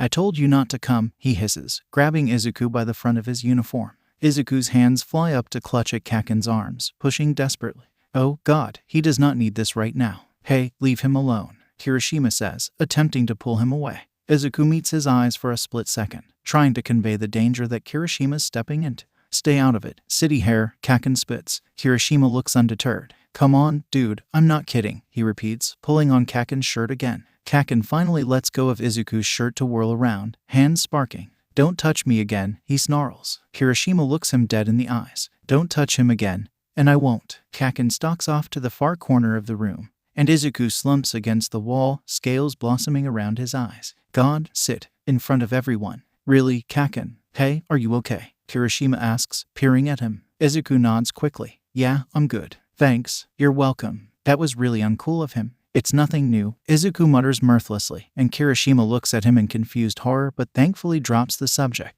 He follows Kirishima out of the locker room, carefully keeping his eyes on the ground to avoid Kaken's glowering stare. As he steps out, the light difference makes him shield his eyes, and he looks around at the glimmering city before him. It's the same size as the one from the entrance exam, and he hopes there won't be any giant robots from hell. Still, he doesn't know what this is. A few minutes later, the entirety of Class 1A stands before the city. Mr. Aizawa stands before them, hair waving faintly in the breeze. He surveys them, looking for something Izuku can't place, before his face slips back into neutral boredom. "To establish the basic capabilities of your quirk, you all are going to participate in a race," he said.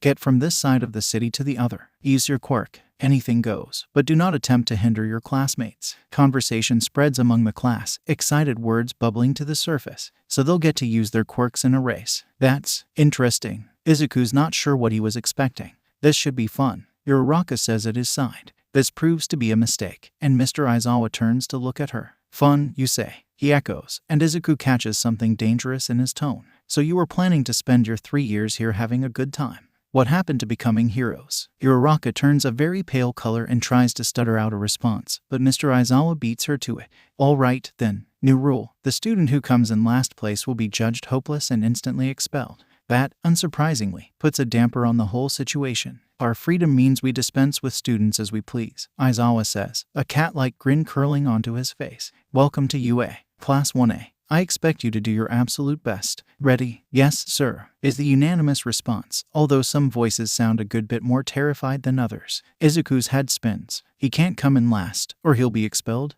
What a way to kick off the year. "Go," Aizawa grunts, and it's so anticlimactic that Izuku almost doesn't start. It's only the pounding of footsteps all around him that jumpstarts his brain and gets him to move. Everyone heads for the city gate in one huge pack, a moving swarm of people and footsteps. A few people in his class have a clear advantage, and they're the ones who take an early lead. There's Ida, who's already off like a shot, Kaken, who's using his explosions to propel himself forward not far behind, and the tape quirk boy, who's using his tape to pull himself forwards. The rest of the class, those whose quirks aren't suited for speed or the like, are simply running. Izuku's suddenly thankful that Bit made him haul trash around like a mule as he breaks ahead of the pack, running as fast as he can without exhausting himself. His feet pound on the cement, eyes trained on the street ahead. If he keeps this up, he should be able to secure an okay spot, enough to keep him from getting thrown out on the first day. Still, this is UA, and his gut is warning him that this is no ordinary race. Sure enough, the ground begins to shake. It's faint at first, a slight rumble, but then it increases in intensity. Izuku glances down at the ground, confusion welling up in him.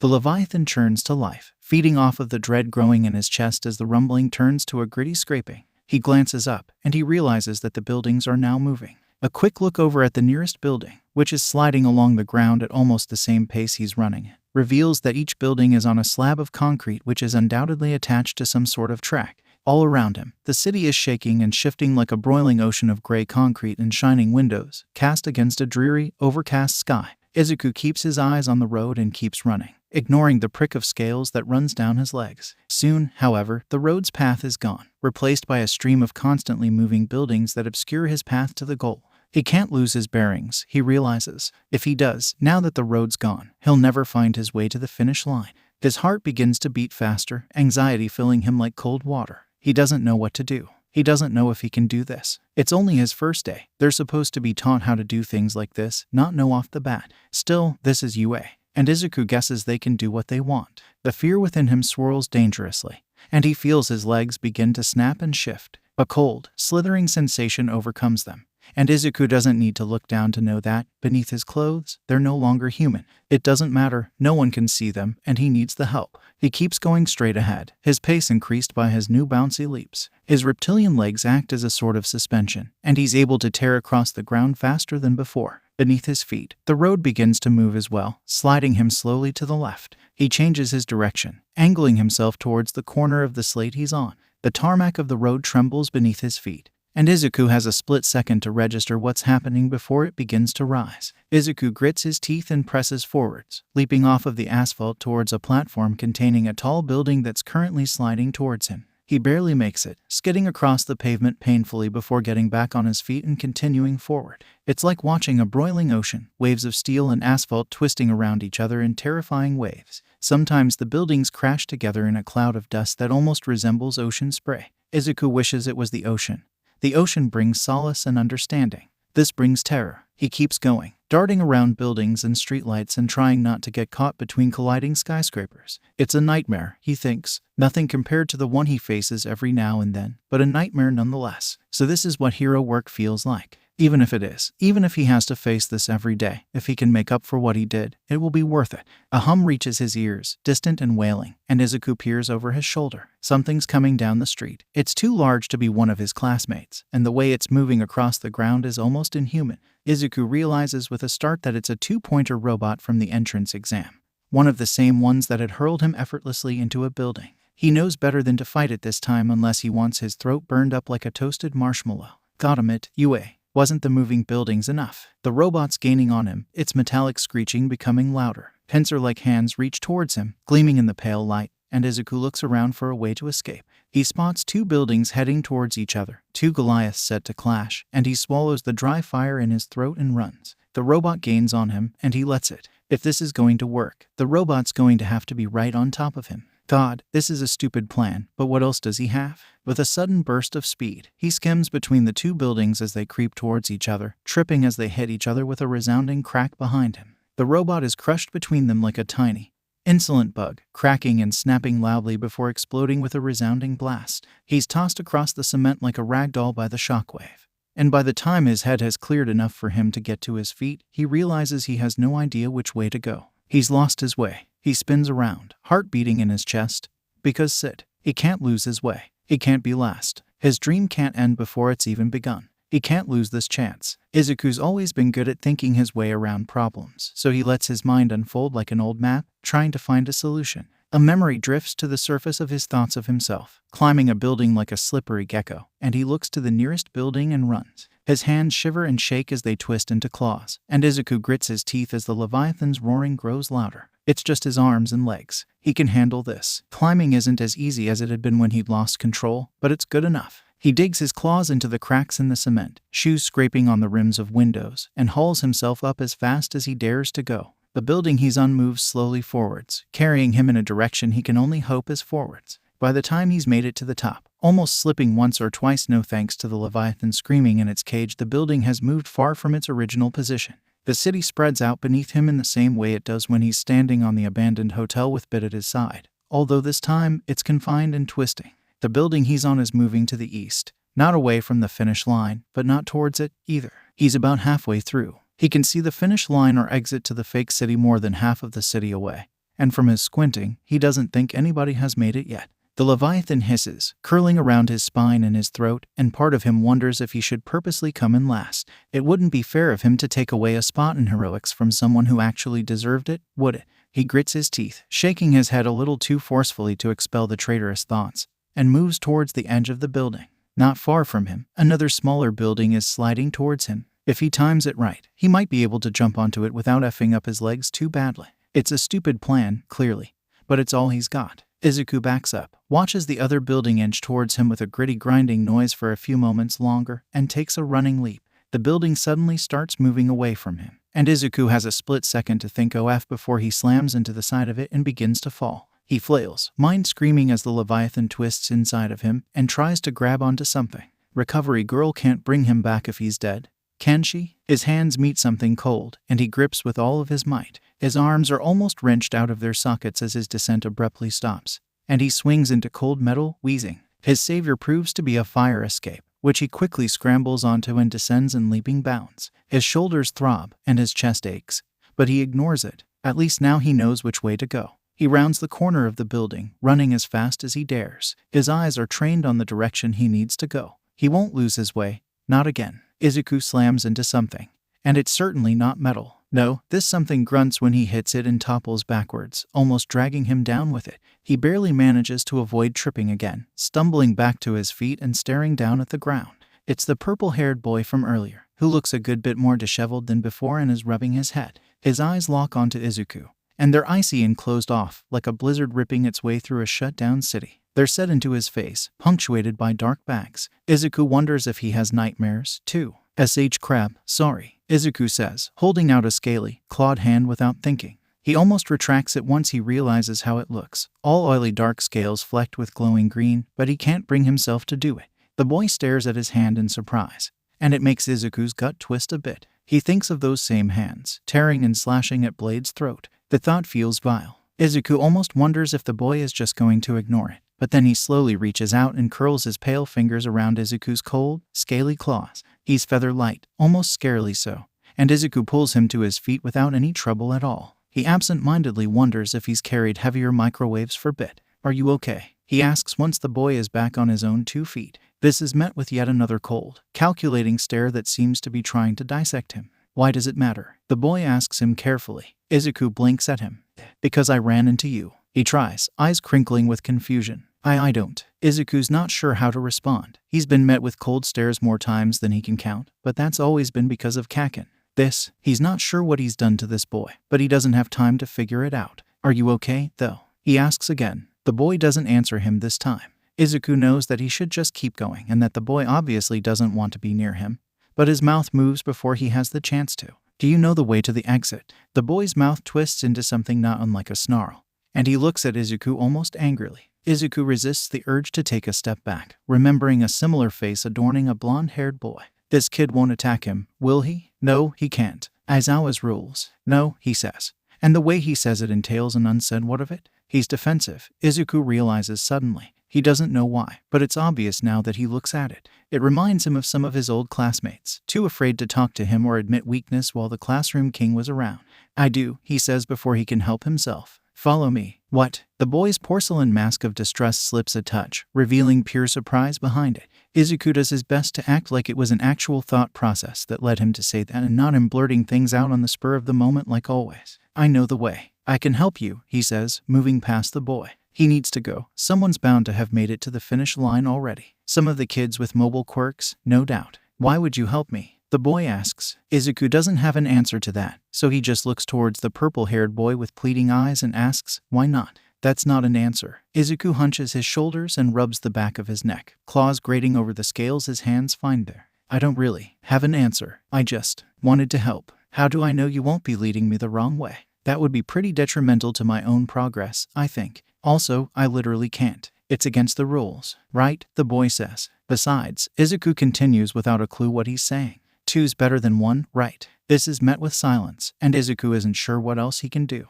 To his surprise, the boy takes a few hesitant steps towards him before jogging to match his pace. With a new member of his figurative party in tow, Izuku heads forwards. I'm Midoriya. What's your name? Shinsu, nice to meet you. Shinsu, nice to meet you, too. The going isn't easy. The buildings seem to be moving faster, and Izuku has to avoid walking on the ones that are sliding backwards. His bones feel like they're made of molten lead, dragging him downwards. He almost falls a few times, and he's had to tap or shout at Shinsu a few times to keep him from getting a face full of cement. Thanks, Shinsu mutters after Izuku rescues him once again from a dastardly fate of being hit by a building. Izuku goes to respond, only to catch sight of another robot bearing down on him and Shinsu from behind. Gotta admit, he just wants this test to be over already. Shit, Izuku hisses through his teeth, tugging on Shinsu's sleeve without thinking. Run. Shinsu follows his wide-eyed stare, catches sight of the three-pointer robot hurtling towards them, and runs. They're both sprinting now, wheezing and out of breath as the robot behind them tails them. Izuku can't tell how far away from the exit they are by now, and all he can do is hope that they can outrun the three-pointer. It's outlandish, and he knows it. They can't outrun it. Even he can't with his Leviathan legs. Part of him considers digging down inside his gut and pulling out the lightning. But the feeling of utter agony he had felt, lying on the pavement amongst the shattered remains of a titan and trying not to sob, warns him against it. Still, he doesn't have many other options. And it's not just himself he has to take care of now. How the hell? Shinsu wheezes as they round a corner, the robot screeching behind them. Are you so fast? Izuku swallows, stopping Shinsu short of stepping onto a backward sliding slate. My legs are not human right now. It's a terrible explanation, and Shinsu's expression proves it, but he thankfully doesn't question it further. Izuku doesn't really want to think about what his legs look like right now, quite frankly. It's another few minutes before Shinsu speaks again. And at this point, Izuku's questioning just how big this stupid effing fake city. I'm just slowing you down, Shinsu says, gritting his teeth. It would be better for you to just go. Sounds boring, Izuku says before he can think better of it. Shinsu stares at him, and Izuku has to desperately tilt his head in a let's go gesture to get him moving again. His brain shrieks at him, mentally socking him over sounds boring. But it's gotten Shinsu to keep running, so he counts it as a success. The building in front of them slides out of the way, and he spots the exit. It's a ways away, but closer than it's been. In the archway, he can make out a few figures. The tall, imposing figure of Ida, the slouching, annoyed form of Kaken, and the almost invisible shape of Todoroki. He's not last. Shinsu's not last. I can see the exit, he says. And Shinsu glances up. There's a flash of light behind his faded purple eyes, and he seems to get a little bit less tired for a second. That is, until the three-pointer makes a swipe at them from behind, and then they're both sprinting again. Almost there, Izuku wheezes through his burning lungs. Shinsu nods, and they both make a break for it. Izuku wants to sprint and throw himself over the finish line. But he thinks about Shinsu's quirk. What is it? He hasn't seen Shinsu use it, so it might not be useful in this situation. As far as he knows, if he leaves Shinsu behind, he'll be defenseless. So he paces himself, staying by Shinsu's side. The exit grows nearer, and the roar in Izuku's ears grows louder. He can't hold this up for much longer, he realizes. The pressure is getting to him. If he doesn't let go of the Leviathan soon, he won't be able to hold on to himself. He has to finish this now. He's so close. He glances over his shoulder just as the robot revs up with a sudden burst of speed, tires screeching on the asphalt as it slams into him and smashes him into the ground. He groans as he picks himself up off of the hard asphalt, blinking stars out of his throbbing head. His foot sears with pain. He might have sprained it. Ahead of him, Shinsu skids to a stop, twisting around to face the robot. Izuku can't make out his expression. He starts trying to tell Shinsu to just go, but his head is promptly ground into the asphalt by the robot. The Leviathan screams at the impact, filling his ears with a hideous, inhuman noise, and Izuku grits his teeth and tries to get a grip on the ground. He does, but the three-pointer's hold on him is too tight. It lifts him up like an old toy, preparing to throw him into the nearby wall, but something grabs his dangling wrist and pulls. He lurches, off-balanced, and slides out of the three-pointer's metal claws. He hits the ground hard, but then something's pulling him up to his feet. Get up, Shinsu says, straining, and Izuku does. As he touches his left foot to the ground, it sends a white-hot flash of pain through his leg, and he grits his teeth. Effing my foot's messed up, he pants, stepping back and wobbling as he pulls his weight off of Shinsu. Just go. Shinsu wrinkles his nose, looks back towards the robot, grabs Izuku's sleeve, and runs. They reach the exit gate together, the robot a few steps behind them, and Izuku takes a split second to pause and turn to face it. As Shinsu stumbles over the finish line, Izuku slashes at the robot's outstretched claw and tumbles backward. It's pointless, but it lets him internally yell, "Take that." He hits the ground on the outside of the fake city. And the robot makes an odd beeping noise, turns away from him, and slowly rolls back into the testing arena. Shinsu, 16 minutes and 32 seconds. 4th place. Midoriya, 16 minutes and 36 seconds. 5th place, Aizawa's gruff voice says, and Izuku stares up from where he's panting on the ground and resists saying, "What the F was that?" "Yue, he knows," would be the answer. Izuku stays there for a while, spread-eagled on the pavement. His head pounds, and the Leviathan's trying to fight him for control, and Izuku wishes it would stop. It takes him longer than usual to suppress the scales and claws all over him, but he chalks that up to exhaustion. His hands feel hot and sweaty when they return to their tiny, freckled selves, and his legs are stretched tauter than a bowstring. The transition for his foot from not human to human is painful as sit, but he's taken worse. Someone nudges him with their foot, and his first thought is that it's Kaken about to nail him in the ribs. He scrambles to his feet, hobbling backwards on his good leg, before realizing that it's not Kaken, but Shinsu. Shinsu gives him an odd look, and Izuku feels small under his gaze. When he had the Leviathan's legs, they were roughly the same height. But now he's back to his original height, a good few inches shorter. They stare at each other for a moment before Shinsu sticks his hands in the pockets of his uniform, looks away, and mumbles a quiet, "Thanks," and "No problem." Izuku stumbles. "Thanks for helping me, too." Shinsu shrugs. "You helped me, so I helped you. That's just how it works. You didn't have to, though." Izuku points out, "You could have left me. What kind of hero would that make me?" Shinsu snorts. "A better one than Mr. Aizawa seems to think we are." Izuku mutters under his breath, mostly to himself, but Shinsu snickers. Izuku looks up in surprise, and Shinsu's face reverts back to its original emptiness. Izuku almost wishes it wouldn't. "What is your quirk, anyway?" he asks before he can help himself. Shinsu's expression sours, and Izuku's heart sinks. He doesn't want to think about his own quirk. No matter the reason, Izuku can relate. "Never mind," he says. "Forget I asked." "Sorry." Shinsu looks at him blankly, before wrinkling his nose and looking away. "You'll find out eventually," he says. "I might as well just get it over with. Save both of us the trouble." While Izuku starts, and then he stops. The world seems to freeze. At least, Izuku does, and he realizes in horror that he's lost control. His first thought is to panic, to throw himself at the Leviathan and try to pry it loose, but then he realizes that his mind isn't overcome with horrific screaming and howling. In fact, there's nothing. Just a dull silence. Izuku can see Shinsu standing in front of him with a bored expression that seems to be hiding something else. But he can't move his limbs. He can't feel the Leviathan anywhere. He's lost control, but he's still himself. "What is this?" "Wave your hand," Shinsu says. And Izuku does. Rather, his body does. It's almost a subconscious movement. Mind control, he realizes. Shinsu's quirk is mind control. Then it's over, and Izuku's back in control of himself a split second before the Leviathan comes hurtling back. It slams into him with enough force that it almost knocks him over, and he gasps as scales try to shimmer to life all over him. Shinsu's expression switches to what could almost be horror, but he doesn't move. "Sorry," Izuku coughs, straining his arms until the scales disappear. Backlash of,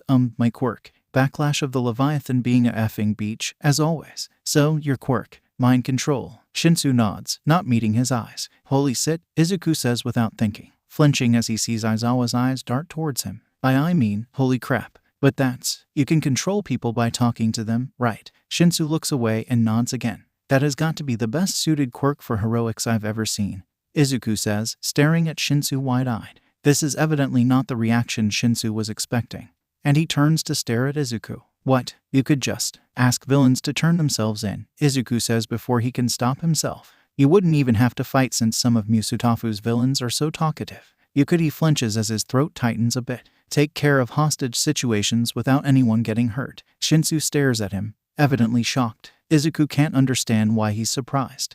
"Seriously?" he asks after a long minute, scrutinizing Izuku's face in the way Bit did on that day so long ago. Looking for lies, he's come to realize. "Of course," Izuku says, and he doesn't have to worry about being caught lying this time because he isn't. "You could help so many people with it." "You're not lying," Shinsu says, and it's less of a question than a statement. Izuku nods eagerly. "Ah," Shinsu says, clearly unsure how to proceed. "Thanks, then. Again, I am just telling the truth," Izuku says, rubbing the back of his neck. At that moment, Uraraka tumbles through the gate, panting heavily. Izuku nods to Shinsu, awkwardly signaling the end of the conversation, before crossing over to Uraraka. "Uraraka, 18 minutes and 45 seconds, Mr. Aizawa's voice informs them. Uraraka looks up with a pained smile before all but collapsing onto the ground. "That was painful," she pants as Izuku stands over her. He laughs mirthlessly. "Tell me about it." Roughly 10 minutes later, There are 19 people standing near the exit, eyes trained on the arch, waiting for the last person to show their face. This proves to be the blonde-haired accent boy from the exam who had told Izuku that they wouldn't cross paths again. Though, the irony. Aoyama, 28 minutes and 42 seconds. 20th place, Mr. Aizawa says, and Aoyama's already exhausted face twists into horror and disappointment. The pity in the room is palpable as the rest of Class 1 stares at the unfortunate one who just couldn't meet the par. Izuku looks at the ground. I'm sure you're aware that some of you, thanks to the nature of this test and your quirk, were at a disadvantage, Mr. Aizawa says, pocketing his holographic stopwatch. The class nods, Aoyama especially. Still, you all did your best. Also, nobody's getting expelled. This is met with surprised yelling from pretty much everyone, which Mr. Aizawa takes in stride without even a flinch. The cat-like grin returns. It was a logical ruse made to pull out your best performances, he finishes. As the class continues chatting in relieved surprise, Mr. Aizawa turns away with a shrug. Izuku lets the tension run out of his shoulders, dripping down his arms and onto the ground. It's okay. Nobody's getting expelled. He hasn't taken anyone's position. Midoriya, head to the nurse's office and get your foot looked at, Mr. Aizawa says, and Izuku's head snaps up painfully fast. Somebody help him get there. Izuku shrinks as this is met with silence. Same sit as always. It's fine, he says, gingerly treading on his bad foot. I can get there myself. That wasn't optional, Mr. Aizawa says. Shinsu, make sure he doesn't mess up his foot more. The rest of you get dressed and head back to the classroom. Yamada's waiting. Izuku squirms under the rest of the class stares as they pass him, shrinking further as Shinsu stops by his side and raises an eyebrow. As Mr. Aizawa's back retreats around the corner, he shuffles sideways a bit. I'm fine, you don't have to help me, he says. Midoriya, Shinsu says, unimpressed. I'm serious, Izuku repeats. Shinsu's already had to help him once. He won't drag him down again. Can you walk on your foot? Shinsu asks, his tone suddenly changing. Yes, Izuku says, missing the danger. You're a sit liar. Come here. Izuku goes to respond, only to realize he can't. He's powerless as his body awkwardly slides over to Shinsu, who hooks one arm underneath his shoulders. Shinsu literally used his quirk on him. Walk with me, Shinsu says, and Izuku's body starts walking with absolutely no regard for its injury. Izuku can't help the hiss of pain that escapes him as a sharp burning sensation grips his foot. Shit, Shinsu says. Don't walk on your bad foot. Izuku's body thankfully obliges, and Izuku mentally files that bit of knowledge. People under the influence of Shinsu's quirk do exactly as he said.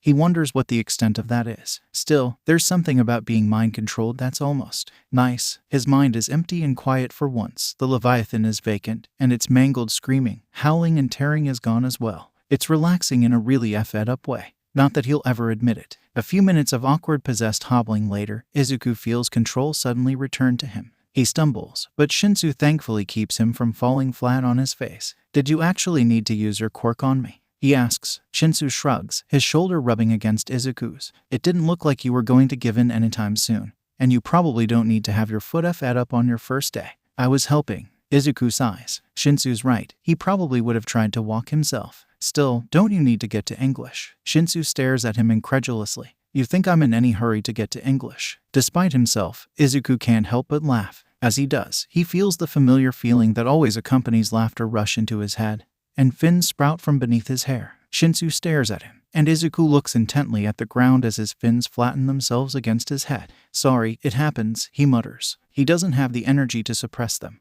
Honestly, and the fins are harmless, even if they're embarrassing. Shinsu, thankfully, doesn't seem to care, and he doesn't make a fuss out of it when Izuku's fins flick and accidentally cuff him on the side of the head. They arrive at the nurse's office a short while later, and Izuku manages to untangle himself from Shinsu and brace himself on the doorway. Thanks, he says. That seems to be a theme for the day. Shinsu doesn't respond but waves and turns to head towards their classroom. It's only as he leaves that Izuku realizes his expression had been different. The mask he wears hadn't been gone, but it had been thinner. Holy shit, did Izuku just make a friend? If he did, then that's three. One friend he made by almost dying on a beach, the next he made by sacrificing his own ass to smite a robot from hell, and the third he made by offering to help in a horrifyingly overkill maze. He just can't seem to make friends normally, can he? With a sigh, he turns and hobbles into the nurse's office. Time to get his foot fixed.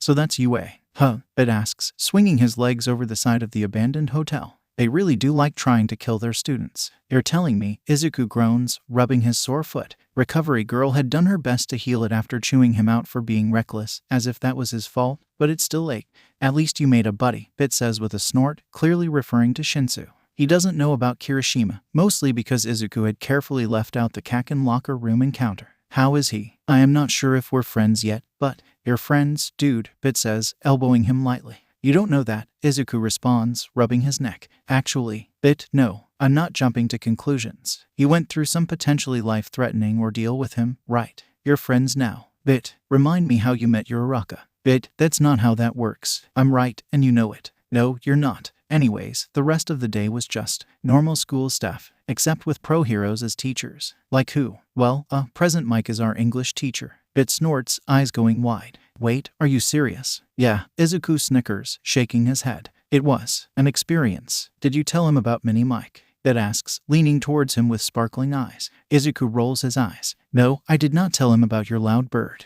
Mido, I will actually pay you to let me show him Mini Mike. Are you implying that you want me to smuggle you into UA? That's exactly what I'm implying. Bit, oh my god, I am not getting expelled so that you can show a pro hero your bird. Please, this is not up for debate. Fine, I'll find my own way in. Bit, do not try to break into UA. I never said that's what I was going to do. But I know you well enough to know that's exactly what you're going to try to do, and you're probably going to get yourself arrested. Again, Awa, you know me so well. I won't get arrested. Bit, I won't. I'll be careful, don't worry. Now, my mom's gonna kill me if I'm not back before 10, so. Bit, don't you dare. Bye, Mido. Have fun at Overkill Academy. Please don't die.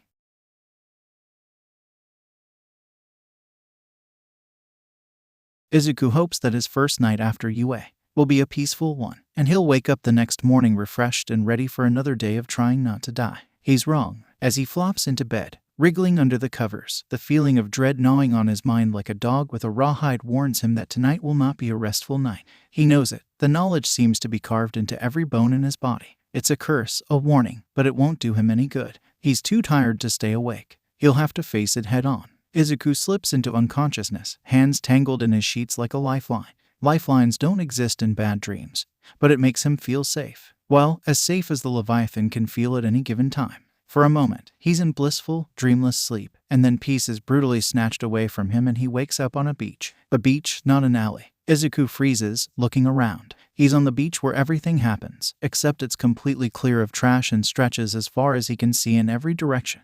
He turns around, expecting to see the nighttime city skyline.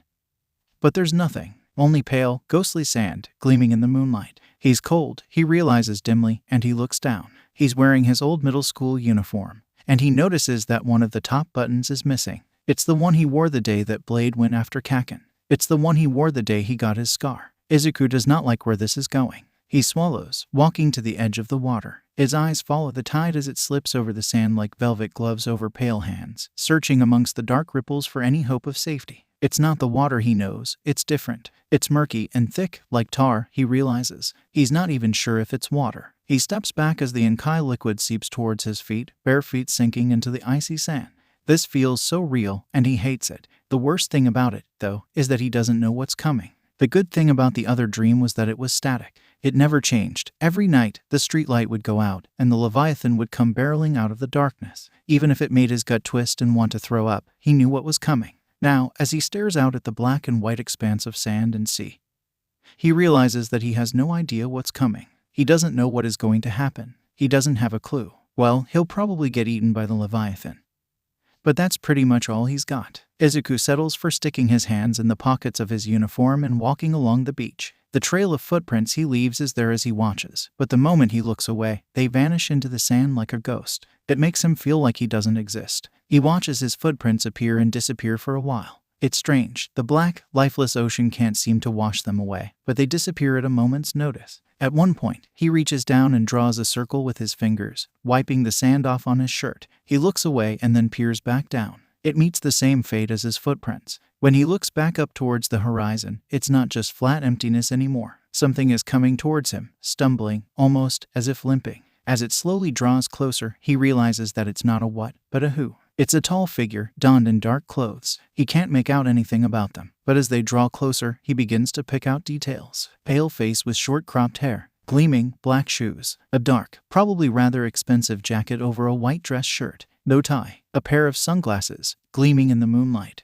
Izuku stops, his breath catching in his throat. The figure is walking towards him faster now, and he realizes, far too late, just who it is. Blade walks towards him. No, he staggers. One of his legs is torn open and leaving a trail of blood across the white sand.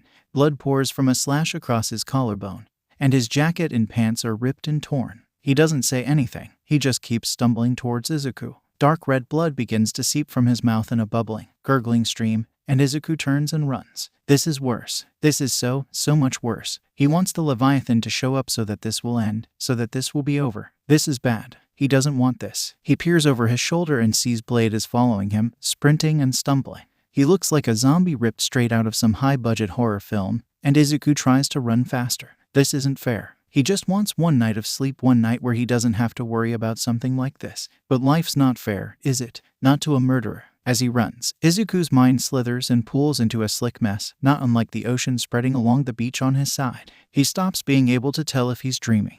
All he knows is that Blade is coming after him and that he needs to run. His eyes land on something in the distance, a burst of sand, rising from the earth like smoke from an explosion, and flashes of piercing green lightning.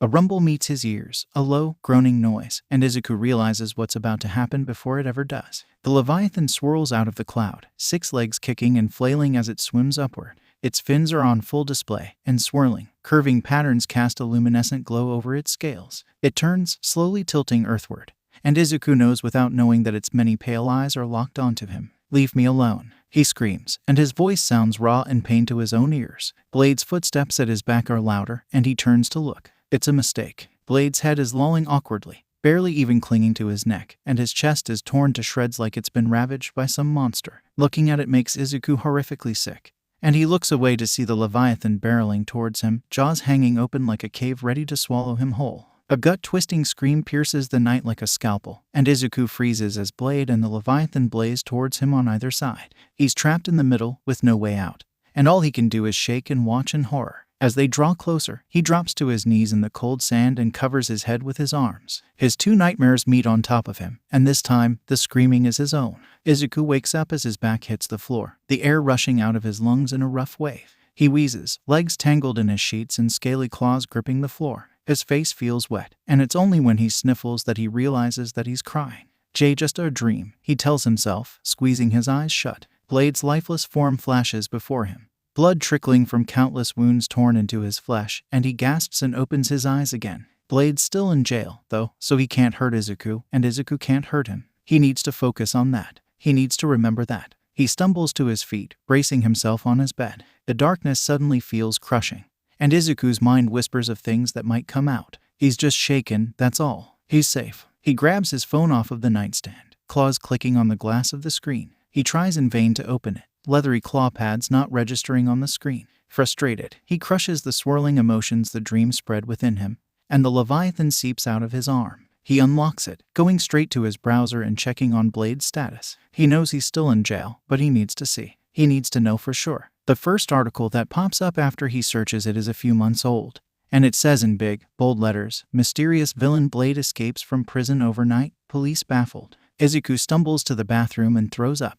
The train pulls into the station, rushing past the platform and sending a few loosely tacked down flyers fluttering through the air before slowing to a hissing stop. Achako bounces on the balls of her feet and watches impatiently as the doors remain shut for what feels like too long, ignoring the painful rolling in her stomach. The seconds tick by, drawn out like an elastic band being pulled too far, before finally the doors creak and slide open. A colorful wave of people emerge, and Achako joins the ones pushing their way onto the train. She only stumbles a few times before she manages to stumble through the doors, sliding away towards the wall and grabbing a pole to keep herself steady. There's another hand gripping the same one, and without thinking, Achako follows it to its owner. Her face splits into a grin when she spots a familiar, freckled face. Who wouldn't recognize that scar? Midoriya. Midoriya doesn't look. He just continues staring blankly at the ground. His eyes are dark, punctuated by heavy bags that Achako's surprised she didn't notice before. She hopes he's okay. She wonders if he's too out of it to talk, but then she spots the bright yellow earbuds in his ears. He just can't hear her, that's all. She reaches out and carefully taps his hand, the one gripping the pole a little too tightly. He doesn't notice, so she does it again.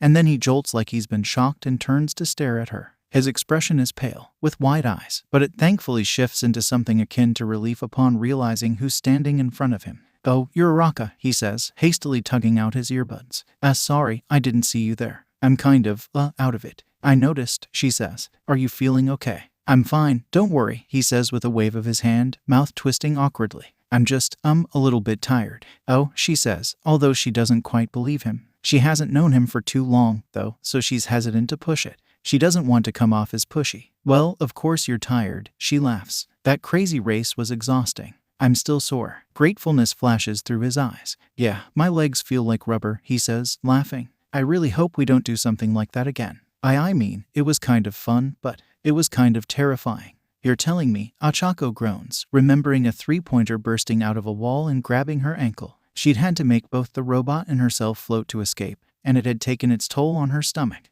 "Mr. Aizawa's terrifying," Midoriya mutters. "Do you know what pro-hero he is? I thought all of the UA staff was active or retired pro-heroes, but he doesn't look like anyone I've seen before." Achako shakes her head. She hadn't really thought about it, but now that she does, she realizes he's right. Mr. Yamada is very clearly present, Mike. He's not subtle, and Mr. Ishiyama is obviously Cementos. But she has no idea who Mr. Aizawa could be. "I'm sure we'll find out eventually," she says. Midoriya laughs, rubbing the back of his neck with a wry grin. "I don't know if we can be sure of anything with Mr. Aizawa," he says, and Achako snickers. "At least he spends most of his time asleep instead of trying to expel us," she says, and Midoriya sighs and nods. His hair slides down in front of his eyes like leaves concealing the sky from the forest floor. "Yeah, me too," he says. "That was scary. I thought that whoever came in last was dead for sure." "No kidding," she says. Midoriya grins, and a bit of the exhaustion seeps out of his face. "So, what do you think Mr. Aizawa's got in store for us today?" Izuku knows that UA has a reputation to uphold and everything, but he's still impressed at the quality of their food. He can't help but look forwards to lunch as his stomach grumbles. It's partially thanks to his inability to eat breakfast, thanks nausea-inducing nightmares, but he does his best to not focus on it.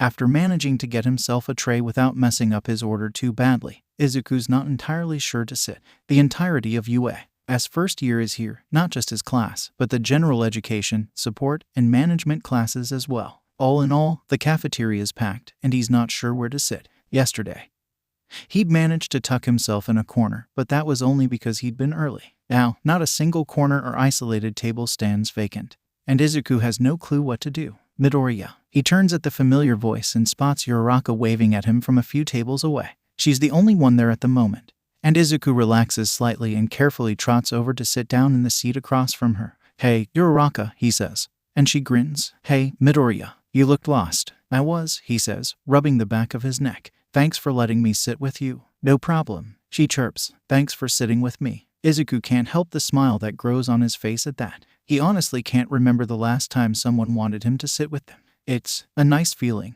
one he doesn't deserve, but one he'll earn. "This food is crazy good," Uraraka says, eyeing her tray hungrily. Izuku nods. "UA strikes again," he says, and Uraraka giggles. "You can't complain, though," she teases, and Izuku shrugs. Can't argue with that. Izuku's busy chewing on a mouthful of white rice when a third figure appears at the table behind Uraraka. He glances up and meets the eyes of none other than Idatenya, who's standing stiffly with his tray in hand. Izuku's honestly surprised he hasn't found a place to sit yet. "Hello, Uraraka and Midoriya," he says. "May I eat with you?" "Oh, sure," Uraraka says. And Midoriya nods, not trusting himself to speak with a mouthful of food. Ada sits down in the seat next to Uraraka and sets about organizing his tray. Izuku takes another bite and watches as Ida seems to make sure everything is in its place before he starts eating. Izuku takes a sip of his drink, drumming on the table. This honestly feels weird. He's spent so long eating school lunches alone, but now there are people around him. He hardly even knows Ida, but Ida had still wanted to sit with him. It's a nice reminder that the world isn't filled with Kakens and his middle school classmate.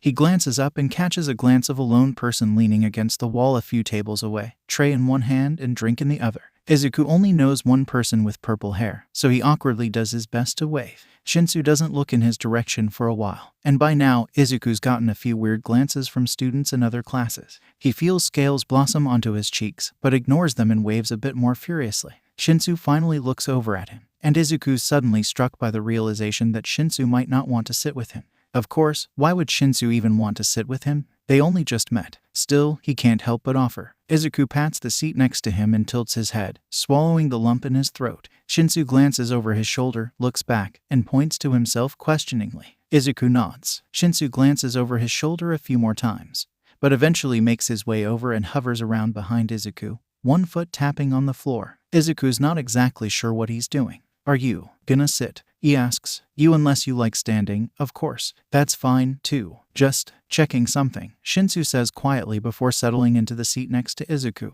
One of his eyes is partially obscured by his fluffy hair, and the other looks empty and tired, but Izuku can see the surprise lining it.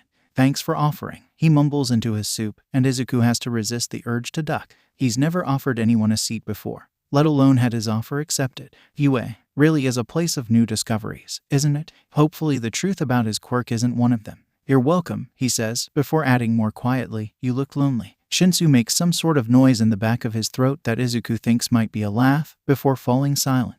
Oh, I haven't talked to you yet, have I? Uraraka pipes up, watching Shinsu curiously. What's your name? Shinsu glances up, seems to realize Uraraka's talking to him. He stays silent, expression blank, but Izuku can see the gauged tension beneath his skin. Uraraka blinks, confusion crossing her face, before she shrugs off his silence. No rush, I guess. I'm Uraraka, and I'm Ida. Ida adds after her. A pleasure to meet you. Shinsu watches the two carefully for a moment, before he finally mumbles, Shinsu. Nice to meet you. Izuku can't help but wonder what Shinsu's gone through to make him react like that. He can only hope that Shinsu doesn't have a kaken in his life. Oh, Shinsu, Uraraka says. I saw your name on the roster. Me as well, although I didn't see you in the top 20 for the practical exam, Ada says curiously. Could it be that you have a non-offensive quirk? Shinsu stiffens, and Izuku realizes what direction the conversation shifted in almost immediately. He thinks of Bit, graciously not questioning him about his quirk other than its basic functions, and he thinks of Shinsu, who seemed less than inclined to talk about his own. So, Izuku says a little too quickly, before taking a breath and forcing himself to calm down. What do you guys think we're doing in Foundational Heroics today? If Ida and Uraraka notice the sudden change in topic, they thankfully don't comment and busy themselves with continuing the conversation. Ida seems curious as to how their activities will help them progress as heroes. Uraraka's rebounding ideas for possible exercises off of him. Ada is a huge nerd, Izuku realizes with somewhat belated surprise. Up close, he's actually less scary than before. Maybe it was first day jitters or something that distorted Izuku's perspective. Maybe he's just paranoid. He's so caught up in his discovery that he almost misses Shinsu's eyes resting on him. He only notices when he feels the far too familiar feeling of being stared at and glances to his right. Shinsu's watching him curiously, and his eyes are questioning. Izuku has the feeling that he knows what Shinsu's asking, so he subtly nods. Shinsu watches him for a moment longer before he looks away. Izuku can't help but wish he knew what he was thinking. Midoriya, Ada says suddenly, and Izuku nearly falls out of his seat. Your food's getting cold. Oh, right, Izuku says, suddenly embarrassed. Because who forgets to eat at lunch? Thanks. As it turns out, nobody knows what's going to happen in Foundational Heroics, but the question is answered for them when the class finally arrives. Izuku's still drained from algebra, but he can't help the spark of excitement that races through him. He'd wanted to be a hero before everything that happened, and he still does. The difference is that now, instead of it just being a desperate fantasy, he's finally getting a chance to become someone worth something. He's going to make up for what he's done. Then there's a noise, and the chatter in the class falls to a stop. Outside of the closed door, there's a strange sound, almost like an elephant is moving extremely quickly through the hallway. It's a strange thunk noise, and Izuku has approximately 3 seconds to wonder what's going on before the door flies open with a bang and a figure appears. Izuku's breath catches in his throat. He'd recognize that figure anywhere. There, holding himself up by the doorframe and beaming as brightly as the sun, is none other than All Might. It is I, he booms, letting go of the door and all but bouncing to the desk at the front of the room. Coming in through the door like a normal person. The class erupts into excited talking as All Might jumps up on the desk and poses dramatically. And all Izuku can do is stare. It's All Might, here, going to be teaching him. All Might, reaching out and touching him. The Leviathan rearing up with a poisonous howl. Himself jumping backwards, snarling and frothing at the mouth, holding on to control by the skin of his teeth. For better or worse, he really hopes All Might doesn't remember him from that. It's a city first impression, especially since it belongs to something he's trying to desperately to leave behind. Foundational Heroics, All Might says in a voice that could rival present Mike's in volume. In this class, we'll be building up your foundational skill set for work in heroics through various trials and tests. The class cheers, and Izuku can't help but join in, although quietly. With that, let's jump right in, beginning with. There's a dramatic pause, and All Might pulls something out from behind his back, a block emblazoned with the word battle. The trial of battle. Izuku's heart drops onto the floor. Battle, as in fighting other people. The thought of using the Leviathan to outright attack people makes him sick to his very bones. But he'll have to, if he wants to be a hero. He'll have to hurt people to prevent harm from coming to the innocent. That's what being a hero is all about, right? He doesn't know. He tangles his hands together, takes a deep breath, and hopes nobody notices his shaking. And to go with your first battle, All Might continues, and a few gasps echo through the classroom as the wall on the far side of the room is suddenly home to a series of shelves sliding out from within. The gear you requested to match your quirk. The class erupts into excited noise as All Might tells the class to get changed and meet him at grounds beta before disappearing out the door. Izuku gratefully focuses on his costume instead of the swirling thoughts inside of his head. He's excited to see what it looks like in person. He hopes it's not too insane. Bit had helped him design it, after all. Yue sent me an email today, Izuku says, dropping onto the couch and burying his face in his pillow. I need to design my hero costume. Holy shit, Bit says from somewhere in the other room, and the patter of footsteps announces that he's returned. You get to design your own hero costumes. Yeah, Izuku says, sighing. The problem with that is that I have literally no idea what I want my costume to look like. He looks up as Bit hops up onto the arm of the couch, crouching like a gargoyle. His glasses are skewed over to the side of his face, but he either doesn't notice or doesn't care. It should look badass, Bit says thoughtfully, and Izuku snorts and rolls his eyes. It doesn't technically matter, I guess, because I'm going to be an underground hero. Still, what's the point of having a hero costume if it's not badass? Functionality. That's the biggest issue, actually. How so? Izuku pushes himself up with his arms, returning to a sitting position. He lets his head fall back onto the back of the couch, blowing out a long, exasperated breath. My quirk manifests itself in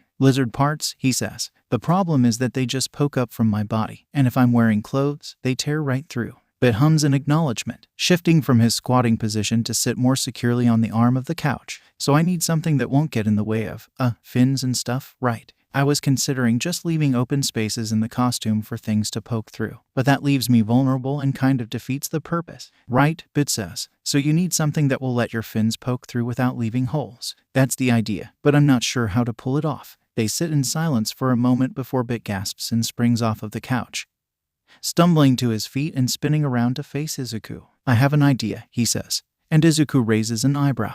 You've heard of pattern-retaining lithium cotton, right? Izuku shakes his head and leans forwards, his interest piqued. Bit's grin is practically splitting his face now. Self-healing fabric. They'd built the design off of that general idea, with Bit strongly pushing for the dragon theme. The costume design itself had been accepted when they'd sent it in, although the message had said that there would be some minor design changes. So Izuku's not exactly sure what to expect. He pulls the briefcase containing his costume off of the wall and follows a few of the other boys down the hall and out the doors to the changing area. The room he follows a boy with a tail and Jiro, right, into is more or less the mirror image of the one from yesterday, so he quickly tucks himself away in what looks like the same corner, sets his case on the ground, and opens it up. The first thing he sees is a folded square of dark, forest green fabric, which he pulls out and shakes off. It's a shirt, long sleeve and thick, padded a little bit around the elbows and back, and patterned by tiger-like black stripes. It's almost exactly what he designed, at least for the upper part. The only remaining question is whether or not the fabric is self-healing.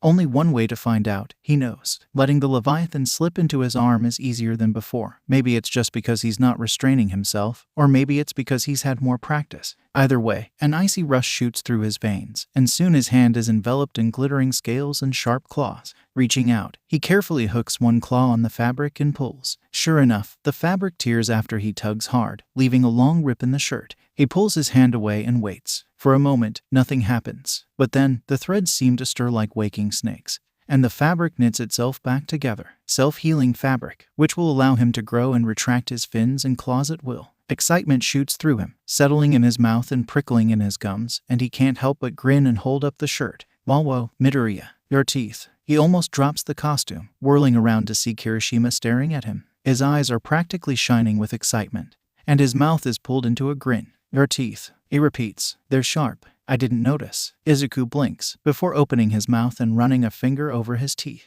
Sure enough, his mouth is filled with an arsenal of shark-like fangs. So that's what the prickling was. Why yeah, he says, hunching his shoulders. It had happened sometimes. That's so manly. Kirishima whoops, bounding over to him. Check it out. We match. He grins, and Izuku notices for the first time that Kirishima's teeth are all razor sharp, too. He hadn't noticed, and he could slap himself for missing something so obvious.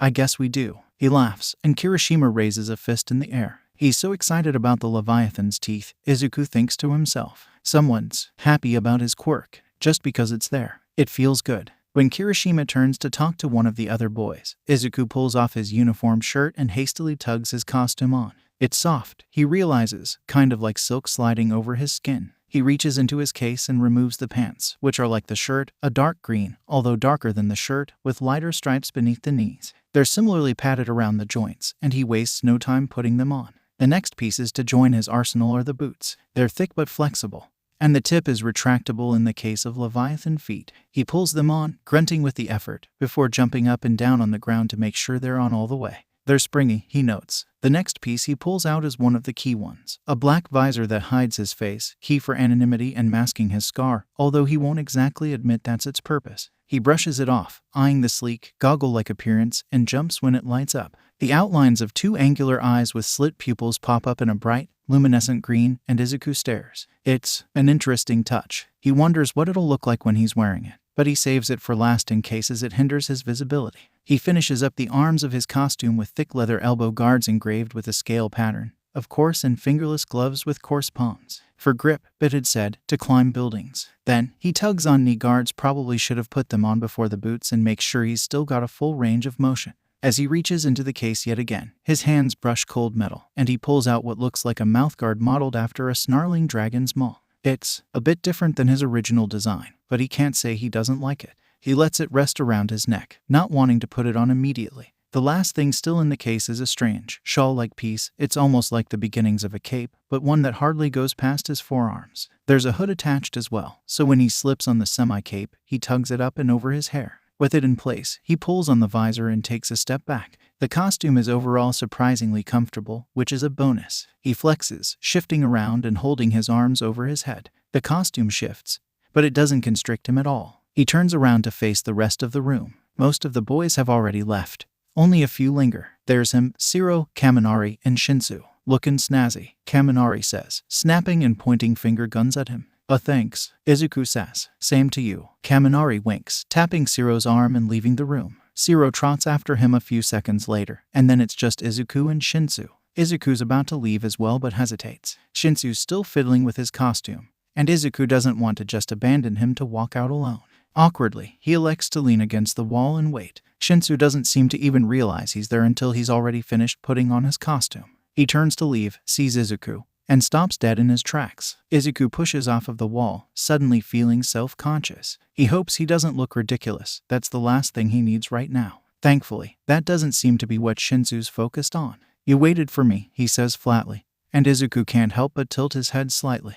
Yeah, he says. I did. Shinsu stands there for a moment longer, and it's not until Izuku starts walking towards the entrance and glances over his shoulder that he starts moving again. He catches up to Izuku before slowing to match his pace, and the two walk side by side to the door. As they do, Izuku gets a good look at Shinsu's hero costume. It's similar to his in its simplicity. He seems to be gunning for the purple theme, with a dark purple hoodie lined with pale lilac. His pants are black, which makes them hard to distinguish from the equally dark boots. His untamed mess of hair is held back by some kind of angular face guard that covers his hairline and sends thin spines shooting back over his head, and a strange contraption covers his mouth. One closer inspection, it looks like a speaker. What are you doing? Izuku can't help but flinch backward, realizing he's been staring at Shinsu a bit too intently. Scales blossom out from under his eyes, and Shinsu raises an eyebrow. Looking at your costume, Izuku says quickly. Sorry, I didn't mean to be weird. You're fine, Shinsu says, looking back ahead. I was just curious. They reach an underpass, beyond which Izuku can clearly see the bright light of day. He shivers as his brain recalls a similar alley in which some very bad things had almost occurred. He wants to get out of here, but he doesn't want to randomly sprint ahead and leave Shinsu behind. Then, he has a thought. He taps Shinsu on the shoulder, tilts his head towards the exit, and says, "Race you." Shinsu jolts, staring at him, and Izuku gives him a second to puzzle it out before he takes off. He hears an indignant shout, and then footsteps behind him. It actually worked. He can't help the grin that slides onto his face as he slows down enough to keep himself only a few steps ahead of Shinsu, who sounds like he's getting increasingly frustrated. Within moments, the overpass is behind him, and he's enveloped in the warm light of day. The rest of the class stands before him, led by All Might. Beyond them is a handful of dilapidated-looking buildings. Not an entire fake city's worth, but a good amount. He spots Uraraka and Ida a little ways away, and he trots over without thinking. As soon as they turn to look at him, he instinctively falters, but Uraraka grins brightly and waves. "Whoa, Midoriya," she says. "Your costume looks super cool." "It seems rather thin," Ada says. "Won't you be leaving yourself somewhat defenseless?" Of course Ada would say that, Izuku thinks, looking at Ada's straight-up armor. There's even a full-on helmet, which he's holding under his elbow. It reminds Izuku of something he's seen before, but he can't pinpoint it at the moment. "It's supposed to be like that," he says. "It's padded around the joints, but it's purposely thin so I can, He's not sure how to say it, so he sighs, holds up one arm, and lets a thin, spiky fin sprout from his forearm.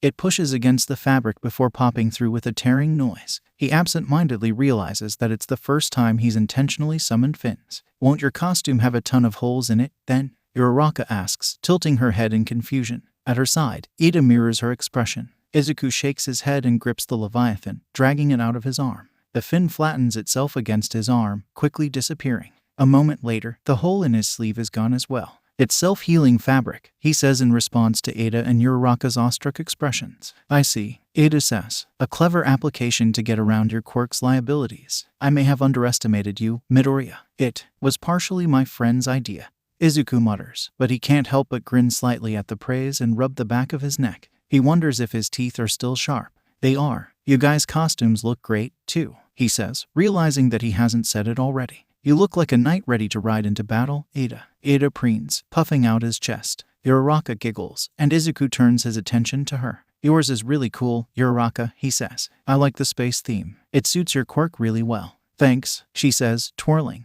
Her costume is a sleek black unitard speckled with scattered white stars over the shoulders and sides. A stripe down the center of her chest has been replaced with a glittering, iridescent fabric that looks like galaxies swirling in the vast expanse of space, and her sleeves and the lower part of her pants are made of a similar material. She has white bracers and boots that remind Izuku of an astronaut's, as well as a pale, translucent visor. Her hair is tied up with a white ribbon that dangles in the wind behind her. It's an ethereal costume, and it suits her. She suddenly stops, peers over Izuku's shoulder, and grins. "Your costume looks great, too, Shinsu." Izuku turns around just in time to see Shinsu, standing stiffly behind him, mutter out a quiet, "Thanks. Yours, too." It's a strange atmosphere, Izuku realizes. Positive. Nobody's here to insult him or insinuate that his quirk is useless other than Kaken, of course, but Kaken is standing rather far off from the group with a sneer on his face. Izuku doesn't have to worry about him, at least for the time being. "Students, as you see, in front of you are a number of buildings," All Might says, catching everyone's attention.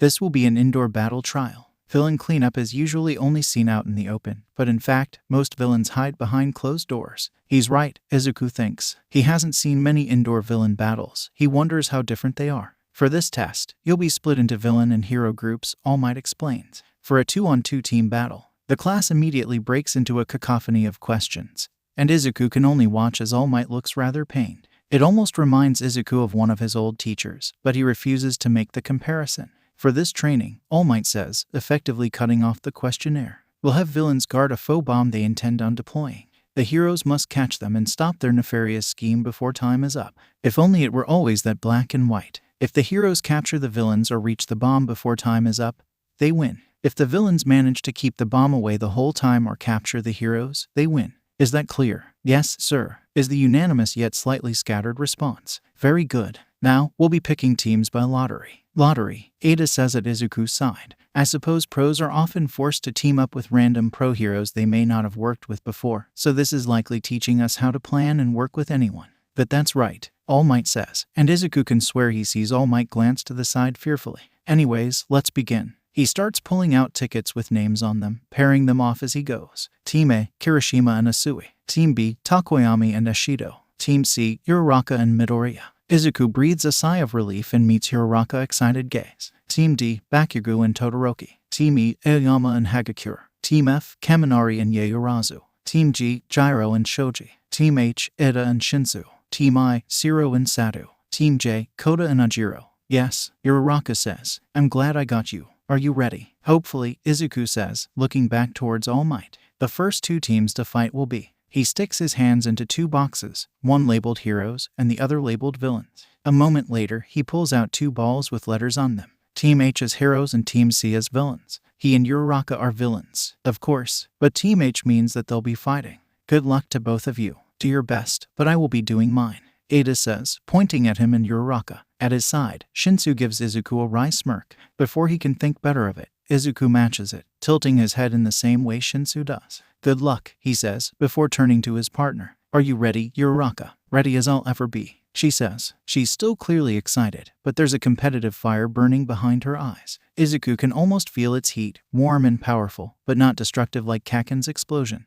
He's gotten lucky, for once in his life. Uraraka will be a valuable asset, and not just because of her quirk. Well, then let's go. Hitoshi looks at the piece of paper he's been handed blankly, turning it around in his hands and trying to choke a meaning out of it. It's some sort of floor plan, he assumes, but a really sittily drawn one. The rooms are nothing more than disjointed, collapsing rectangles sketched out loosely in thin pen. Did All Might make this? At his side, Ida seems to be mirroring his thoughts. Odd, he says. This seems rather unprofessional. Perhaps UA is attempting to teach us to work with minimal information.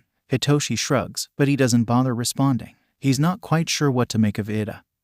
He seems friendly enough, even if he comes across as a little intimidating. But Hitoshi has to remind himself that Ida doesn't know about his quirk. He doubts that Ida will treat him the same after he finds out. That's the way it always is. At least, that's the way it was until the enigma that is Midoriya showed up. He'd helped Hitoshi yesterday in the test which he would have failed without help for no clear reason other than simply wanting to. Then, Hitoshi had told him about his quirk. Hell, he'd used it on him, for some stupid reason he'd thought was clever at the time, and Midoriya hadn't seemed to care. He'd thought Hitoshi had a hero's quirk, something Hitoshi never thought he'd hear. Midoriya had even gone as far as to help steer the conversation away from Hitoshi's quirk at lunch, granting Hitoshi just a little bit longer as just Shinsu instead of the kid with the villain's quirk. Hitoshi doesn't understand. He genuinely doesn't. Midoriya doesn't follow any of the patterns he's come to watch people follow. He doesn't fit into a box that Hitoshi can label and store away for future use. He's unpredictable, unlike most people, and Hitoshi's not sure what to think of that. Ida, on the other hand, is a familiar shape. He's similar to a few of the upperclassmen Hitoshi used to see around school, noble, smart, and a bit uptight, but still somewhat friendly. Like them, Ida seems approachable, but once confronted with Hitoshi's quirk, he'll twist his face in disgust or fear and avoid Hitoshi like the plague. It's unavoidable, Hitoshi knows. There's no point in sugarcoating it. It's not like he can lie about his quirk. He'll be stuck with Ida and his other classmates for the next few years. Hitoshi can't help but be bitter about the whole setup, quite honestly. He makes a friend sort of and has a shot at making two more, and then he has to fight them. Well, he's not fighting Ida, but he has to use his quirk, so he might as well be. We have 5 minutes to devise a plan, Ida says, effectively snapping Hitoshi out of his thoughts. In order to succeed,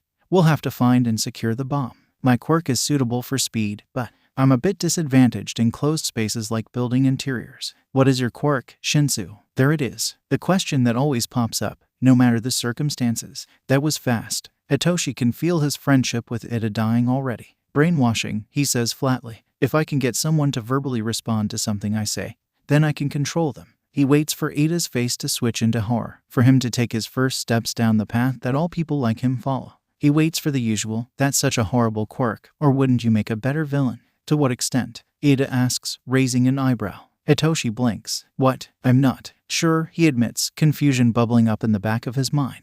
Where's the reaction? I haven't used it for much. As far as I know, I can only make people follow basic commands. That could be a versatile quirk, Ida says, continuing and tapping his chin. If we manage to find Uraraka or Midoriya, could you get them to lead us to the bomb? Hitoshi watches with wide eyes as Ida shrugs off the pattern Hitoshi has placed on him, unknowingly shifting Hitoshi's world on its axis. He does his best to keep the surprise off of his face and answer the question. Yes, he says. Midoriya already knows about my quirk, though. He probably knows not to answer me. Ida starts pacing, and Hitoshi watches with mild curiosity as his engines puff and stutter to life. His face is contorted in thought, his free arm swinging loosely while the other is folded around his helmet. It's a strangely amusing sight, honestly. Then we'll have to find another way to find the bomb, he mutters, before more loudly saying, I suggest that we split up to look for it, and if you find either of the villains, you try and use your quirk on them and tell me where you are. If it doesn't work, we can attempt to capture them. He stops pacing and turns his gaze onto Hitoshi,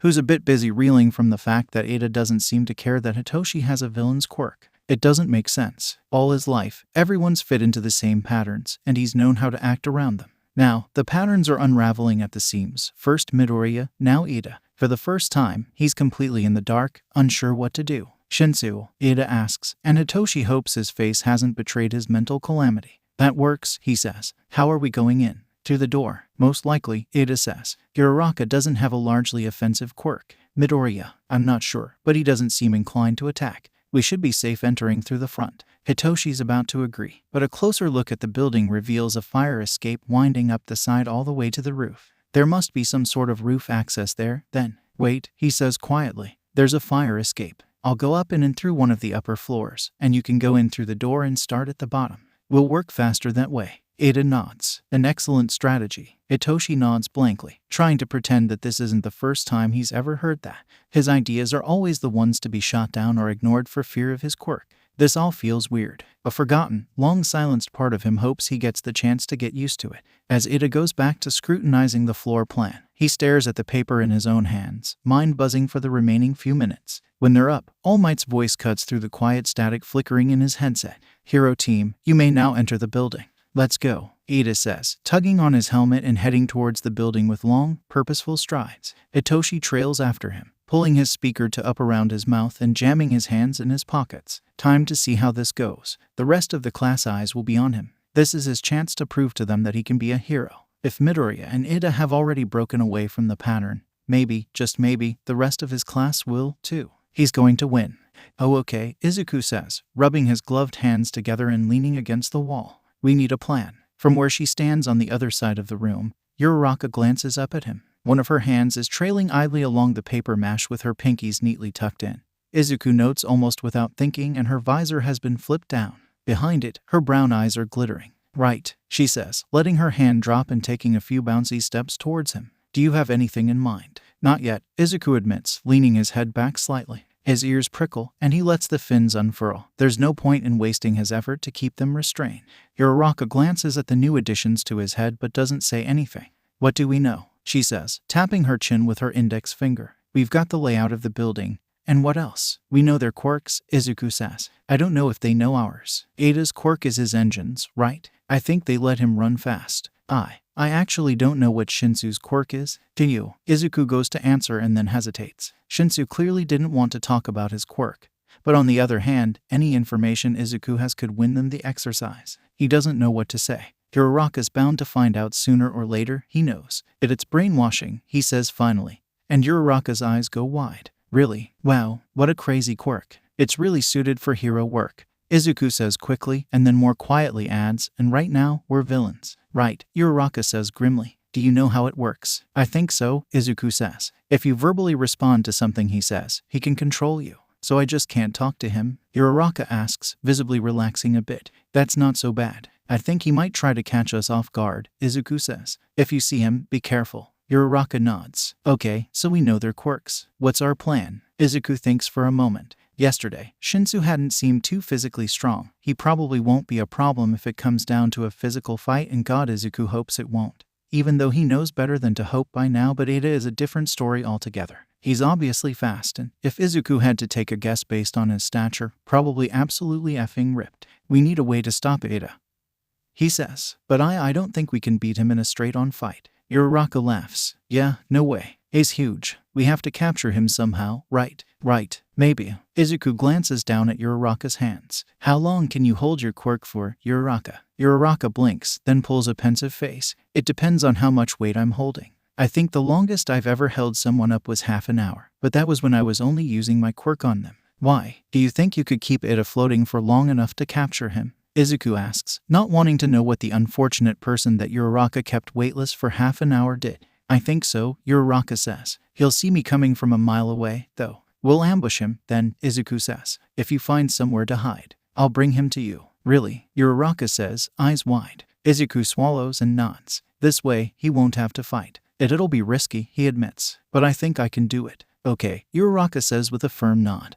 And the determined fire flickers back to life in her eyes. Her fists clench like she's trying to smother the air trapped between her fingers. The spot they pick for Uraraka is on the second floor. It looks the same as every other hallway, except there's a small notch in the wall where Uraraka can hunker down and lay a trap. She presses herself into the space, disappearing from the side view almost entirely, and gives Izuku a thumbs up. Is that okay?" Izuku asks, peering at her. "It's not too tight, is it?" Uraraka shakes her head. "Nope, I'm fine." "Okay," Izuku says, leaning back and running a still surprisingly human hand through his hair. "Now for the hard part." They don't have time to waste looking for Ada and Shinsu, so Izuku grits his teeth and decides to get the drop on them while he can. It's 1 minute until Ada and Shinsu can enter the building, so they're still outside. Finding a window isn't difficult at all. Izuku pries open the window with a quick tug, gritting his teeth as a shining wave of scales sweeps down his forearms. His fingers stretch and grow longer, and his nails curve like black scythes. The fog at the back of his mind grows louder, and the Leviathan's low rumble is suddenly more present than before. He ignores it.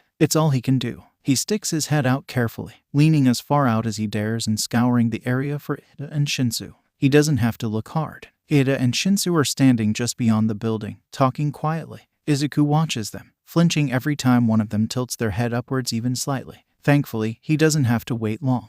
All Might's voice crackles to life over his headsets, informing them that the hero team may now enter the building. Shinsu and Ada speak for a moment longer before they both head towards the building. Izuku twists himself to get a better view and glimpses Ada pushing open the main door. Shinsu heads around the opposite corner of the building and disappears. He'll have to be careful with that. Ada is entering through the main entrance on the ground floor, Izuku says, his microphone rubbing over his lips slightly. He adjusts it with one hand, pulling himself back into the window and shutting it as quietly as he can. "All right," Uraraka says, her voice suddenly diluted into a whisper. "Good luck." "Thanks," Izuku says, and then he's off. The staircase is a few hallways away, and then he's sliding down the stairs on legs that are no longer entirely human. The static in his mind is loud, but it conceals the waking movements of the Leviathan. He can drown it out for now. He won't be able to outrun Ada without the Leviathan's power. That's all he'll use it for. Running, he peers his head out of the stairwell, peeking down the adjacent hallways like a bird. There's no sign of Ada, so he takes a deep breath and carefully slides further out and down the right hallway. His steps are muffled on the floor by his shoes, and for a while, the only noise is the faint ruffle of his fins against his hair and the clink of his claws tapping together. Then, a distant sound reaches his ears, clanking footsteps, like an armored ghoul is making its way down the hallway towards him. Or, in this case, someone wearing a hero costume that may or may not be entirely for the aesthetic. Izuku resists the urge to duck into one of the nearby hallways and stands his ground, eyes trained on the bend beyond him that the sound is coming from. Soon enough, a shining white boot appears, and then the rest of Ada's heavily fortified figure follows. He can't see Ada's eyes, but he can picture them locking onto him as Ada comes to a sudden stop. "Halt, villain," he says, pointing one finger accusingly. There's a hum, almost mistakable for the Leviathan's distasteful hiss, but Izuku recognizes it as Ada's engine. He decides not to take Ada's suggestion, turns around, and breaks into a sprint. Not a moment too soon, either. There's a loud revving sound, and then a flurry of footsteps are coming up behind him. Ada's fast, much faster than Izuku realized. In retrospect, this was actually a terrible plan. He doesn't trust himself to turn around, so he grits his teeth and throws himself into every stride. He tears around corners as quick as he dares, skidding on the tile and throwing down his claws to keep himself from sliding too far. Behind him, he can hear Ada attempting to address a similar problem, and he's suddenly thankful. If the building wasn't made of sharp angles and turns, he'd probably already have ended up face down on the floor with capture tape around his wrists. Izuku darts around another corner, shoulder hitting the wall as his boots suddenly lose their traction. He pushes himself off with his right hand, eyes zeroing in on the stairwell in front of him. It's a straight path, he'll have to be quick, or Ada will close the distance between them in a blink. Izuku's panting by now, but he throws whatever strength he has left into a dead sprint towards the doorway. Behind him, Ada is doing the same. The Leviathan shrieks, sending a spike of foggy dissonance through his nerves, and Izuku takes it as a warning. He reaches the staircase just as Ada is hardly a few steps behind him, and he doesn't try to take the stairs. Instead, he crouches and leaps, pushing his cold legs as far as they'll go and shooting himself up. He grabs onto the railing a good bit above him, swinging himself over and darting up the remaining handful of stairs to the second floor. Behind him, Ada is sprinting up the stairs, and he risks a quick glance before turning back. "I'm coming, Uraraka," he yells into his microphone, choking on the air he uses to force the words out. Uraraka's a few bends in the hallway away. He's almost there. His limbs are burning from exertion. Why did he think he could outrun the kid with engines in his legs? Literal engines in his legs. Ada's catching up, and Izuku's starting to slow down. If he just drops, he's done. It would be easy to collapse. He wouldn't have to fight. The Leviathan's screaming would stop at least, after its initial hissy fit, and he wouldn't have to worry about hurting anyone. But he'd also abandon Uraraka to complete the exercise on her own. Izuku grits his teeth. That's not an option. He has to keep going. For Uraraka, for the 32, and for himself. He's going to be a hero. He rounds the corner, and he hears Ada slide across the floor. Fingers grasp at his back, missing him by millimeters, and he resists the urge to flinch and runs with everything he's worth. He reaches the hallway that Uraraka's on and hurls himself past her hiding spot, lunging and rolling to a stop on the floor with a feeble "now." He cranes his neck and sees Ida running towards him, arms outstretched, and he squeezes his eyes shut. Uraraka barrels out of her hiding place, slapping one hand on Ida's armor. Ida's fingers brush Izuku's shoulder, but he doesn't stop and shoots overhead with a surprised yell. Izuku opens his eyes and sees Ida spiraling down the hall like a leaf in the wind, his engines making him flip like a pinwheel in his weightlessness. He's still yelling, but his words are bleeding together into a pool of incomprehensible gibberish. "Oh my god," Izuku wheezes, letting his head fall back onto the floor. "That actually worked." "Yup," Uraraka says with a smug grin. Her hands go to her hips, and she yells, "Take that, hero." Izuku can't help the rough laugh that escapes his lips. Part of him feels bad for Ida, but he refuses to let guilt overtake him. It's just an exercise, he reminds himself. He's not actually attacking heroes. At least, not right now. "Capture tape," Izuku says, forcing himself to his feet and rummaging around in his pocket. Uraraka beats him to it and pulls her roll out from where it's hooked around her belt with a grin. She waits a moment for Izuku to catch his breath before they head towards where Ida is attempting to right himself midair at the far end of the hallway. Clever, he begrudgingly admits. Hen Izuku and Uraraka approach him. Uraraka beams, and Izuku stares at the floor. Ida's not done, though. "Shinsu," he barks, and Izuku realizes that Ida's still connected to his partner. The headset. "Uraraka and Midoriya are both with me on the second floor." "Hurry, Midoriya," Uraraka says. "Get ready." Izuku glances over to see her offering him the capture tape, which he pulls out and unwinds quickly. She nods, glances up at Ida, and taps her fingers together. Release. Ida drops and he drops fast, but somehow manages to land on his feet. He's ready to run in an instant, but Izuku is ready. He lunges, hitting Ida from behind and wrapping the tape around his arm in a quick loop.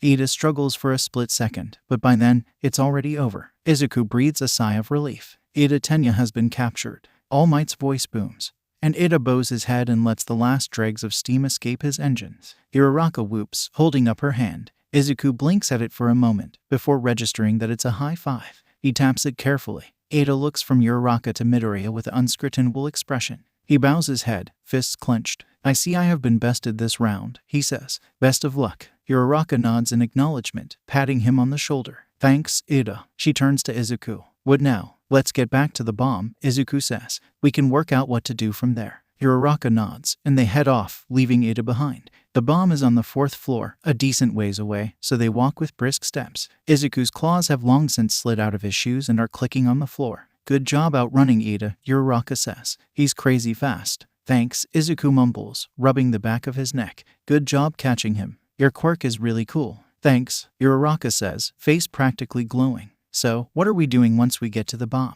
"Trying to find Shinsu," Izuku says with a grimace. "Right," Uraraka says. "You found Ida pretty fast. Do you know where Shinsu is, too?" Izuku shakes his head. "I saw where Ida went in. I don't know where Shinsu is." They trot up the stairs all the way to the 4th floor, muffled footsteps echoing around the dreary walls. Izuku pushes open the door and wordlessly holds it open for Uraraka, who offers him a curt nod. He takes a few steps when his fins flick, flaring open like fans as a faint, almost unnoticeable sound hits them. "Wait," Izuku says, holding up a hand. "Listen." Uraraka falls silent, and sure enough, there are near-silent footsteps on the floor above them echoing down the hall. Izuku glances at her, and she nods knowingly. They head back to the staircase and up to the 5th floor. From there, it's easy to follow the sound of footsteps to a lone hallway near the middle of the building. Izuku stays close to the ground as he peers around a corner, and sure enough, a lone figure is walking away from them towards the end of the hallway. His hands are in his pockets, and he's hunched over. Izuku steps into the hallway, Uraraka at his side.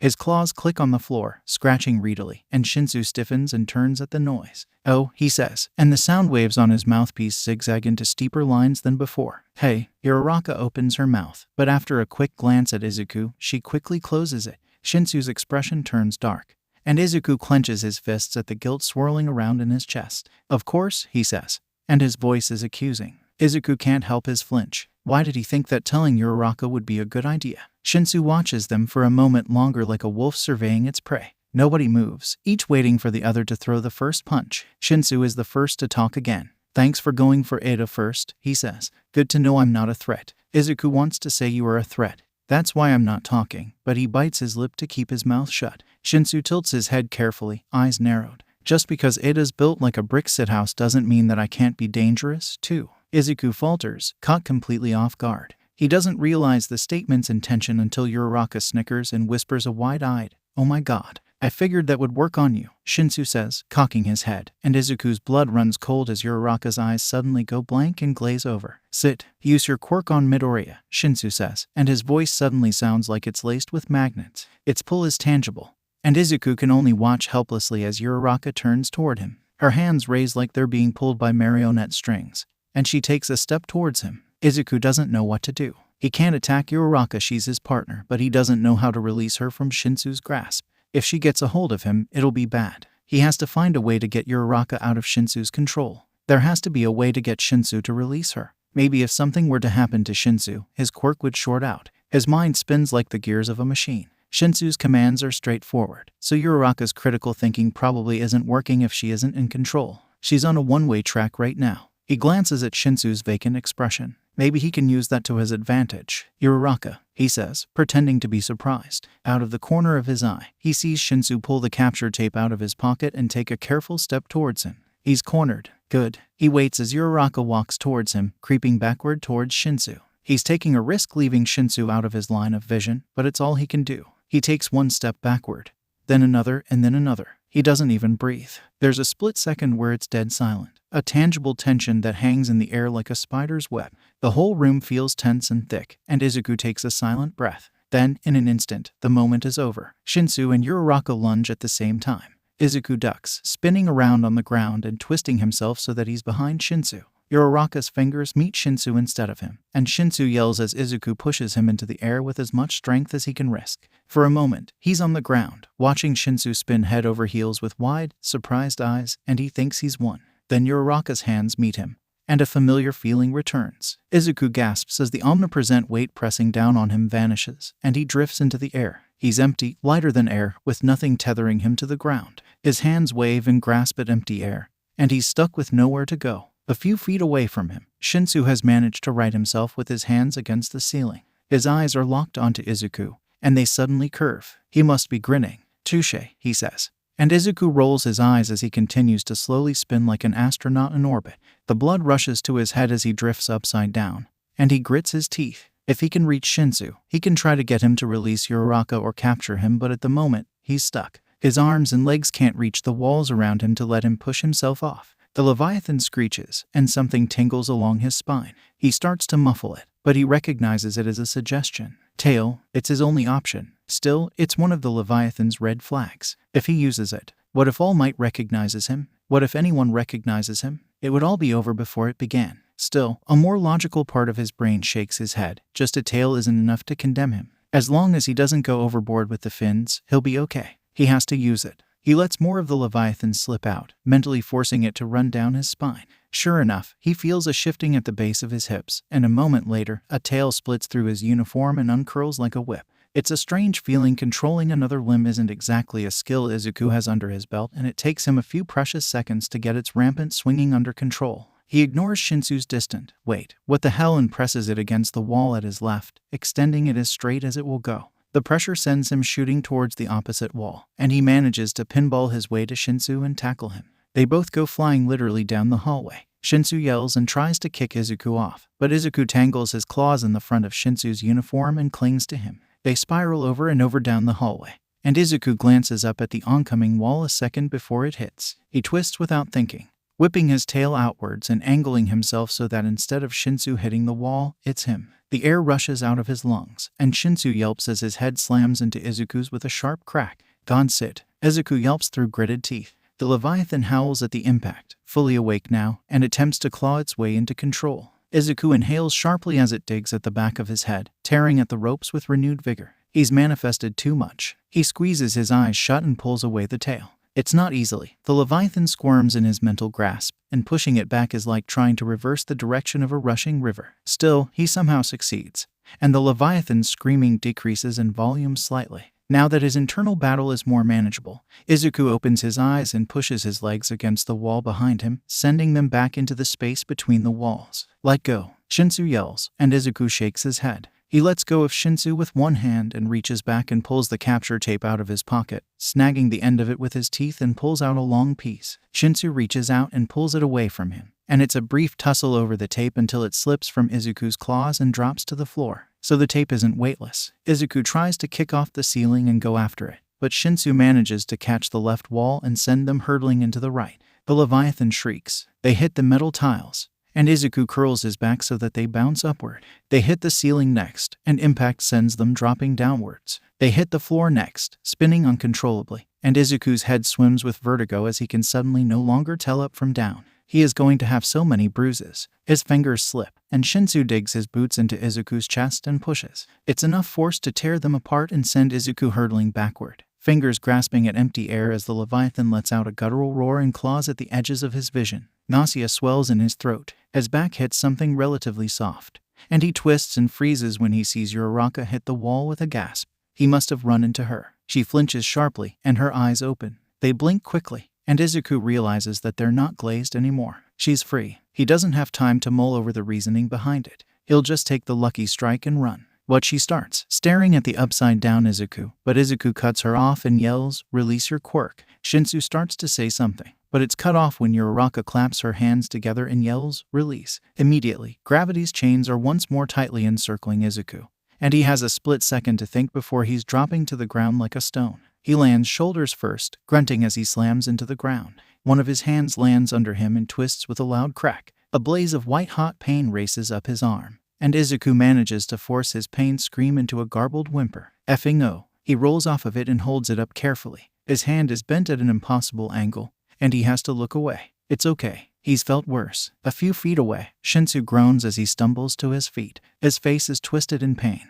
and Izuku suddenly feels guilt for what he did, but it's not over yet. Shinsu moves to run, and Izuku manages to roll to his feet and lunge at Shinsu. He snags his uniform, ignoring Shinsu's yell and elbow to his face. His arm sears with pain, and he muffles his scream of pain into his mouthguard. Shinsu tries to escape, and Izuku grips tighter. Uraraka, the tape. He yells as Shinsu kicks and tries to tear his way out of Izuku's arms, yelling all the while. Every time Izuku's hand is jostled, he resists the urge to yell and just holds on. Shinsu's fingers scrabble and scratch at the fabric of Izuku's sleeves, but he's not strong enough to escape. Wait, Shinsu yells, his usual monotone replaced with something more desperate, but he's too late. Uraraka coils the tape around his arm. Shinsu Itoshi has been captured. All Might's voice booms over the headsets. The hero team has been immobilized. The villain team wins. Just like that, all of the fight goes out of Shinsu. Izuku makes a noise of surprise and stumbles slightly as Shinsu slumps backward, letting all his weight fall onto Izuku. Thought him it. Izuku hears Shinsu curse in a strained whisper. Yes, Uraraka shouts, pumping one fist in the air. Izuku would do the same, but he's currently supporting the weight of both his guilt and Shinsu. Uraraka grins, before her expression fades as she looks over. Shinsu, she asks, blinking at him. Are you okay? I'm fine, Shinsu says flatly. For a moment, he stays still, breathing quietly. Then, he's awkwardly wriggling out of Izuku's arms and back to his feet. Izuku lets him go and leans against the wall, clenching his good hand and breathing heavily. That hurts. He lets the Leviathan go, carefully tightening the ropes until the scales disappear back into his skin. He feels himself lower as his legs revert back to regular human ones, losing their extra joint and settling back into place with a soft click. His fins fold into themselves like origami, disappearing into his head. The Leviathan quiets. He starts to pull the scales out of his hands, but he's forced to stop when doing so sends another spark of pain through his arm and kicks up clouds of fog in his mind. He doubles against the wall with a whine, turning away from Shinsu and Uraraka. Goddamn, is this going to happen every day? Is this just a trend now? Midoriya, Shinsu asks carefully. Izuku cranes his head around, latching onto his voice to drown out the pain and the Leviathan's pissed-off screeching. Why yeah, what's wrong? Uraraka asks. Are you okay? Izuku forces himself to grin. Yeah, I'm okay. Just bruised. Bullshit, Shinsu says, eyes narrowing. Uraraka glances at him, but nods. Izuku grits his teeth. There's no point in hiding it. He raises his arm, and Uraraka's eyes widen. Shinsu straightens up. It's fine, Izuku says quickly. I have had worse. He quickly realizes that was the wrong thing to see as Uraraka's expression turns stricken. Nice going, dumbass. What do you mean you've had wait. He exam. That's not the incident Izuku was thinking of, isn't that sad? But he nods. Shinsu watches him from the side, expression unreadable. When they get to the first floor, Ada greets them and dutifully congratulates him and Uraraka. It takes him a moment to notice Izuku's hand. But once he does, he's on Izuku like a hawk. Izuku stumbles around his questions with wide eyes and promises to see Recovery Girl. He does, because as soon as All Might sees him, he's sent straight to the nurse's office. Midoriya, Recovery Girl says, raising an eyebrow as he steps into the quaint room where she works. He offers her a sheepish smile. Hello. It's only your second day here. And you've already injured yourself twice, she says. Come over here so that I can take a look at you. He walks over carefully, boots squeaking on the clean tile of the nurse's office, and he's suddenly very aware of the fact that he's still wearing his hero costume. Thankfully, Recovery Girl doesn't seem to mind. I figured this would happen if they let All Might teach, she says dryly, and Izuku blinks. You know All Might. Do I know All Might? Recovery Girl repeats, rolling her eyes. Of course I know him. He's more reckless than you. I have to fix him up on a daily basis. I thought that All Might never got hurt, Izuku says quietly. Recovery Girl looks at him with a strange, almost sad expression. Most people do. She pulls him down and presses a quick kiss to his forehead, and he watches silently as his hand fixes itself. As soon as it does, he flexes it experimentally, before a wave of exhaustion hits him like a flood. Oh, he says, wobbling on his feet slightly. Recovery Girl gives him a flat look. That'll teach you to be more careful. Also, I'll have to have a talk with All Might about his training exercises. I keep telling this school that killing the students in their first week at UA isn't helping anyone, but apparently that's being unreasonable. I'd prefer not to die on my first week, Izuku says without thinking, and Recovery Girl chuckles and offers him a handful of gummy bears seemingly out of nowhere. I'd imagine you wouldn't, she says. Now, get out of here, you. School isn't over, right? Izuku says. Thank you. She purses her lips and waves him off, and he rubs the back of his neck and hurries back to the classroom. At least, he tries. It takes Izuku longer than he'd care to admit to get back to the testing grounds. He's not exactly prone to getting lost. But UA's campus is like a maze, and it's his second day. Maybe it's just due to exhaustion he's dead on his feet, a byproduct of Recovery Girl's quirk, or maybe he just never paid attention to where he was walking. He quickly decides that he needs to ask someone for directions, but there's no one around to ask. At least, not at first. He's in an unfamiliar, nondescript hallway when an unfamiliar bell rings, chiming through the hallway, and the doors around Izuku open. A sea of students pour out, most ignoring the confused kid watching them with wide eyes, and a few giving him curious glances. They're older than him, Izuku notes. These must be the second or third years. He's not sure who to ask. Everyone has places to be, and he doesn't want to make them late to their classes, but he doubts it'll be good if he never shows back up to All Might's class. God, him from a year ago would be having a fit right now. The Leviathan, at least, is dormant and content to watch him look like an idiot. He's just decided to suck it up and ask one of the nearby students when he hears a loud voice call out, Midoriya. Izuku turns around, blinking, and spots a familiar grin and spike of blonde hair. Tagata trots over to him, wearing his uniform like a badge of honor, and waves. You made it in, he says, and Midoriya is both relieved and extremely embarrassed to see him. Hi, to Tagata, he says awkwardly, waving. I did. I knew you would, Tagata says with a bright smile. Behind him, two unfamiliar people come to a stop to watch Izuku curiously. There's a thin, tall boy with dark hair and elvish ears who looks like his uniform is attempting to swallow him, and a blue-haired girl with big eyes that faintly reminds him of Uraraka. Mirio, the girl asks, peering at Izuku curiously. Who's this? Tagata turns to face them, one hand gesturing towards Izuku. This is Midoriya, the boy from the entrance exam you told me about. The one I met over the break. Oh, the girl says, eyes widening even further as her mouth breaks into a grin. I remember you. You're the Lightning Kid, right? Yes, Izuku says, not sure how he feels about being known as the Lightning Kid. It's much better than the Leviathan, at least. I'm Hado Nejire, she says, resting one hand on her hip. Third-year hero course student.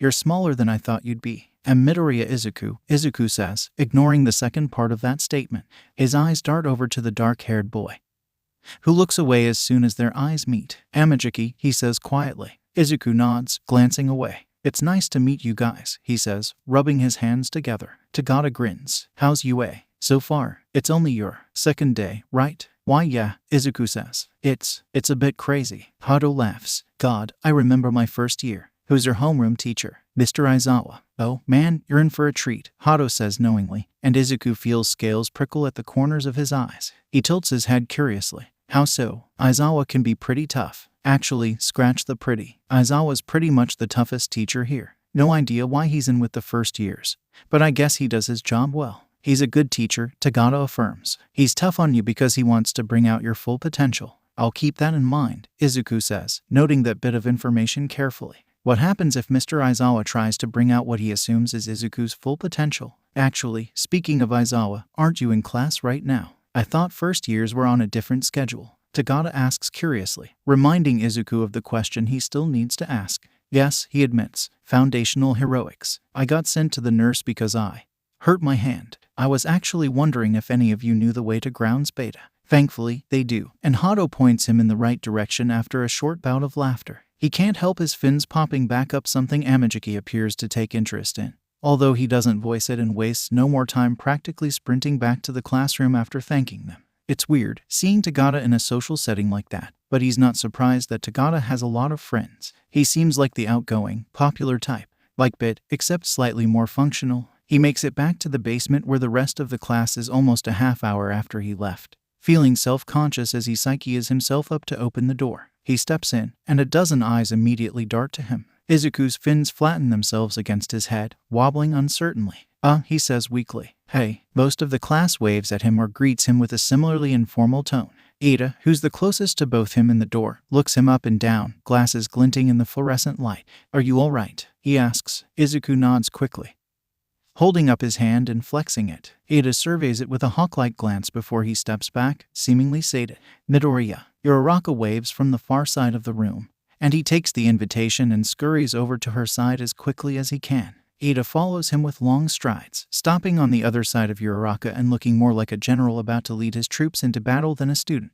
You're back, she says. We started getting worried when you didn't show up. I got lost, Izuku admits, and Uraraka blinks at him before her face breaks into a bright smile. Laughter bubbles out from her lips, popping the tightness in the air, and Izuku can't help but let a little bit of the tension in his shoulders seep into the floor. What did I miss? He asks, glancing over and tilting his head. Ida jumps on the question before Uraraka can even open her mouth. You missed 2 exercises, he says dutifully. Aoyama and Hagakure were villains, and they were defeated by Tokoyami and Ashido. Koda and Ajiro were then heroes, and they lost to Shiro and Satu. Oh, Izuku says, somewhat wishing he'd been around to watch. Who's up now? Ida looks up towards the screen, mouth twisting into a faint grimace. It's Uraraka who answers his question this time around. Todoroki and Bakugo versus Asui and Kirishima, she says with a frown. Izuku suddenly understands why she and Ida don't look so happy all of a sudden.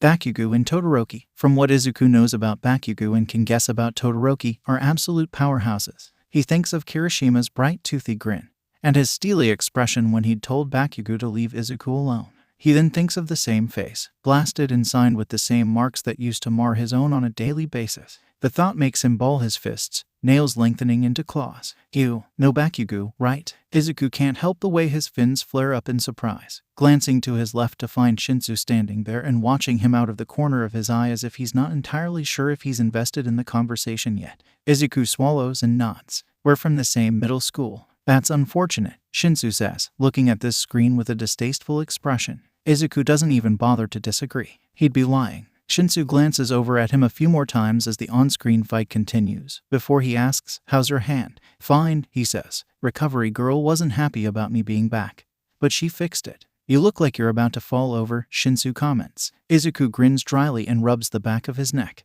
Well, yeah, recovery girl's quirk does that. He would know, wouldn't he? Shinsu tilts his head, and Izuku takes it as wanting an explanation. Her quirk speeds up the body's natural healing, I think, he says. But it requires a lot of energy, so it takes a lot out of you. Oh, Shinsu says, a bit awkwardly, and as he looks like he's going to let the conversation drop, Izuku grabs a hold. Sorry for telling Uraraka about your quirk, he says before he can stop himself. I know you probably didn't want me to, but Midoriya, Shinsu says flatly. It's fine. She would have found out eventually. Anyways. I know, Izuku says quietly. Still, it didn't feel fair. Shinsu doesn't respond but looks at him with a strange expression that Izuku just can't parse out. It resembles confusion more than anything else, but it's not quite that. Izuku's not sure if Shinsu's going to speak again, but he does. You're confusing, Midoriya. Izuku startles, a splatter of scales appearing around his eyes. What? Shinsu, however, doesn't offer to elaborate and turns his attention back to the screens in front of them. Izuku briefly entertains the thought of asking for an explanation, but he figures that if Shinsu's being purposely vague, that won't do anything. So, he just tangles his fingers together and focuses very intently on the floor. Hero team, you may now enter the building, All Might says, and Izuku looks up just in time to see Asui and Kirishima running towards the building. This should be something.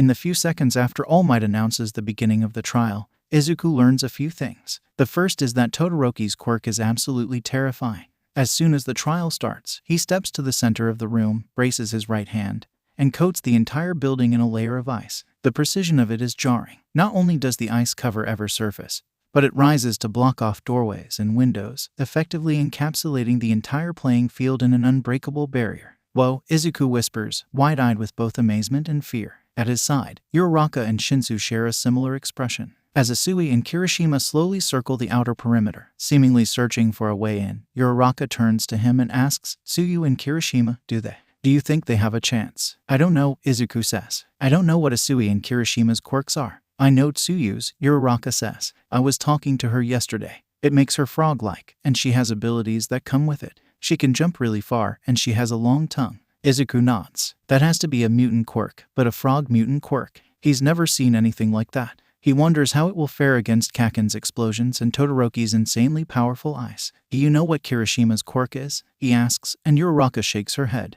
At her side, Ida does as well, frowning as he does. "I probably should have paid more attention," he says. "I've seen Bakugo and Todoroki's, but I've yet to interact with Kirishima. I know Kirishima's." All three of them turn to Shinsu, who stiffens underneath the attention. His mouth straightens into a thin line. "It lets him harden his skin, I think," he says, before adding in a quieter voice, "He was in my group for the entrance exam." "Well," Uraraka says, turning to look at the screen. "That's a cool quirk. I wonder how hard he gets." Behind her, someone snickers. Ida's head snaps around like an owl's, eyes narrowed, and the snickering stops. Izuku stifles a sputter into his mouth guard. "Anyways," Ida says, "now that we know their quirks, who do you think will win?" "Midoriya." Izuku rubs the back of his neck, staring up at the screen. Quirk-wise, he knows that Asui and Kirishima don't stand a chance. But teamwork-wise, they leave Todoroki and Kaken in the dust. "If it comes down to a straight-up fight, I don't think it'll go well for Kirishima and Asui," he says, because he doesn't want to straight-up say they'll lose. "It feels cruel. But Kaken can't work on a team," he says, gesturing at the screen where Kaken appears to be having a one-sided screaming match with Todoroki. "And from the looks of it, Todoroki can't either." "So you're saying they could be enough of a hindrance to each other that they lose?" Ida says, and Izuku nods. "Sounds plausible to me," Shinsu says darkly. "Bakugo looks like he's ready to kill Todoroki. Knowing Kaken, he probably is," Izuku whispers to himself, and his fins flatten themselves against his head with an audible snap when Shinsu's eyes dart over to him.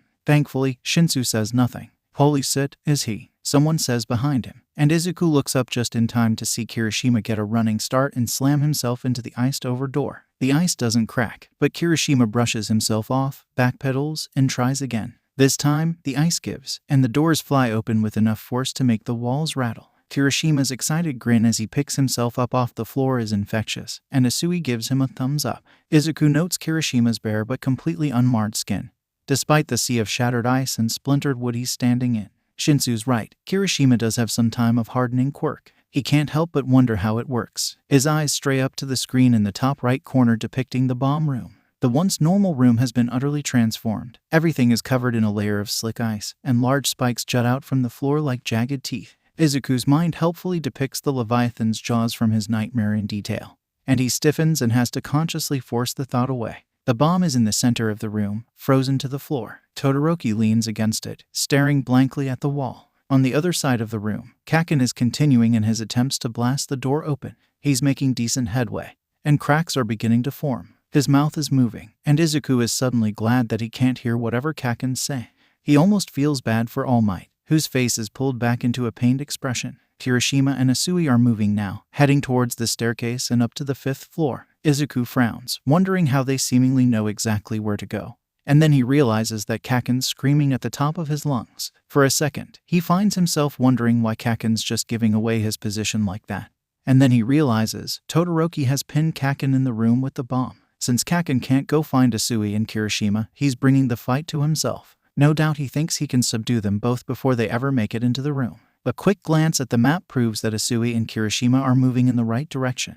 They head towards the door as one, before they share another quick conversation. Asui suddenly bounds over to the right side of the room and bounces onto the ceiling, clinging there like a spider. Then, she pulls the grate off of the air vent next to her and scurries inside. Izuku realizes what they're planning before it happens. Kirishima, who's striding down the hallway towards the bomb room door with his shoulders squared, is a distraction. Asui is going to sneak in. Just as Kirishima steps up to the door, Kaken finally gets the ice to crack. Izuku gasps as an avalanche of shattered ice rains over Kirishima, promptly followed by Kaken's signature right hook. Izuku instinctively braces, hands balled into fists, but it's Kirishima who takes the hit surprisingly well. Kaken's fists glance back, and his face contorts into momentary surprise before settling on anger. He swings again, and Kirishima ducks and slides between his legs into the bomb room. "Oh," Uraraka says as Todoroki turns to stare at Kirishima, who's sitting sheepishly in the middle of the floor. Kirishima only gets a moment's warning before he's forced to awkwardly scramble out of the way of a massive spire of ice, boots sliding on the floor. He hits the floor again hard,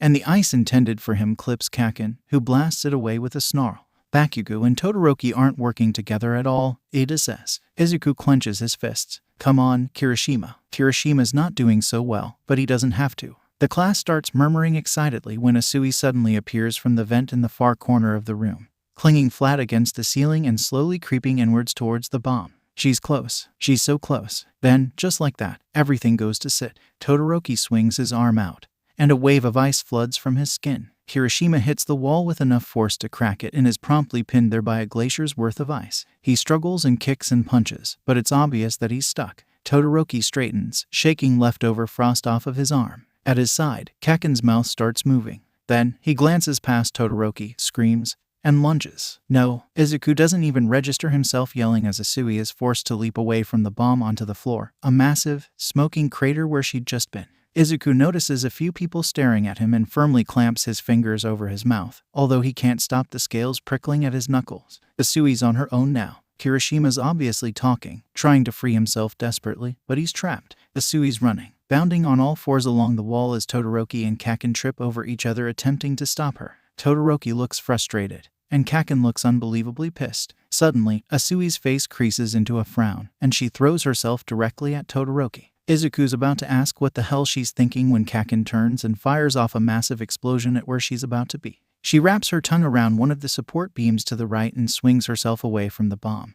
And instead of hitting her, the explosion sends Todoroki sliding across the floor and slamming into the wall. Izuku's jaw hits the floor. Asui crawls higher onto the support beam and leaps over Kaken's head, fingers outstretched towards the bomb. Kaken raises a hand towards her, his veins already glowing. But Todoroki is quicker. He sends out a massive spire of ice that catches Asui's foot, freezing her in place but at the cost of freezing Kaken as well. Kaken tears himself free seconds later, but when the ice breaks, Asui is freed as well. Before Kaken or Todoroki can recover, she's already latched onto the side of the bomb, tongue hanging partway out of her mouth victoriously. The bomb has been secured. The hero team wins, All Might says, and the class breaks into cheers. Izuku can't help but join them, smiling. Looks like he underestimated Asui. In a clean fight, he's still not sure if Asui would win. But his earlier thoughts were right. Kaken and Todoroki couldn't work together, and that was their downfall. The only difference is that Asui spotted that animosity and used it to her advantage. The class is cheering, and Izuku can't help but join them.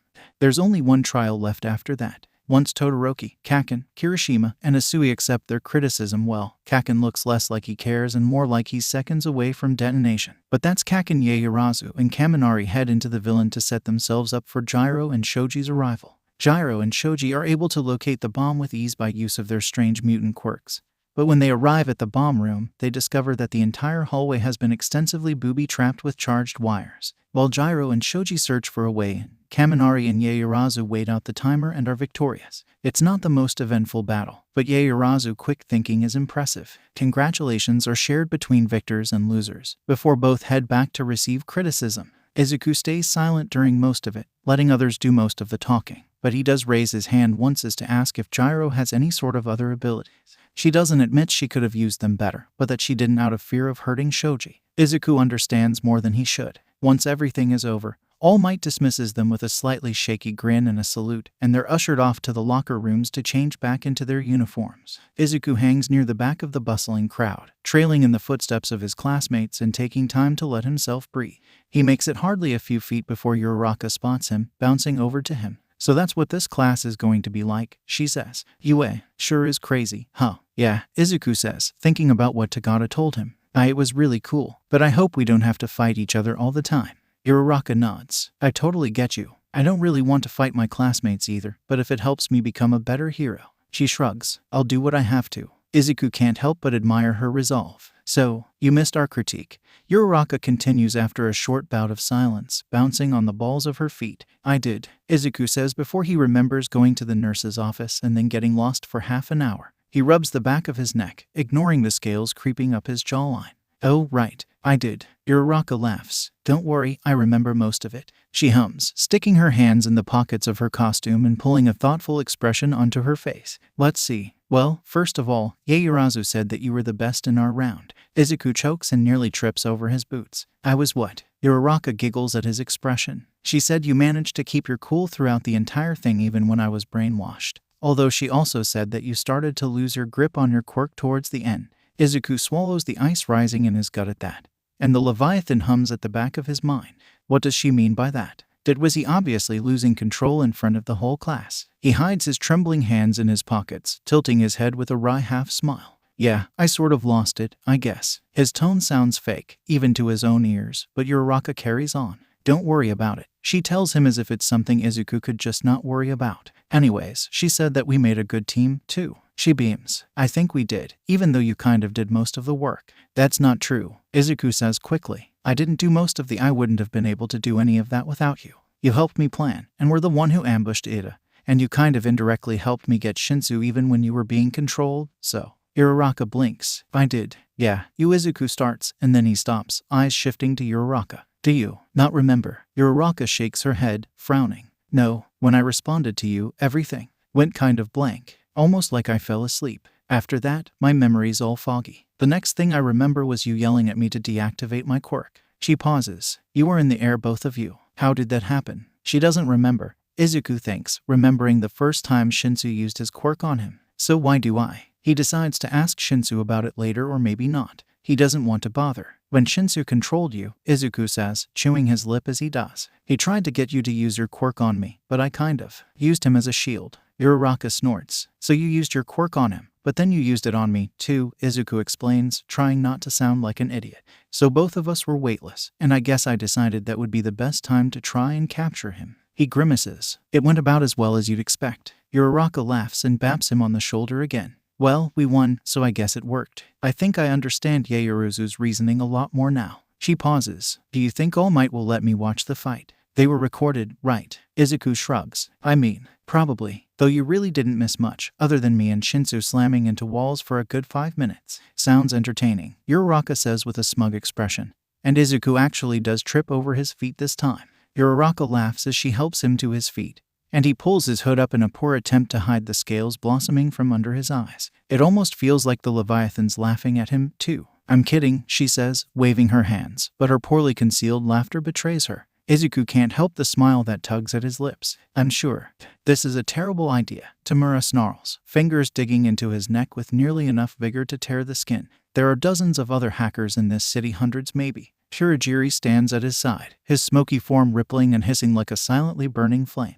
His yellow eyes narrow, and Tamura knows from experience that it's his way of frowning. You may be right, he says in the slow, wispy way that only a man of mist can. But how many could tear through UA? As firewall like child's play. If your plan is to succeed, time is of the essence. We need him. Shut up. Tamura spots through gritted teeth, hands clenching and neck stinging. He knows, underneath all of his rotting, not at spite, that Kurogiri is right, but he hates being wrong. He tries to hold on to his anger like always, fan it into a scorching wildfire of malice that he can use to sear the coals of his determination, but Sensei's words slither into his mind and put out his fire like rain. A defeat is only a defeat if you make it so. Learn to use every change in the plan to your advantage, and you will never truly lose. God, fine, he says. I'll get him. Good, Kurogiri says. Well, then, should we be off? Let's get it over with, Tamura says. And he closes his eyes just as his vision is obscured by tendrils of purple smoke that wrap around him like an icy blanket. Kurogiri's portals are strange things. They allow him to move unseen, gathering his minions from the guts and bellies of jails and disappearing without a trace. Still, walking through them feels like stepping into a cloud of ice. It stings with the kind of cold that burrows into his bones and threatens to stay there like an insolent parasite. He hates it, but it's too great of a gift to turn away. He'll just have to deal with the recoil. Every great weapon has its drawbacks. The cold recedes, and Tamura opens his eyes to find himself in the rotting bones of an old hallway. The walls are off-white, discolored by the gray mold creeping down from the cracks in the ceiling. The floor is covered in speckled tiles. not unlike the ones found in hospitals, except much dirtier. The pale, fluorescent lights flicker on and off, occasionally plunging the already dim hallway into complete darkness. The whole place looks like it's been untouched for years, but Tamura knows better. He spent some time here once, a long time ago. It was his own fault, and he'd paid the price for it. He's lucky that they didn't break him as they did some of the others. He still remembers the hallways as he walks forward, sneakers squeaking on the tile. His eyes squint and strain, searching through the dull light for the benchmarks he knows are there. An old door labeled off limits, still locked after all these years. A window leading to nowhere. A gash torn into the wall by someone Tamura would rather forget. He walks past his old solitary room, eyes narrowing as he stares through the narrow slit in the iron door at the tiny cement cell. A pair of quirk-suppressing cuffs lies discarded on the floor, tied to the ground by thin cobwebs. No one has used that room in a long time. He comes to a split in the hallway and pauses, hands rising to scratch at his neck once again. To his right, he knows, is where the sleeping prisoners of this hell lie dormant. He could free them if he willed it. He's the one in control here, for once. He decides if they live or die. Tamura looks down the right for a short while longer and turns away. He's here for one thing. He'd rather not spend any more time here than he has to. As he walks, he watches as the cameras that have been placed intermittently suddenly disappear. Signs on the walls start to crop up, bearing warnings such as, "No electronic devices past this point and authorized entrance only." He ignores them. The room he's looking for is at the end of the hallway. As Tamura approaches, old coagulated anger splits open in his chest like a picked scab, sending pulses of anger rushing through his chest. He thinks of an old recruitment, of blackened insults, and of shattered glass. He doesn't want to open the door, but if Sensei has willed it, it must be done.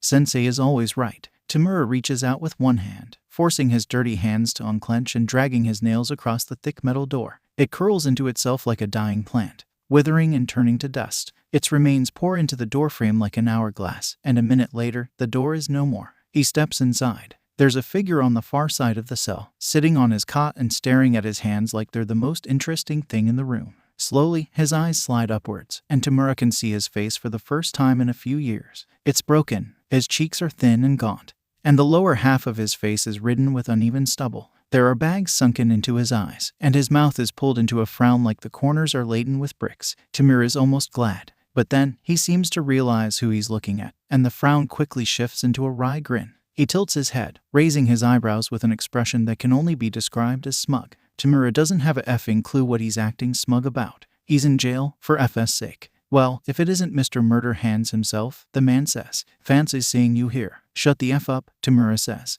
"What brings you here to my own little slice of hell?" The man continues as if he was never interrupted, making Tamura bristle. "Did you want to check out the view?" "Stop effing talking." "But what's the fun in that? If you keep talking, I swear to God I will disintegrate your effing face." The man frowns, but he's not upset. He looks like he's pitying a small child. Tamura feels his nails digging into his palms, and he grits his teeth. "Where's your babysitter?" the man asks curiously. "Is he outside?" "I swear to effing God," Tamura spits, and it takes every ounce of his strength to avoid rushing forward and clamping his fingers around the bastard's throat. The thought fills him with a rush of vengeful satisfaction. "So he's outside," the man says with a curt nod. "Good to know." Tamura goes to retort, but then a thought comes to mind. He smiles. "Where's your brat, Retro?" Retro's smile wobbles, and Tamura swells with pride. Retro's eyes flicker with something that's not quite malice, but not indifference, either. It's a look Tamura's come to know and appreciate. It means he's hit a nerve. "He's around," Retro says, and Tamura barks a laugh. "I'm sure," he says slowly, savoring the look on Retro's face like a fine wine.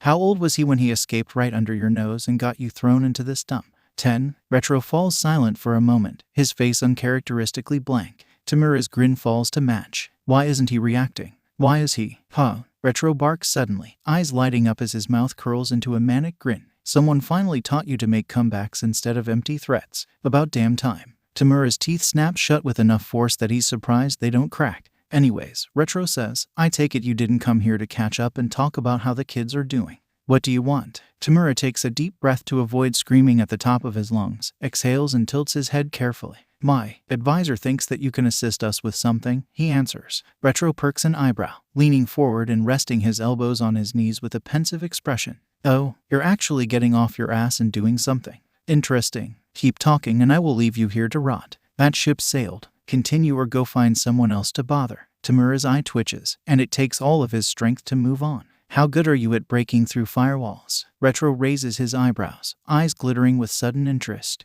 The best, I'm sure, Tamura says dryly. How about UA? Firewalls. Easy, Retro says pridefully, leaning forwards like they're playing a game of cards and he's about to lay out a winning hand. Though, I gotta ask, why UA? Tamura smiles. Of course you wouldn't know. Did you know All Might has decided to be a teacher now? You gotta be effing with me, Retro says flatly. Nope, old bastard thinks he can teach. That's not what I meant, Krusty. You're going after UA. While All Might's there. Why? Tamura knows he shouldn't say, but the surprised look on Retro's face is satisfying, too satisfying. We're going to kill him. Retro blinks, as if he's not sure he's heard right. He leans back, eyes narrowed. You, he says, surveying Tamura up and down with an incredulous look, are gonna try and kill All Might. Not just me, Tamura says, and Retro's eyes glitter again. Oh ho, he says. Tell me more. It wouldn't be wise to reveal my full inventory before the game even begins, would it? Tamura says, swelling where he stands. This is our offer. Help us shut down UA's security and walk free, or sit here and rot for the rest of your miserable life. Interesting offer, Retro says, kicking up his legs. You realize I could just walk out of here right now, right? You destroyed the door. I'll call the guard, Tamura says flatly. Pick your poison. I haven't got all day. Right, Retro says. Got some call of duty to get back to. Tamura bares his teeth, but his response never leaves his mouth. He chokes it down, thinking of Sensei's words. Bite your tongue and bide your time. He's all talk. Show him something he wants, and he's yours. I think I'll just refuse your offer and walk right out that door, Retro says smugly. Once I'm through, I'm as good as gone. You of all people know that. Tamura's sleeve starts turning to dust. However, Retro says slowly, like he's reeling in a fishing line with something big caught on the hook. There is something you can offer me. What? Tamura asks. Show him something he wants. That brat didn't escape me just by slipping away, Retro says thoughtfully. He did something, took control of my lovely creation. His eyes glitter with something darker than coals, and he levels Tamura with a stare and says, I want him back. It's a tantalizing simple offer. All Tamura has to do is pull some strings and get some low-level pawn to go retrieve the brat. He won't be hard to find. Tamura can't imagine there are many with his quirk, and from what he hears, the cheat has somewhat of a reputation on his own. Fine, I'll get your stupid effing pet, Tamura says. In exchange, you rip UA's security system to shreds when and where I tell you. Retro grins widely, eyes crinkling. Pleasure doing business with you, Krusty. Shut the F up.